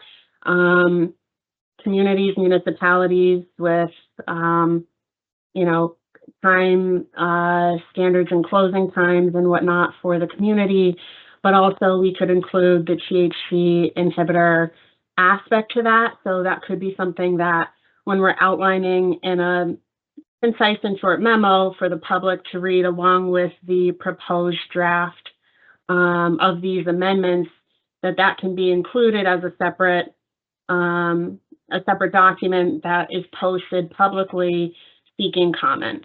And so we could have the general outline of these amendments, an overview of all of these amendments, in addition to, although the board had not adopted this particular amendment in this draft, we are seeking comment on the public's opinion and position on any cooling down space and THC inhibitors. AGC, is that, or I'll throw it out to the legal team, is that a document that would need to be included in what we post to the Secretary of State, or can that be something that we issue separately? I will have to take a look at that, but I do see that, for example, in just researching, and trying to see how to resolve this. For example, the Board of Elementary and Secondary Education, with their proposed amendments just recently, they included a memorandum that's posted to their mass.gov site along with their 2025 public comment submission page. I can send you a link in the chat just so you can see a bit about what it looks like. So they separately have a board memo, and then they have the proposed amendments to the current regulations. It's just an idea, something for thought to get the public comment that I think Commissioner Roy is seeking, but perhaps move the draft forward. Thank you for that, AGC Bruno. Let me suggest something. I'm just obviously being mindful of how much time we have left to continue our work today. If it's okay, I'm going to put cooling down areas aside and come back to it. But I know we also had one. I want to see if there are other issues within 341 that we need, 141 that we need to address. I also know that we have a number of topics from yesterday that we wanted to go back and address, from badging to the transportation licenses, some of the language around shelf-stable foods. I don't know if I'm missing one. But if it's okay with my colleagues, would you, first of all, Commissioner Roy, did you have any other points that you wanted to bring up or amendments that you wanted to include under 141? No, that was it, Acting Chair. And I just want to take this opportunity to thank Attorney Bruno for that, because it addresses both commissioners' concerns, and I'm really appreciative that she moved that concept forward. And I think it is, I think it's a good one. So we can hear directly from the public and still be able to move this draft forward. Okay.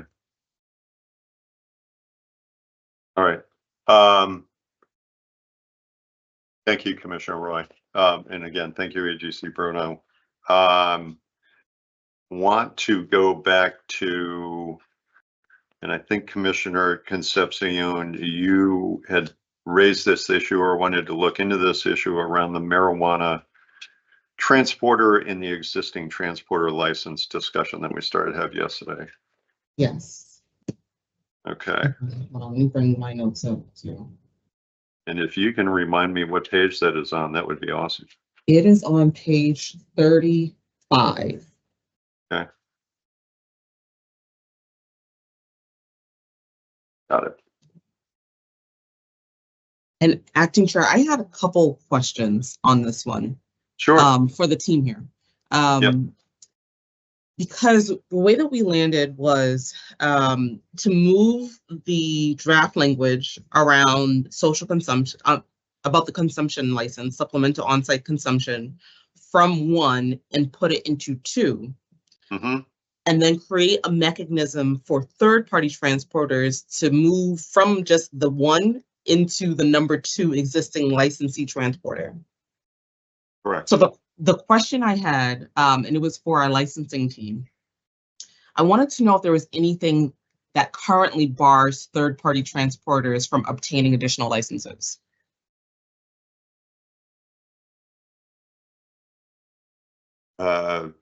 Director Koval or Enforcement Council, anybody, or Deputy GC, whoever would like to bring that up.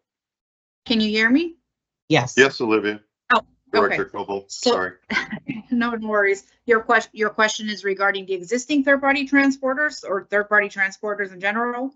No, so I know that once if a third-party transporter were to obtain a different license, an additional license, they would no longer be considered third-party transporters. They would essentially go into that second category of existing licensee transporter.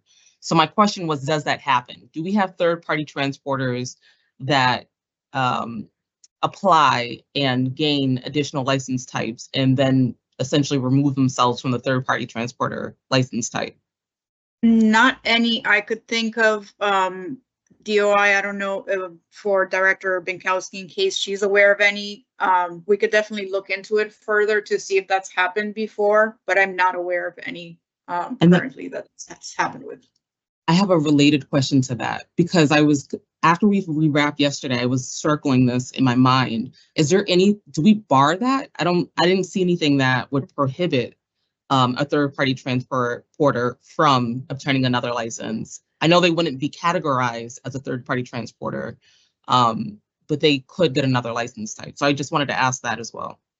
Yeah, I do not believe the regulatory language in our regulations currently bars them from having additional licenses. However, I'll for our enforcement council, if you're able to do a review to see if there's anything that I might have missed, but from my understanding that there isn't anything in the regulations that flat out bars.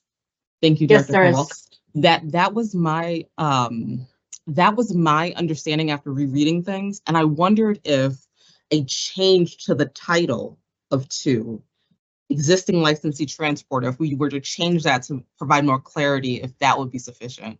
So I guess there would be 2 things here that we would change. One would be taking that blue language that reads a third-party transporter. Wait a minute. It should probably read, a marijuana transporter may operate a supplemental on-site consumption license within its existing marijuana establishment premises. I would put that into 2, and we might want to change that. It might not be marijuana transporter. It's whatever we're calling 2 now, because when we say existing licensee transporter, it gives the assumption that they had a different type of license prior to transporting. I know I just said a mouthful, so I'll stop there. And So take your actually, questions. I just pulled up the definition just to ensure. So what our current definition for third-party transporter says, an entity formally registered or currently licensed to do business in Massachusetts that does not hold another marijuana establishment license pursuant to our regulations and is not formally registered or currently licensed as an MTC. Mhm. A third-party transporter is permitted to transport marijuana and marijuana products, blah, blah, blah. But so I guess reading it in that way, it appears that it does bar them from having another license. So Director Koval, what I'm saying is my reading last night when I came home, my reading was it doesn't bar them. They just wouldn't be categorized as third-party transporter anymore. They would fall. You're saying once they get a different license. Exactly. But I guess what the reason I am asking, the reason I'm trying to get, what I'm trying to get at here is that they would have to essentially surrender the third-party transporter, because if they applied while they have the third-party transporter, per the definition, they cannot hold another marijuana establishment license. It wouldn't be a conversion. To my knowledge, I haven't seen that happen. I don't think it would just be an automatic conversion when they apply for a new license. Could we do something similar to what we did under micro businesses when Commissioner Roy suggested language for that? Because it's a similar thing where we're opening up a universe here. So could we kind of do something that is similar to that in this instance?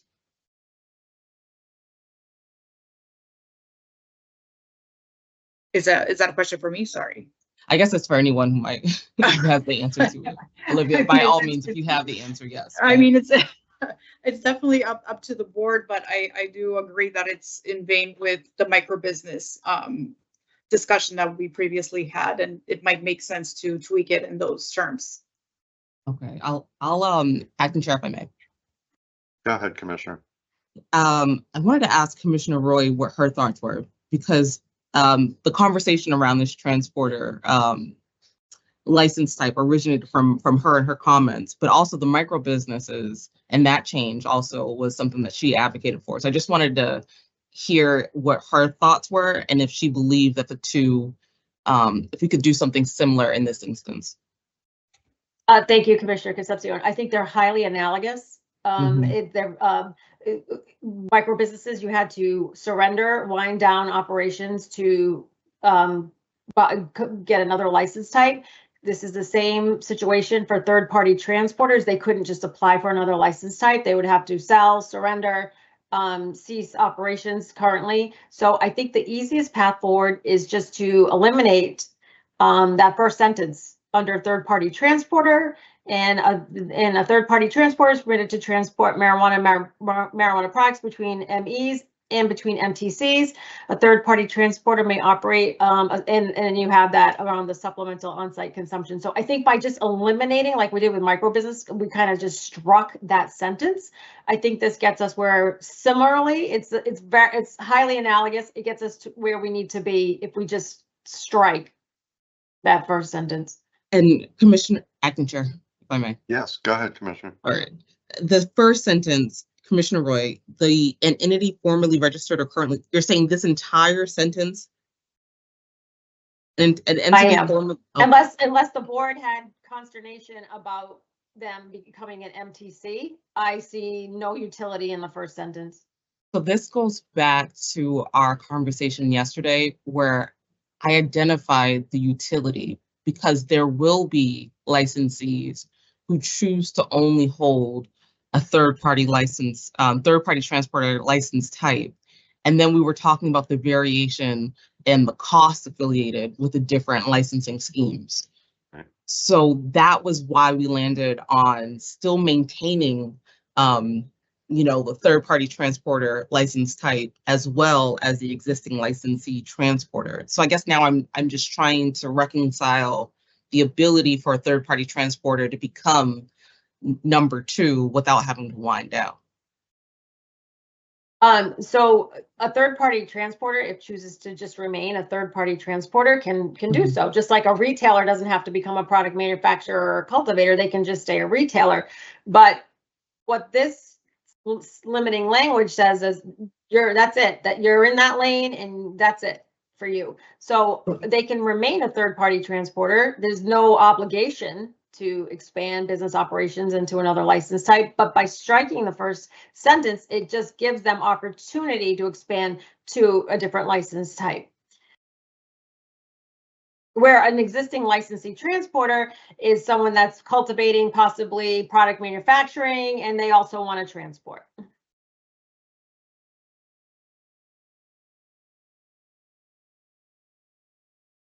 I wanted to ask Attorney Baker if he had an opinion on this as well.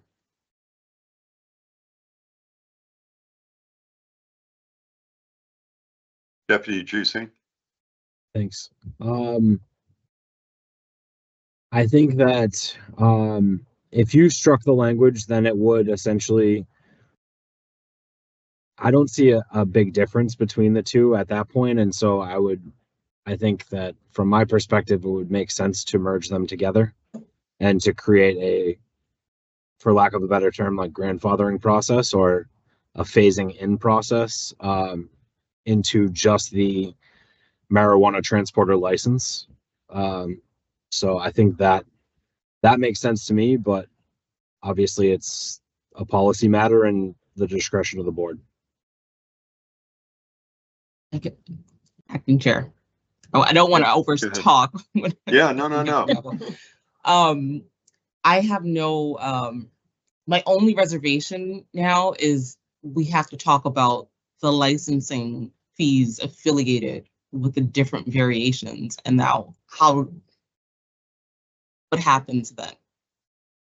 Right.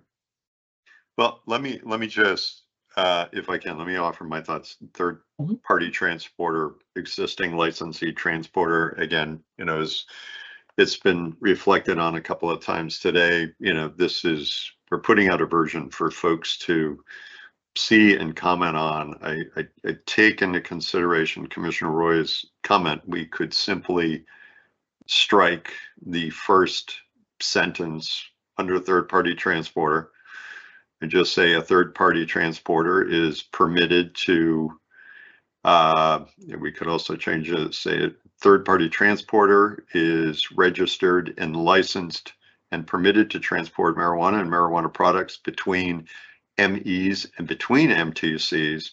And then we could include the next part of it, which is a third-party transporter may operate a supplemental on-site consumption license. Obviously, it doesn't give them, as the language would exist then, any opportunity to pursue an MTC license, cultivator, product manufacturer, retailer.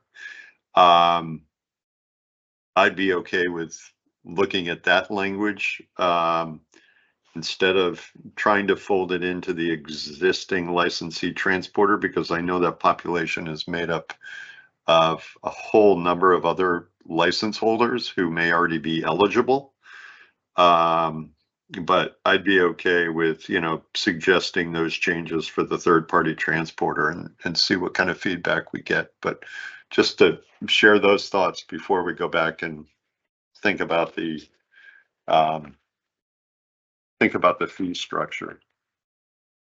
Thank you, Chair. And thank you, Commissioner Roy. I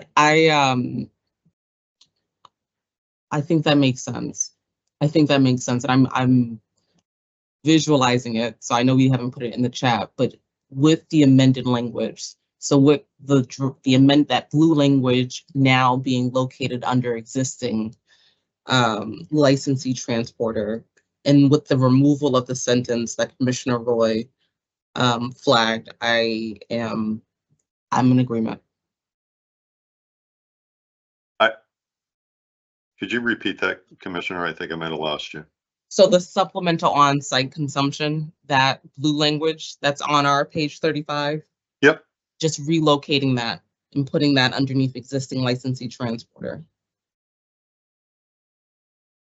And if respectfully, I was okay leaving it where it is, because I think we're trying to get over the hurdle of the limitations on the current third-party transporter license.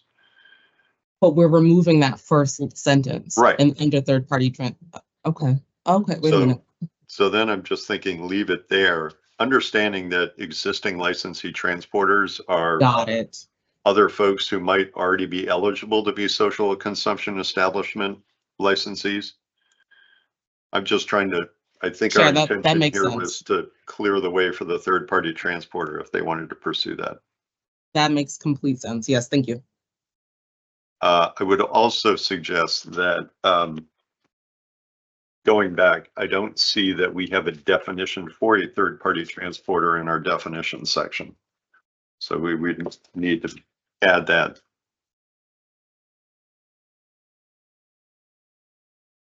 All right, did you want to go back and address the fees, Commissioner?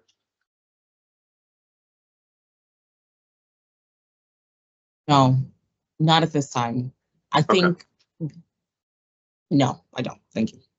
Okay.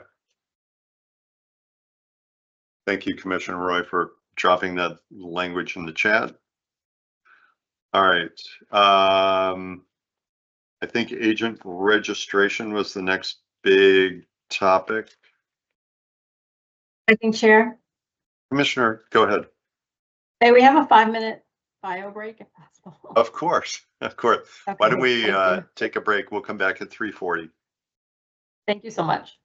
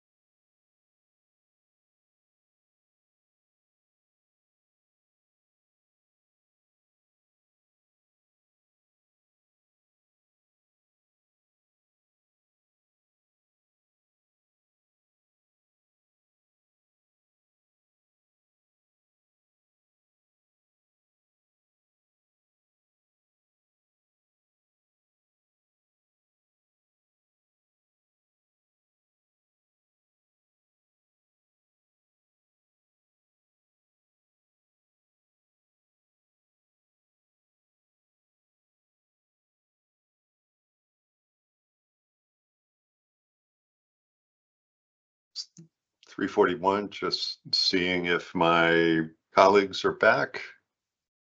Commissioner Concepcion, Commissioner Roy. I'm here, Acting Chair. Thank you, Commissioner Roy. Commissioner Concepcion, are you back? I am back. Awesome. And we have our Deputy GC, which is perfect. All right. Thank you, Commissioner Roy, for putting a new the amended language for the third-party transporter. I would ask Deputy GC, again, I pointed out we don't have a definition for third-party transporter. Could we include that language as currently written and add that to the definition section, if it's appropriate? If that's the board's desire, then I'm happy to do it. I would prefer it again, just because we reference existing transporter licensee, I think, in our regs, but in our definitions, but we don't have a reference to third-party transporter. My colleagues okay with that? Yes. Yes. Okay, thank you. All right. I think the next issue we need to revisit was agent registration, which is on page 25. I went back through my notes from yesterday, just saying that there was a suggestion around a strict amendment under 3, and then thinking of looking at revisiting the language under 8A. And I'm a little worried that these may conflict, but Deputy GC, do you have the language that we were working off of when we made some edits to this yesterday?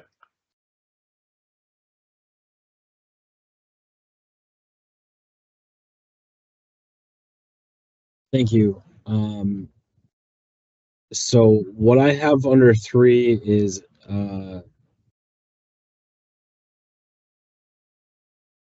double check. Yeah, so I have the same language for 3. I don't have any amendment, so it would read, comma, except a query shall not be required where a lab agent is already registered to an ITL with common ownership and management. I think we were entertaining at the time whether to change that common ownership and management. And so I think where we may have landed or we're going towards was including persons or entities with direct and indirect control, I think is where we were going, but I don't think we landed it. Okay, Commissioner Roy, I know you had some points on this because you were thinking about the agent registration with respect to temporary, helping to address the needs of our outdoor cultivators. I do thank Acting Chair, and I want to thank Director Koval and her team and the data team. I know they worked hard to collect information so we could make an informed decision, especially as it relates to outdoor cultivators. So I don't know if Director Koval has any updated information that she can share. And this was how we apply either the strict construction or the looser construction proviso. And I was just curious. I know Acting Chair, 2 of us have visited outdoor cultivators, and we've heard that sometimes it's temporary help needed. It's a struggle. You can't necessarily share help, so to speak. So just curious on the impacts there. Acting Chair, if I may. Of course you may, Director Koval. We are unfortunately still waiting for the official ask from the data team, as it takes some time, but we did manually go through it on the licensing's end to get a rough estimate, and it does appear out of about 22 outdoor cultivators that have commenced operations. About 15 of those have other licenses. And to the discussion that we were having yesterday, those licenses are not necessarily under the same name as the cultivator, meaning that the entity name is different, even though the ownership is common. So again, to our discussion yesterday, the outdoor cultivator may be called, you know, Marijuana X. However, they have another license that's called Marijuana Retail. So by using the strict interpretation of the definition, people from marijuana retail would essentially be barred, would not be allowed to move between those licensees. But again, full disclosure, this was a manual data pull, and I would be interested to see, you know, the actual data numbers to see if there are deviations.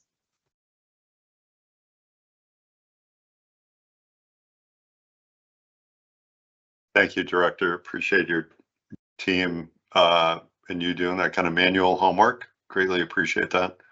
So you said just 22 outdoor cultivators and 15 have other licenses? Other licenses, yes. Okay.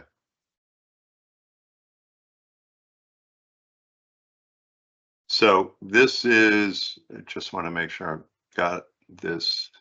So this is what we're considering for amended language under 3.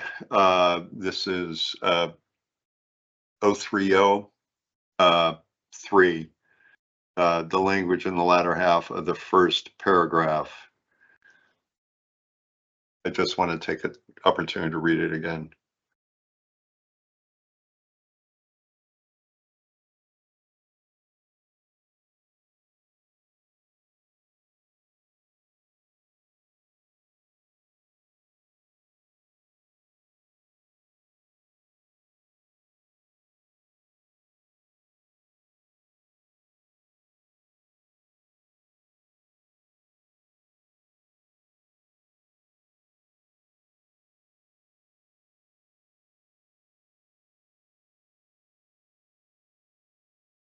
Director Koval, if I can help me understand this perhaps a little operational wise. Obviously, the stricter is easier on your team. The looser is probably a little more rigorous in terms of identifying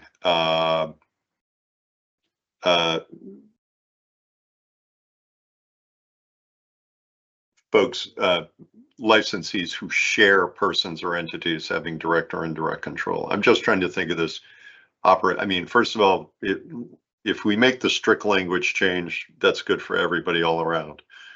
To think of the looser, but still helpful to the, you know, to the industry piece of this. I'm just trying to think through for myself operationally what you would have to go through to make sure that somebody was using that Corey that's not quite a year old to transfer to, you know, another licensee. Like what's the onus or operational burden on you and your team on that end? Sure. So essentially what it would entail is for the licensing team, whenever they get an agent registration application, they would need to cross-reference, you know, they would need to pull a person and entities report, which shows the ownership across all licenses, and cross-check to see if the persons and entities with control listed on the current license that is looking to have the quarry transferred matches up with person and entities from the licenses that are, you know, purportedly have the same ownership. So it would be, you know, an additional step that could be cumbersome, especially depending on if it's someone that has common ownership among multiple licenses versus someone that may just have common ownership over just one other license.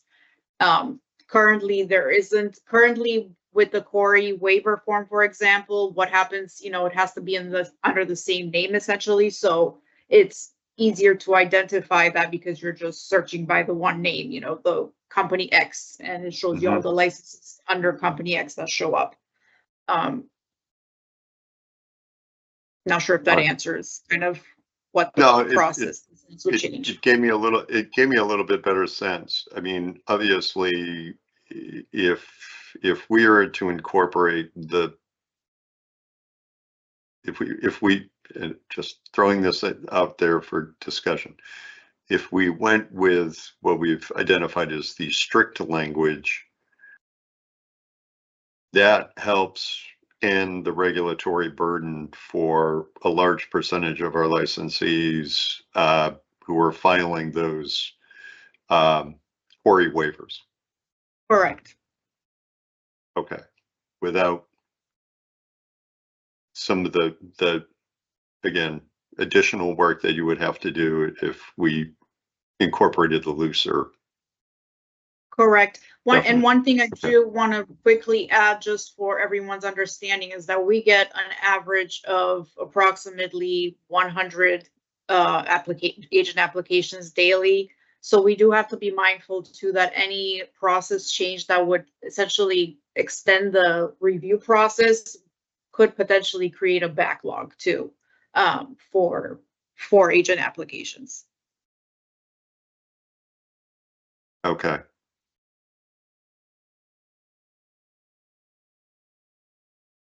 That's helpful. How many a day?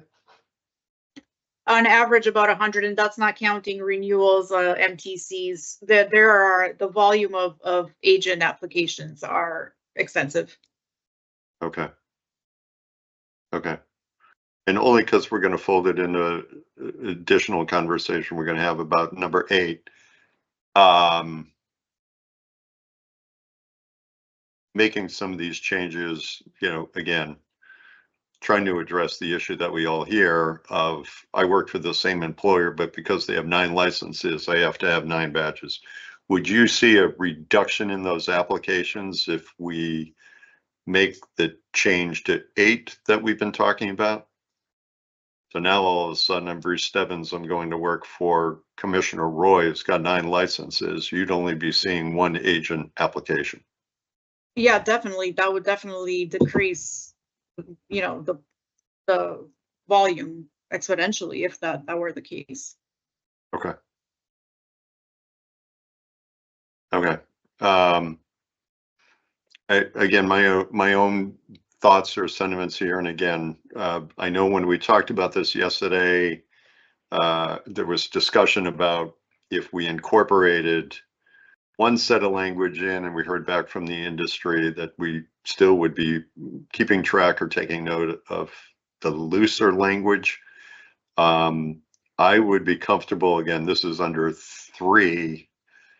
I would be comfortable for draft purposes, moving ahead with the stricter language for now.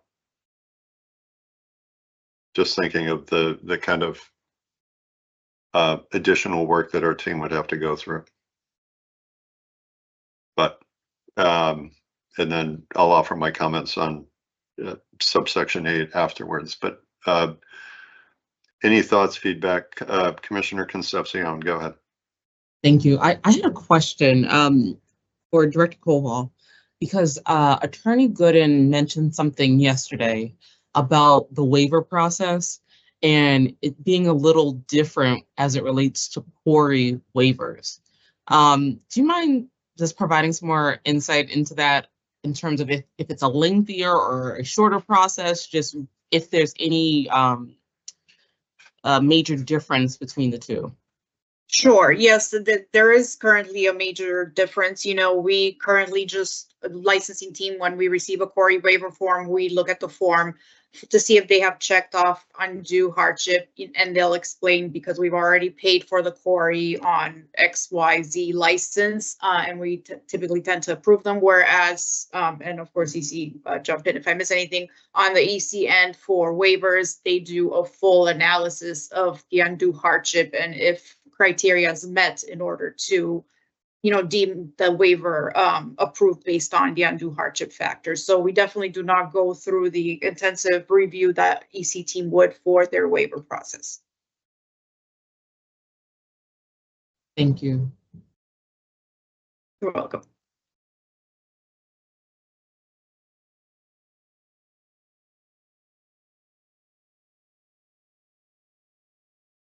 Acting Chair. Go ahead, Commissioner. Sorry, your hand blended into the background there for a minute. Oh, Go ahead. sorry. No worries. Director Koval, I just have a question for you. Mhm. With if it's the strict version being put forward for public comment, and I'm gonna focus on the tail end of that, and it's in the chat, or working within in between licensees who share the same persons or entities having direct or indirect control. So let me paint a scenario. If Kim Roy, Bruce Stebbins, and Ava Concepcion own a license together, and then the second license is just owned by Kim Roy and Bruce Stebbins, so technically it's the same persons are on both. Would that suffice? Because it's the same persons are on both. Like there's no different, there's, it's one less person, but there's same persons on both. I see what you mean, and I think based on that question, this would need to be clarified because it could mean same as in exactly the same identical ownership structure, in which case it would have to be the three of you on all licenses. But currently, and I defer to legal on what this comes across as, but it would seem that it's technically the same, but not quite the same. Right. So that's a great point.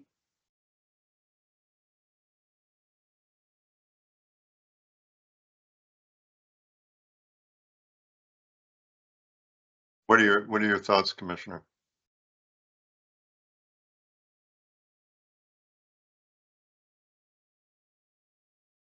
They're a little contrary to yours, Acting Chair, if I may respectfully. That's okay. No. I'm for the looser language. I think it would be more beneficial to outdoor cultivators. I'm not sure if Director Koval said looser is, much more burdensome than stricter.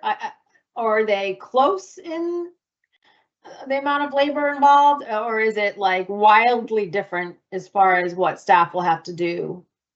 We, and of course this is theoretical as we haven't actually received, any with this change to see in practice what it would play out.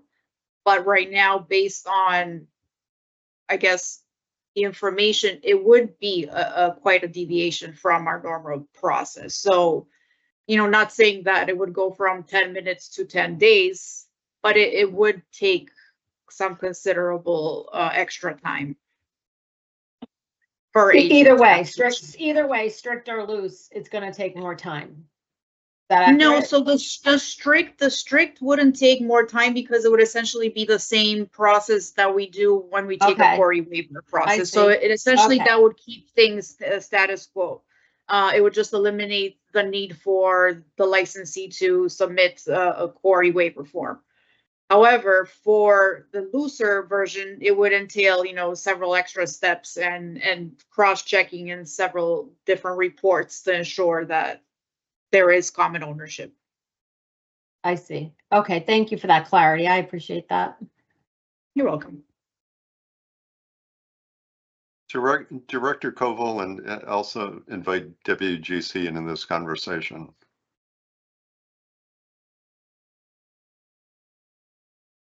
If we fix 8, what wouldn't be the need to transfer between licensees? Sorry, could you clarify?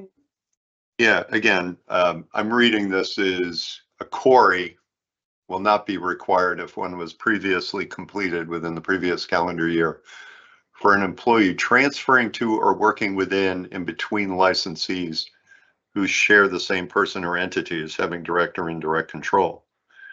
If we change 8 to say, I work for Commissioner Roy and her 9 licenses, why would I be transferring? That's a good point. Yes, that they wouldn't, and that query would be available for all the licenses. So it's essentially there wouldn't be a need to transfer. That's a great point.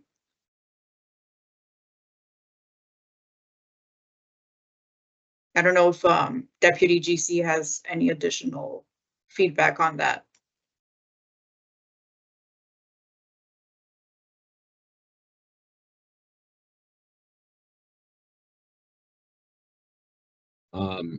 Thank you, Mr. Acting Chair, if I may.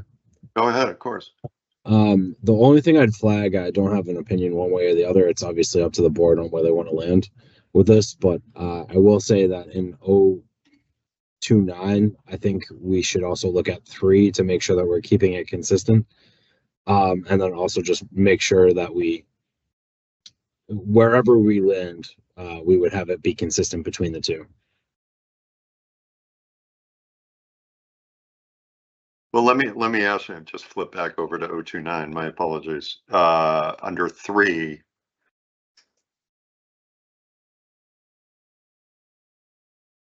I'm not mistaken, you can only have one ITL license.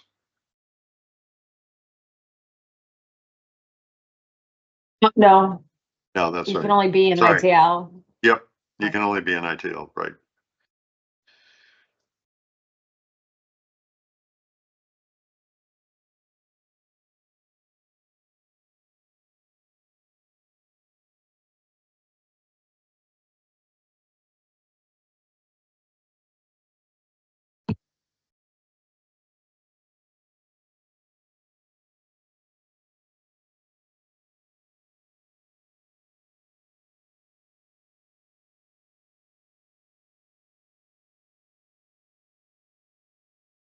But Deputy GC, the language under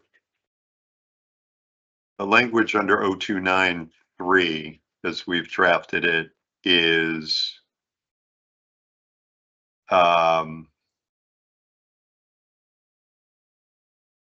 that's different than 030. That's saying if that's not talking about a transfer, but it kind of feeds into the same conversation that we're having of if I work for an ITL, I need one badge. So I'm looking at that language under 029.3 and wondering why we need that.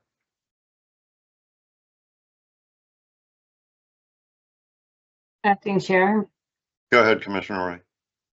Also, the language is looser here with the verbiage, common ownership and management. Mm-hmm. Yeah, that was my point for sure. That specific phrase, it seemed like we were entertaining putting it down below in 030. So that was my suggestion, is to marry that language there. I agree. Yeah, I agree. Yeah, it has to be consistent, I think.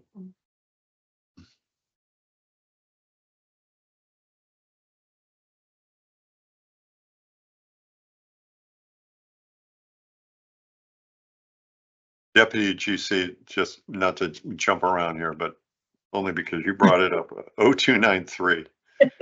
Walk through that language and why we feel it's required.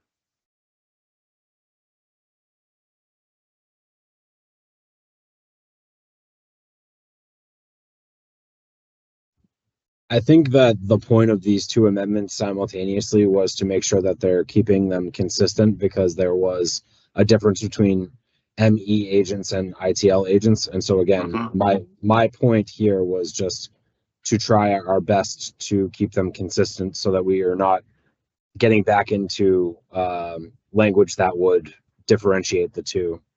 So that was my point there. All right. So if I'm an ITL and I open up another lab, my employee doesn't need a query if I'm getting another license for an ITL with common ownership and management. I think that Shaking your head, yes.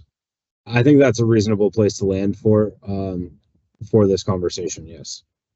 Okay. All right.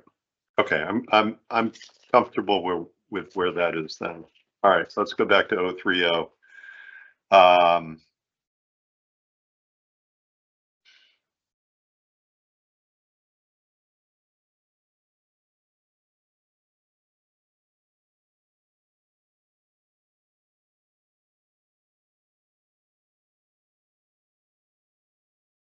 uh, 0308, I'm just going to drop down a little bit. A marijuana establishment agent may be issued a single agent registration card covering all licenses held by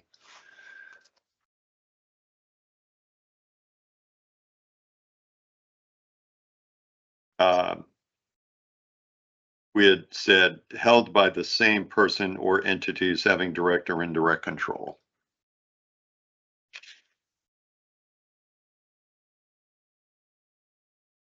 So if we have consensus on that language,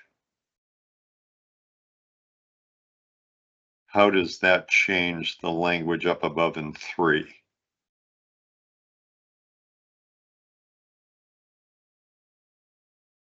Chair, or do we do the inverse and mirror the language in 030 with what's in 029?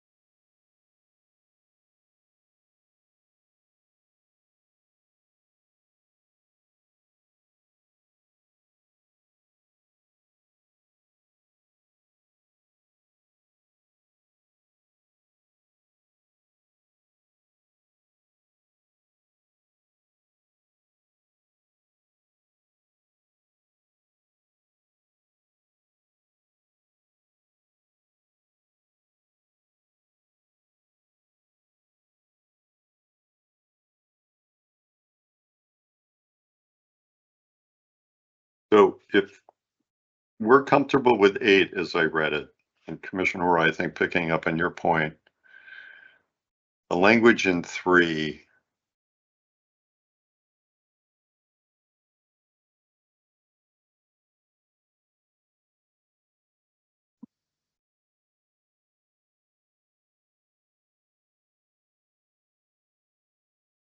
quarry shall not be required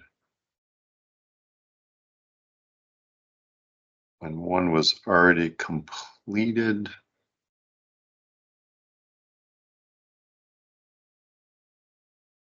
Quarry shall not be. Sorry, just give me a minute. I'm wordsmithing in my head.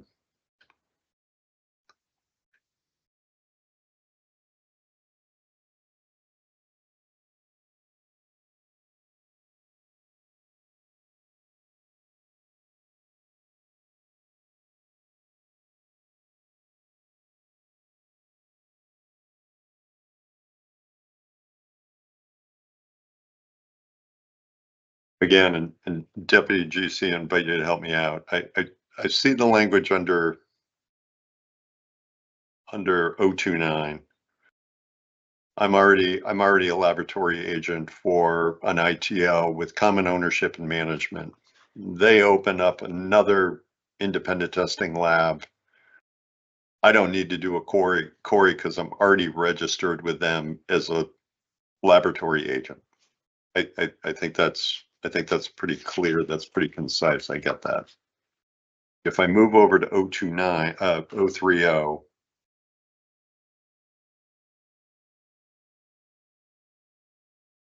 if we say under 8, a marijuana establishment agent may be issued a single registration card covering all licenses held by the same person or entities having direct or indirect control.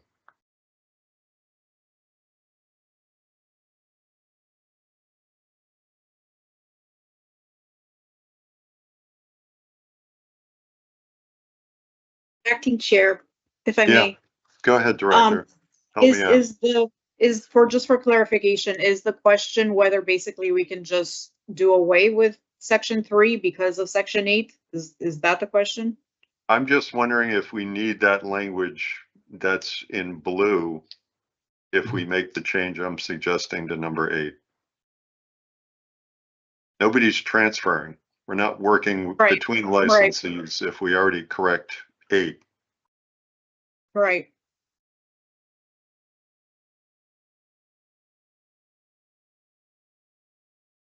And I think if we did do that, then we would be mirroring what we do for the labs. We're basically saying you don't need a query if your ITL decides to open up another ITL, you're still a licensed ITL agent.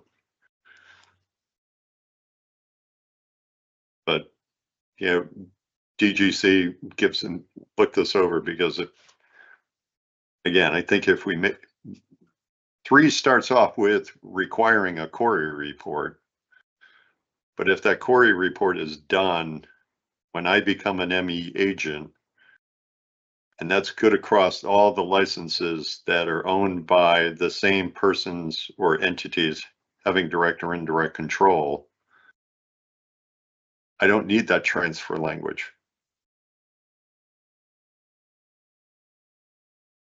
I don't know. I'd invite either enforcement counsel or Director Pinkowski if they want to add their thoughts, but. Acting Chair, I just have a quick question. Go ahead, Commissioner. So if 3 of us are in a partnership and we own an ITL, but 2 of us want to open a separate ITL without the third partner, Mm-hmm. does the employees who want to work in both need a new query, or they're just, that's okay, they can? But I think if I read 029, that, and this is the language I think the Deputy GC said he wants to carry over, that common ownership and management would mean that the license, the licensee is, sorry. That common ownership and management, I think, is a separate conversation we need to have in terms of the right language for that. Whether it's same persons or entities having direct or indirect control, whether it's common persons or entities having direct or indirect control. I mean, obviously, we want to give some clarity for licensing in investigations with that specific language.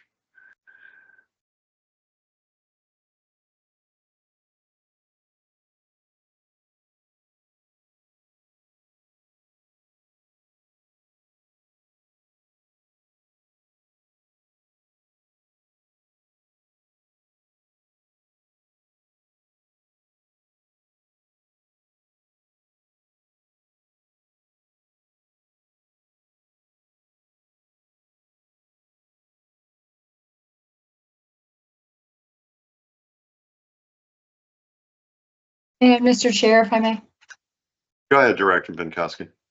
would you just mind repeating the question in terms of what you'd like for 3 or 8?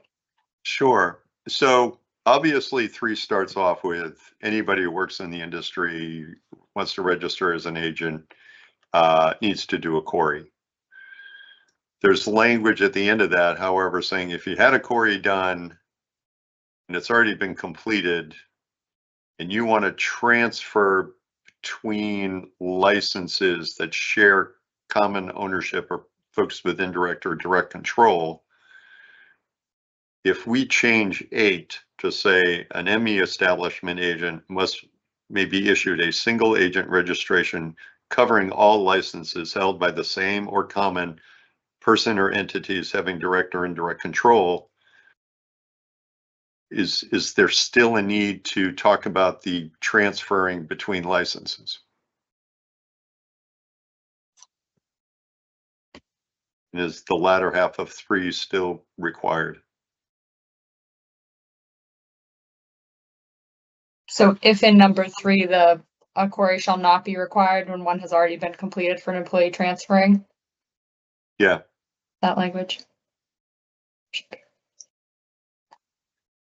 I mean, if I've already done it, I've already got my agent registration for all that covers all the licenses held by that same or common persons or entities having direct or indirect control.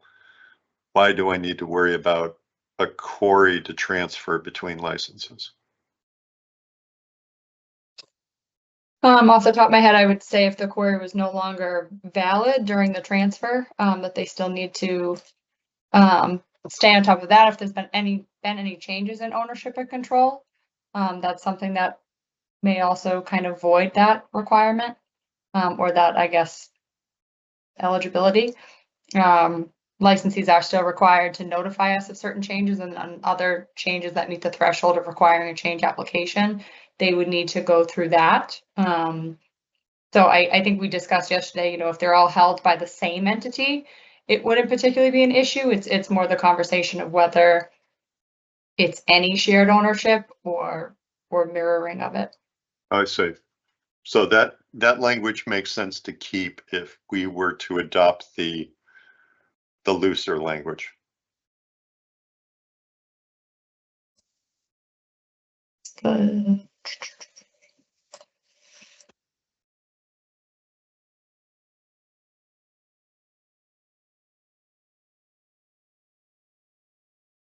I'm just going through them again.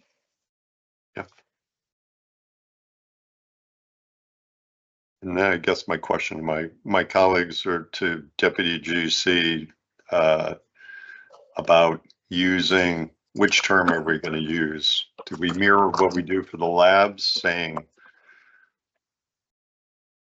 common licensees held by common ownership and management, or same persons or entities having direct or indirect control?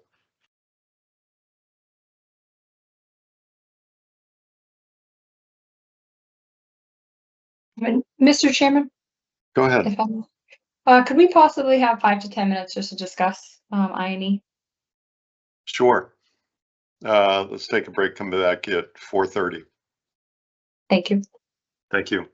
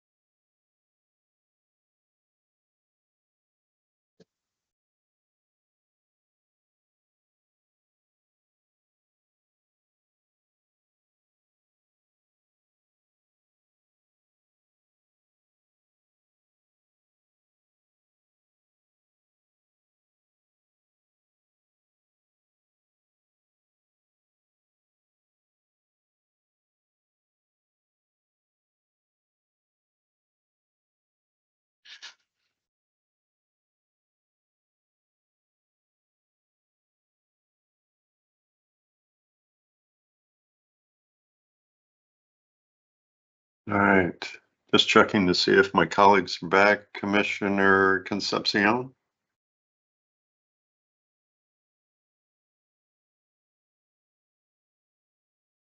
Commissioner Roy?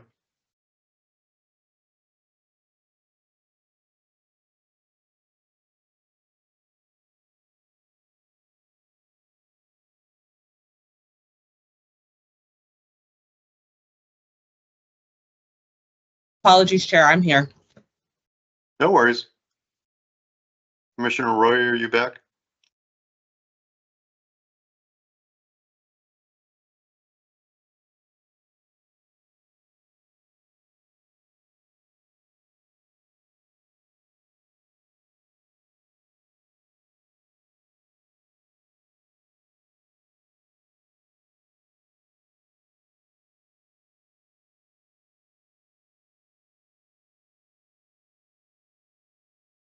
There you are. Commissioner Roy? There you are. I'm here. Okay. All right. Thank you. Now that I've got a quorum, let me just touch base with our I&E team, see if they're ready.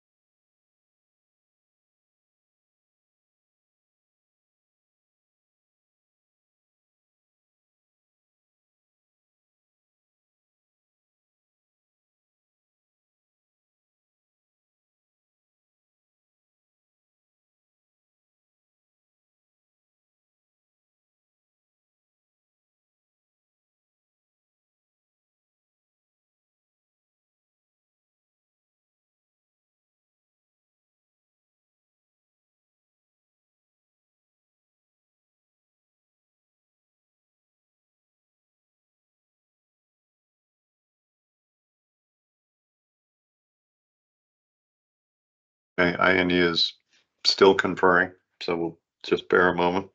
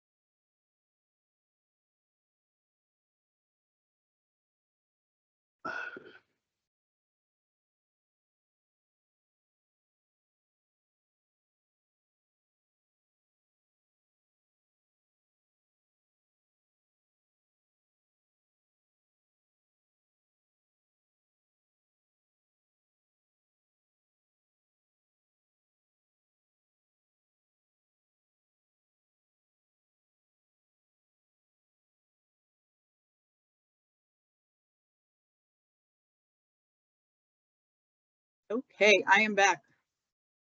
Hi, Director. Hello. Are you weighing in on behalf of the team? Yes, so Okay. this is our suggestion for the board's consideration. So Sure. to your point, acting chair, if you keep number 8, it appears that the section in number 3 would be unnecessary. You know, the part that says provided, however, that a quarry shall not be required when one is transferring, et cetera, et cetera. Okay. However, what we suggest is to reference to ensure that that section has provided that, however, the licensee still abides by 8013 and 8023, which requires, you know, for the licensee to let us know if there are any issues, any quarry issues. And we are also recommending that we look at the lab section and ensure it mirrors this section, the laboratory agent section. Okay. So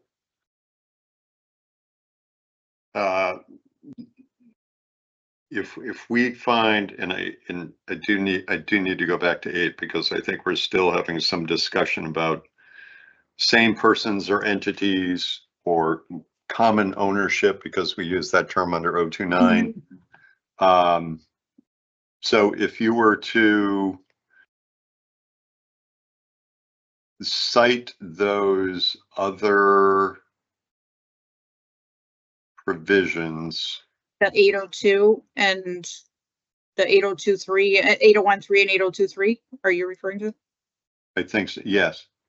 I can, yeah, so those are regarding the registered needing to remain suitable at all times and us needing to be notified if there are any changes. I can throw it in the chat if it's helpful. Yep, no, that would be helpful. So.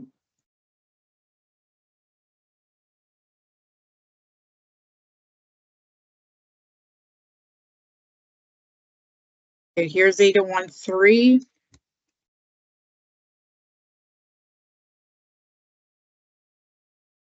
$802.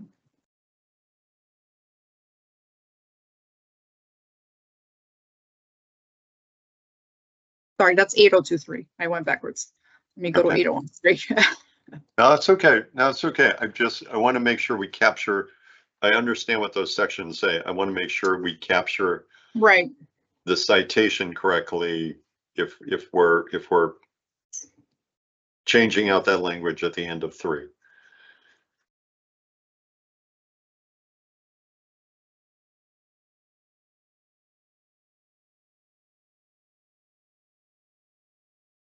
Amend that. Okay, so those are in there.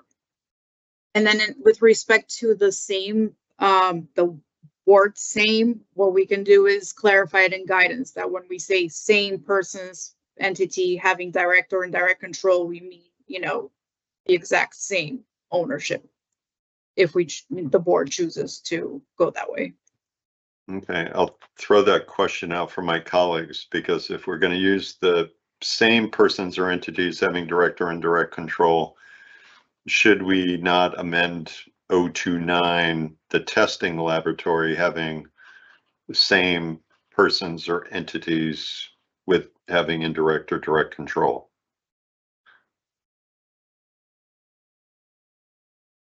Acting chair. Go ahead, Commissioner. Are you suggesting that we mirror the same language under 290293? That's my suggestion, only because we're going to be Yeah. referring to it here as, I think, if we're all in agreement, same persons or entities having direct or indirect control. Right. I would just want to mirror that language under the labs too, instead of common or with common ownership and management.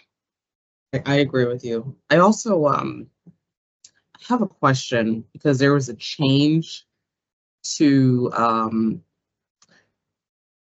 getting all my citations mixed up to 33 around quarries, where instead of saying, I know yesterday we said 365 days, and now what's being contemplated is within the previous calendar year. And I wanted to ask why the change was made. Because it has a different impact.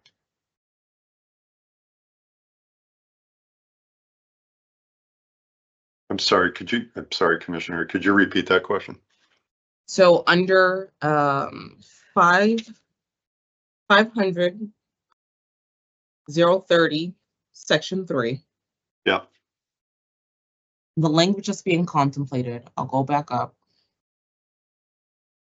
So the strict language, provided, however, that a query shall not be required when one was already completed within the previous calendar year for an employee transferring to or working within in between licensees who share the same persons or entities having direct or indirect control in accordance with 803 CMR 2. So that language yesterday, what was offered by you, Acting Chair, was in the previous 365 days, and now reads the previous calendar year. And my question was, what was the rationale for the change? If I recall, that was to offer some consistency because previous calendar year, I think, is used in other places. But if we're considering the change that we are now, we'd be taking out that language altogether. I see. Acting Chair, if I may. Acting Chair. But, let me go Enforcement Council and then to you, Commissioner Roy. Thank you, Acting Chair. Just very briefly, I know that we had discussed with INE as well, just in terms of calendar year versus 365 days. Calendar year would account for leap years having 366 days versus a standard calendar year having 365 days. So just accounting for that additional day as well was kind of the rationale from our perspective. Thank you, EC. Commissioner Roy? And we also cite 803 CMR 2.11, which I just put the language in the chat.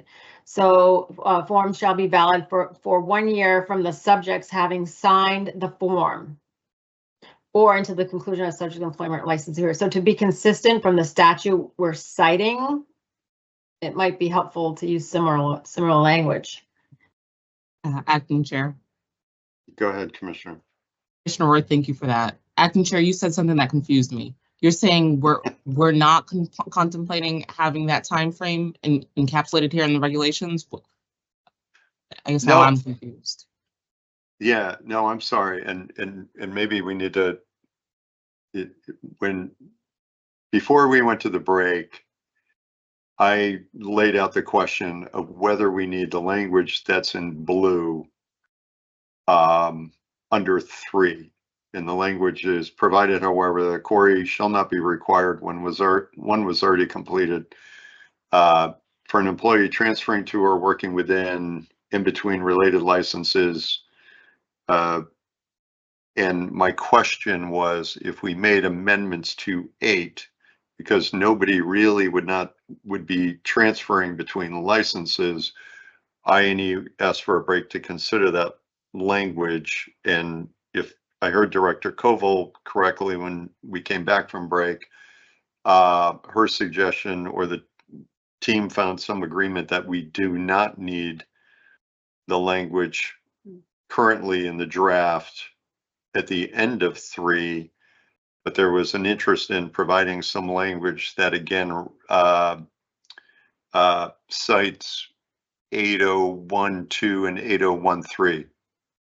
Is that correct, Director Koval, or did I misunderstand? That's correct. Yes, that's correct. So if we're keeping number 8 the way you guys were referring to it, it would that section number 3 would no longer be necessary. However, we are suggesting for your consideration to add reference to 8013 and 8023, which I put in the chat, and it outlines the requirements regarding suitability issues, and the licensees need to ensure they inform us of any updates. If possible, Acting Chair. Go ahead.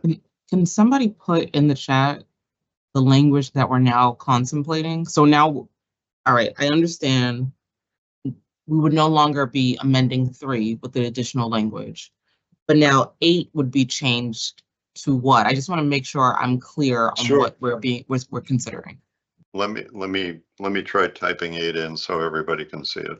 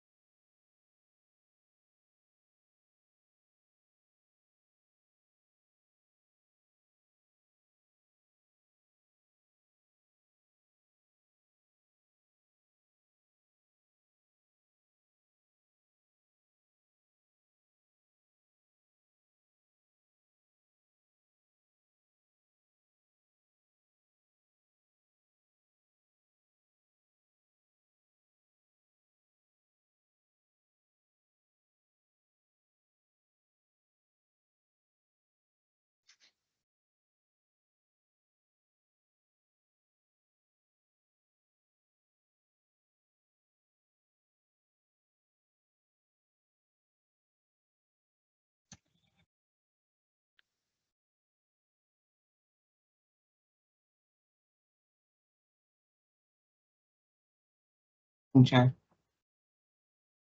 Go ahead, Commissioner. Thank you. Thank you for dropping that. And I believe our the Director Koval, your recommendation was to include the reference to 803. So the in accordance, okay.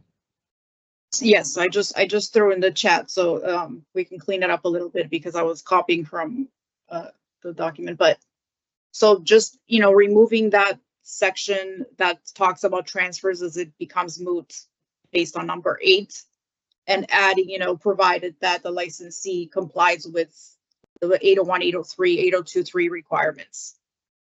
I like that. Thank you. You're welcome. Thank you, Director. You're welcome. Commissioner Roy. I'm good. Thank you. Okay. I guess my other last remaining question on this is if we go back to 029, a query shall not be required where a laboratory agent is already registered to an independent testing laboratory. Do we want to say oh,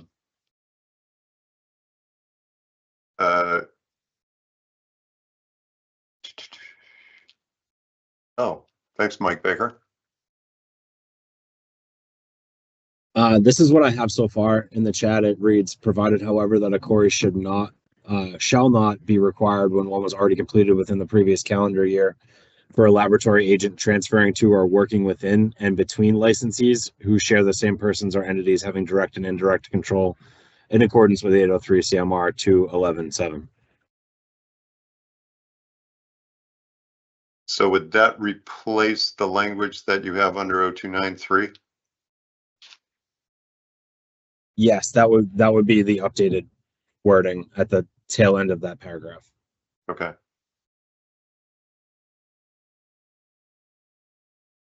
Acting Chair, Commissioners? Go ahead, Commissioner. I thought we were striking the word transferring, or did I misunderstand? That's a good point. Acting- I don't. Go ahead, Director. Yeah, so if I may, so I had the same question because would we, so if I have an ITL with 3 locations, would we afford the same I guess the same regulatory amendment as we did for the regular agents where, if I have one ITL with 3 locations, I just get 1 card? Or are we saying for ITLs, they would still need to transfer between? My understanding is that an ME includes ITL in the definition. So Right. I think that would be inclusive, but that's my interpretation of how it was marked up so far. So then the transfer language appears would not be necessary here either. We can just replicate whatever we have in 030, right? Yeah, I don't think the transfer language is needed. Okay, I will, if there's consensus, I can remove that piece, transferring to.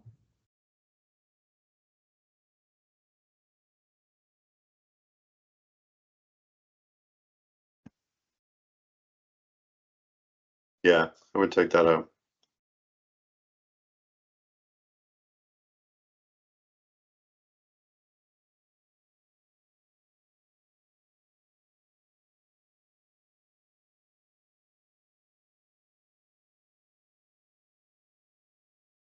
It's updated in the chat.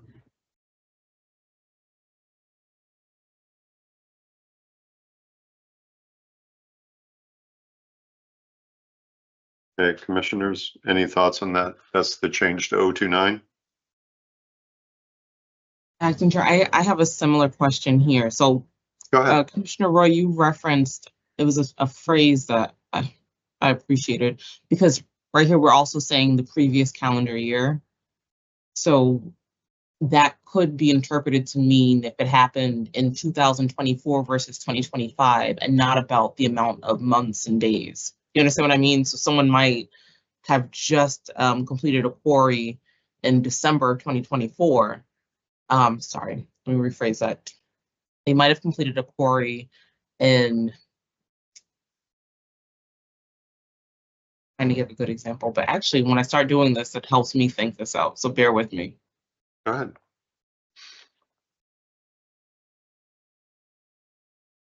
Saying that a query shall not be required when one was already completed within the previous calendar year for a laboratory agent. I just want to make sure that encompasses the entire 365 days or 364, 366 if we're talking about a leap year. And I want to make sure we're not cutting off a timeline based off of when someone completed the query. That's my concern here.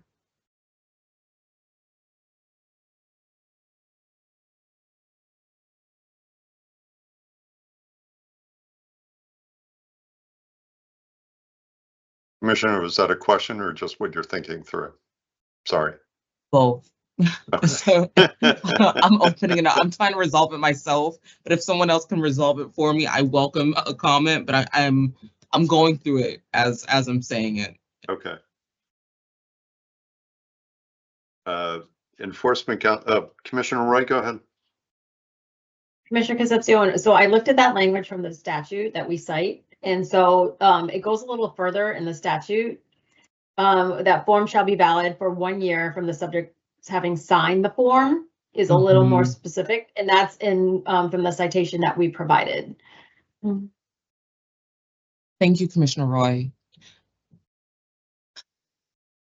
So if we were to say right now, within the previous calendar year for a lab agent, it might be a non-concern. I will leave it. Okay.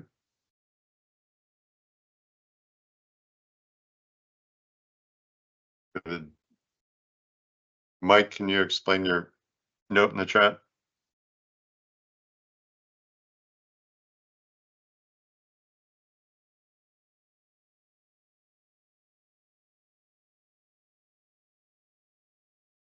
UGC, go ahead.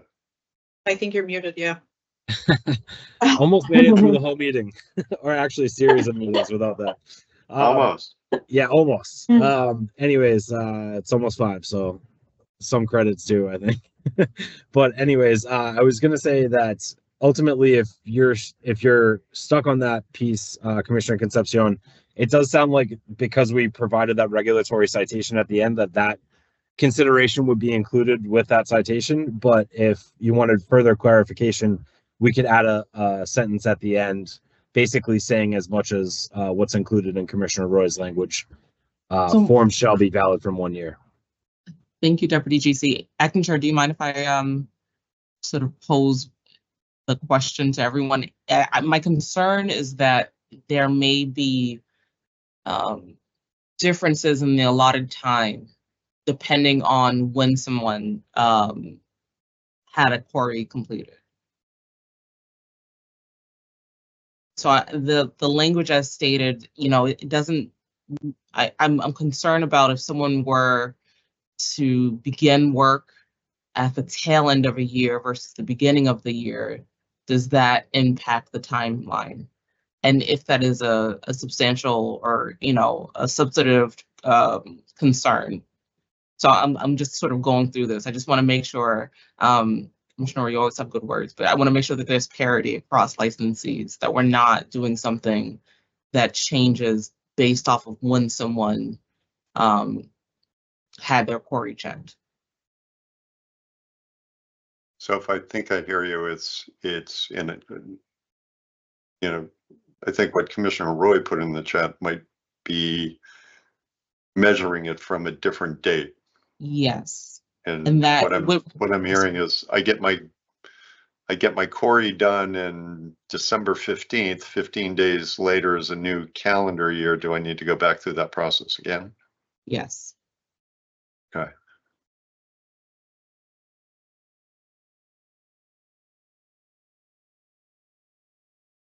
Commissioner Roy, you pulled that citation out of 802? I did. Okay. Thank you, Commissioner Roy. And Attorney Baker, I hear what you're saying, that by having the reference, that avoids confusion.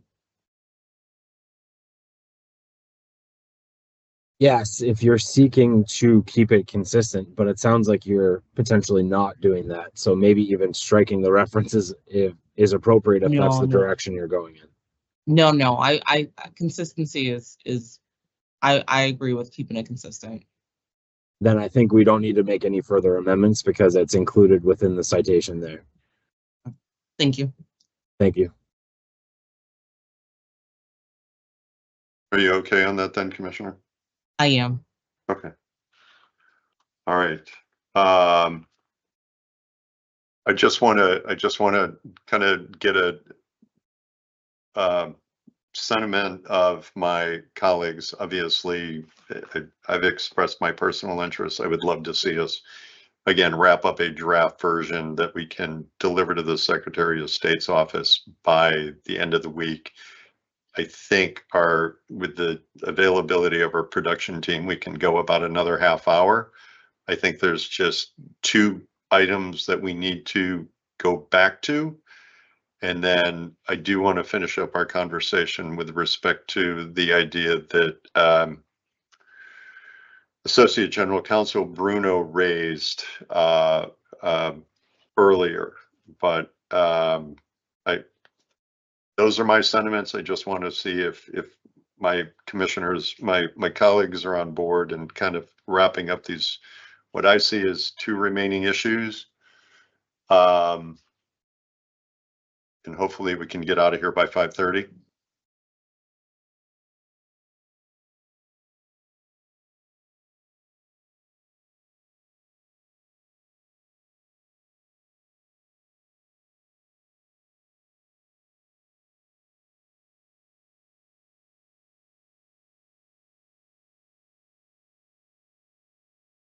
Commissioner Roy, I'll say congratulations, but I just want to check your sentiment. Our dinner's at 5:30, but I can text my family. Okay. I appreciate that. Well, let me see if I can shorten this up a little bit, because I certainly don't want to take time away from an important family occasion. And again, congrats.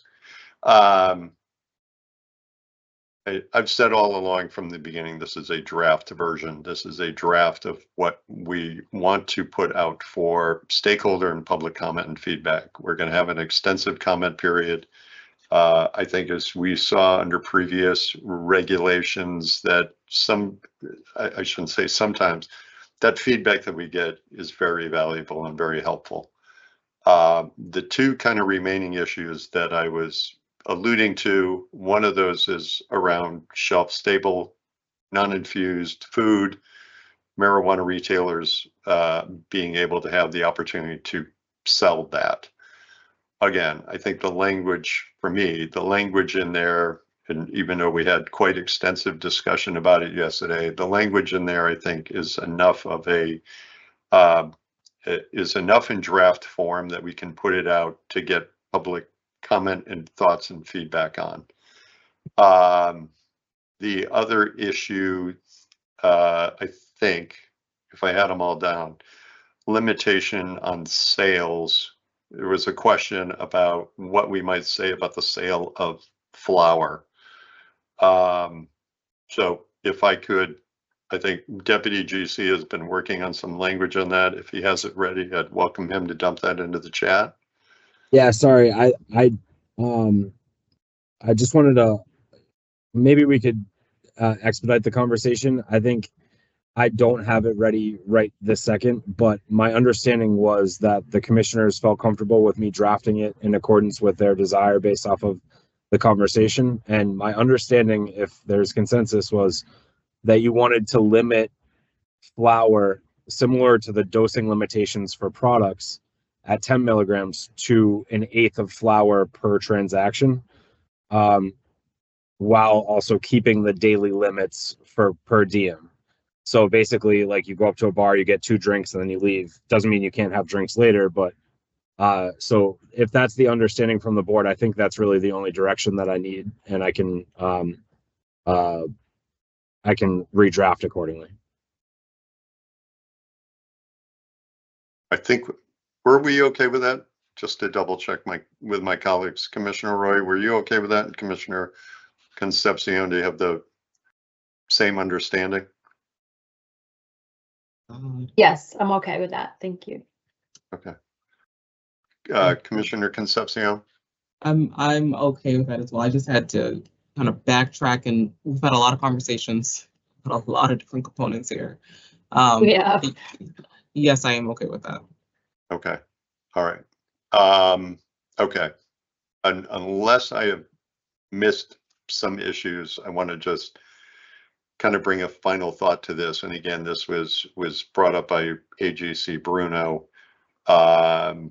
And just thinking of timing, again, it's been my interest to make sure that we could submit draft regulations with the Secretary of State by Friday. We don't have another public meeting scheduled. I greatly appreciate my colleagues and our entire team for the exhaustive work we've done over the past 2 days. I'm not saying that we are rushing this. I feel pretty good about some of the decisions that we landed on yesterday as well as today. I do want to go back to AGC Bruno's thought. I want to put this out for my colleagues' consideration. I do like the idea of some type of memo/communications coming from the commission. It's not, as I understand it, it's not necessarily required to be filed with the Secretary of State. It is a statement that we could make as a board,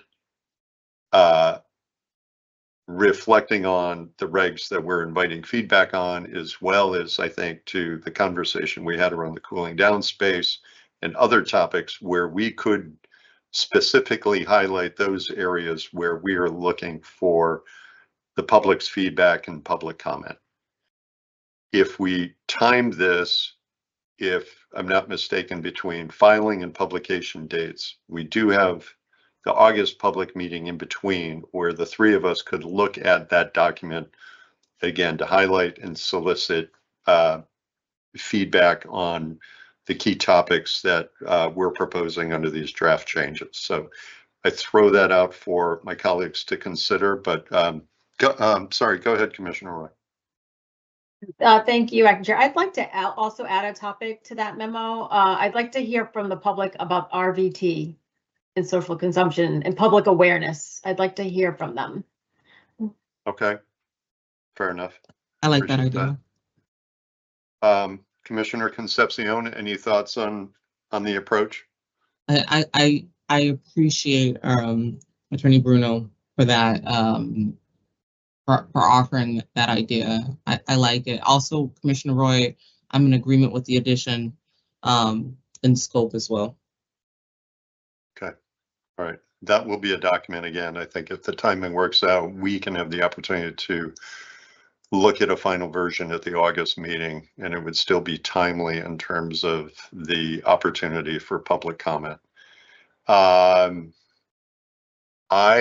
would be happy to seek a motion to direct the legal department to submit the draft regulations of 935 CMR 500 and 935 CMR 501 to the Secretary of the Commonwealth and make any ministerial or necessary changes to the regs in order to effectuate the changes proposed by the Commission relative to social consumption establishments and other amendments. Just to caveat that motion, as we've been going along, AGC Bruno is kind of doing double work. She has also been facilitating, mirroring the edits that are required in 935 501. So go ahead, Commissioner Roy. If I may make a friendly amendment, any necessary changes directed by the board. So if it's more substantive than a ministerial edit or things we've already provided direction from, it has to be directed by the board.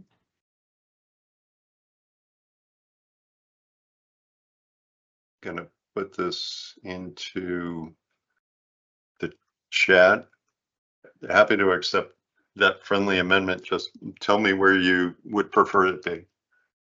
Yeah, or any necessary changes directed by the board to the regulations in order to effectuate the changes proposed by the commission.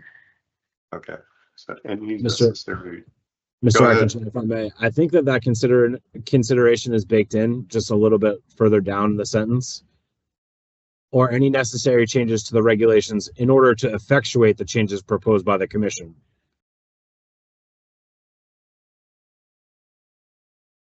Okay, I'm good. Are you okay? All right. Yes, thank you. Okay. Commissioner Roy, I'm seeking that motion. Would you be willing to make that motion? So moved. Thank you, Commissioner. Commissioner Concepcion, would you second? Second. Motion been made and seconded. Any further comments or discussion? Go ahead, have a Commissioner question. Roy. Do Go we ahead. need a separate motion language for the memo to be brought back in front of the board by the commission for the August meeting? We can propose one. Yep, let's. Okay, let's. thank you. It's Let's a do this great one. point. It's a great point. No further comments or questions. Do a roll call vote. Commissioner Concepcion, Aye. Commissioner Roy, Aye. and Commissioner Stebbins votes aye. 3 in favor, none opposed. I'm going to do my best effort at this. I would seek a motion for the commission and staff to prepare a memorandum for discussion at the August public meeting to express the commission's interest in seeking public input and comments on the social consumption establishment regulations and other amendments, and to highlight areas of particular interest for public feedback and commentary. Sorry, kind of just doing that on the fly. Very good. All right. Commissioner Concepcion, would you offer that motion? So moved. Commissioner Roy, would you second? Second. Motion been made and seconded. Any further comments or questions? Seeing none, I'll do a roll call vote. Commissioner Concepcion, Aye. Commissioner Roy, Aye. and Commissioner Stebbins votes aye. 3 in favor, none opposed. Thank you for making sure we hold ourselves to that, Commissioner. I appreciate that. All right. Thank you all. Appreciate the great work. I'm humbled to work with such a great group of colleagues, an incredible team. I think that is it. I would seek a motion to adjourn. Do I have such a motion, Commissioner Concepcion? So moved. Do I have a second, Commissioner Roy? I just want to thank everyone as well, and second. Thank you. Motion been made and seconded. Any comments or discussion? Seeing none, do a roll call vote. Commissioner Concepcion? Aye. Commissioner Roy? Aye. And Commissioner Stebbins votes aye. 3 in favor, none opposed. We are adjourned. Congrats, Commissioner Roy. Go enjoy. Thanks again to my Thank you. colleagues. Greatly appreciate it. Here, everyone. Have a good night.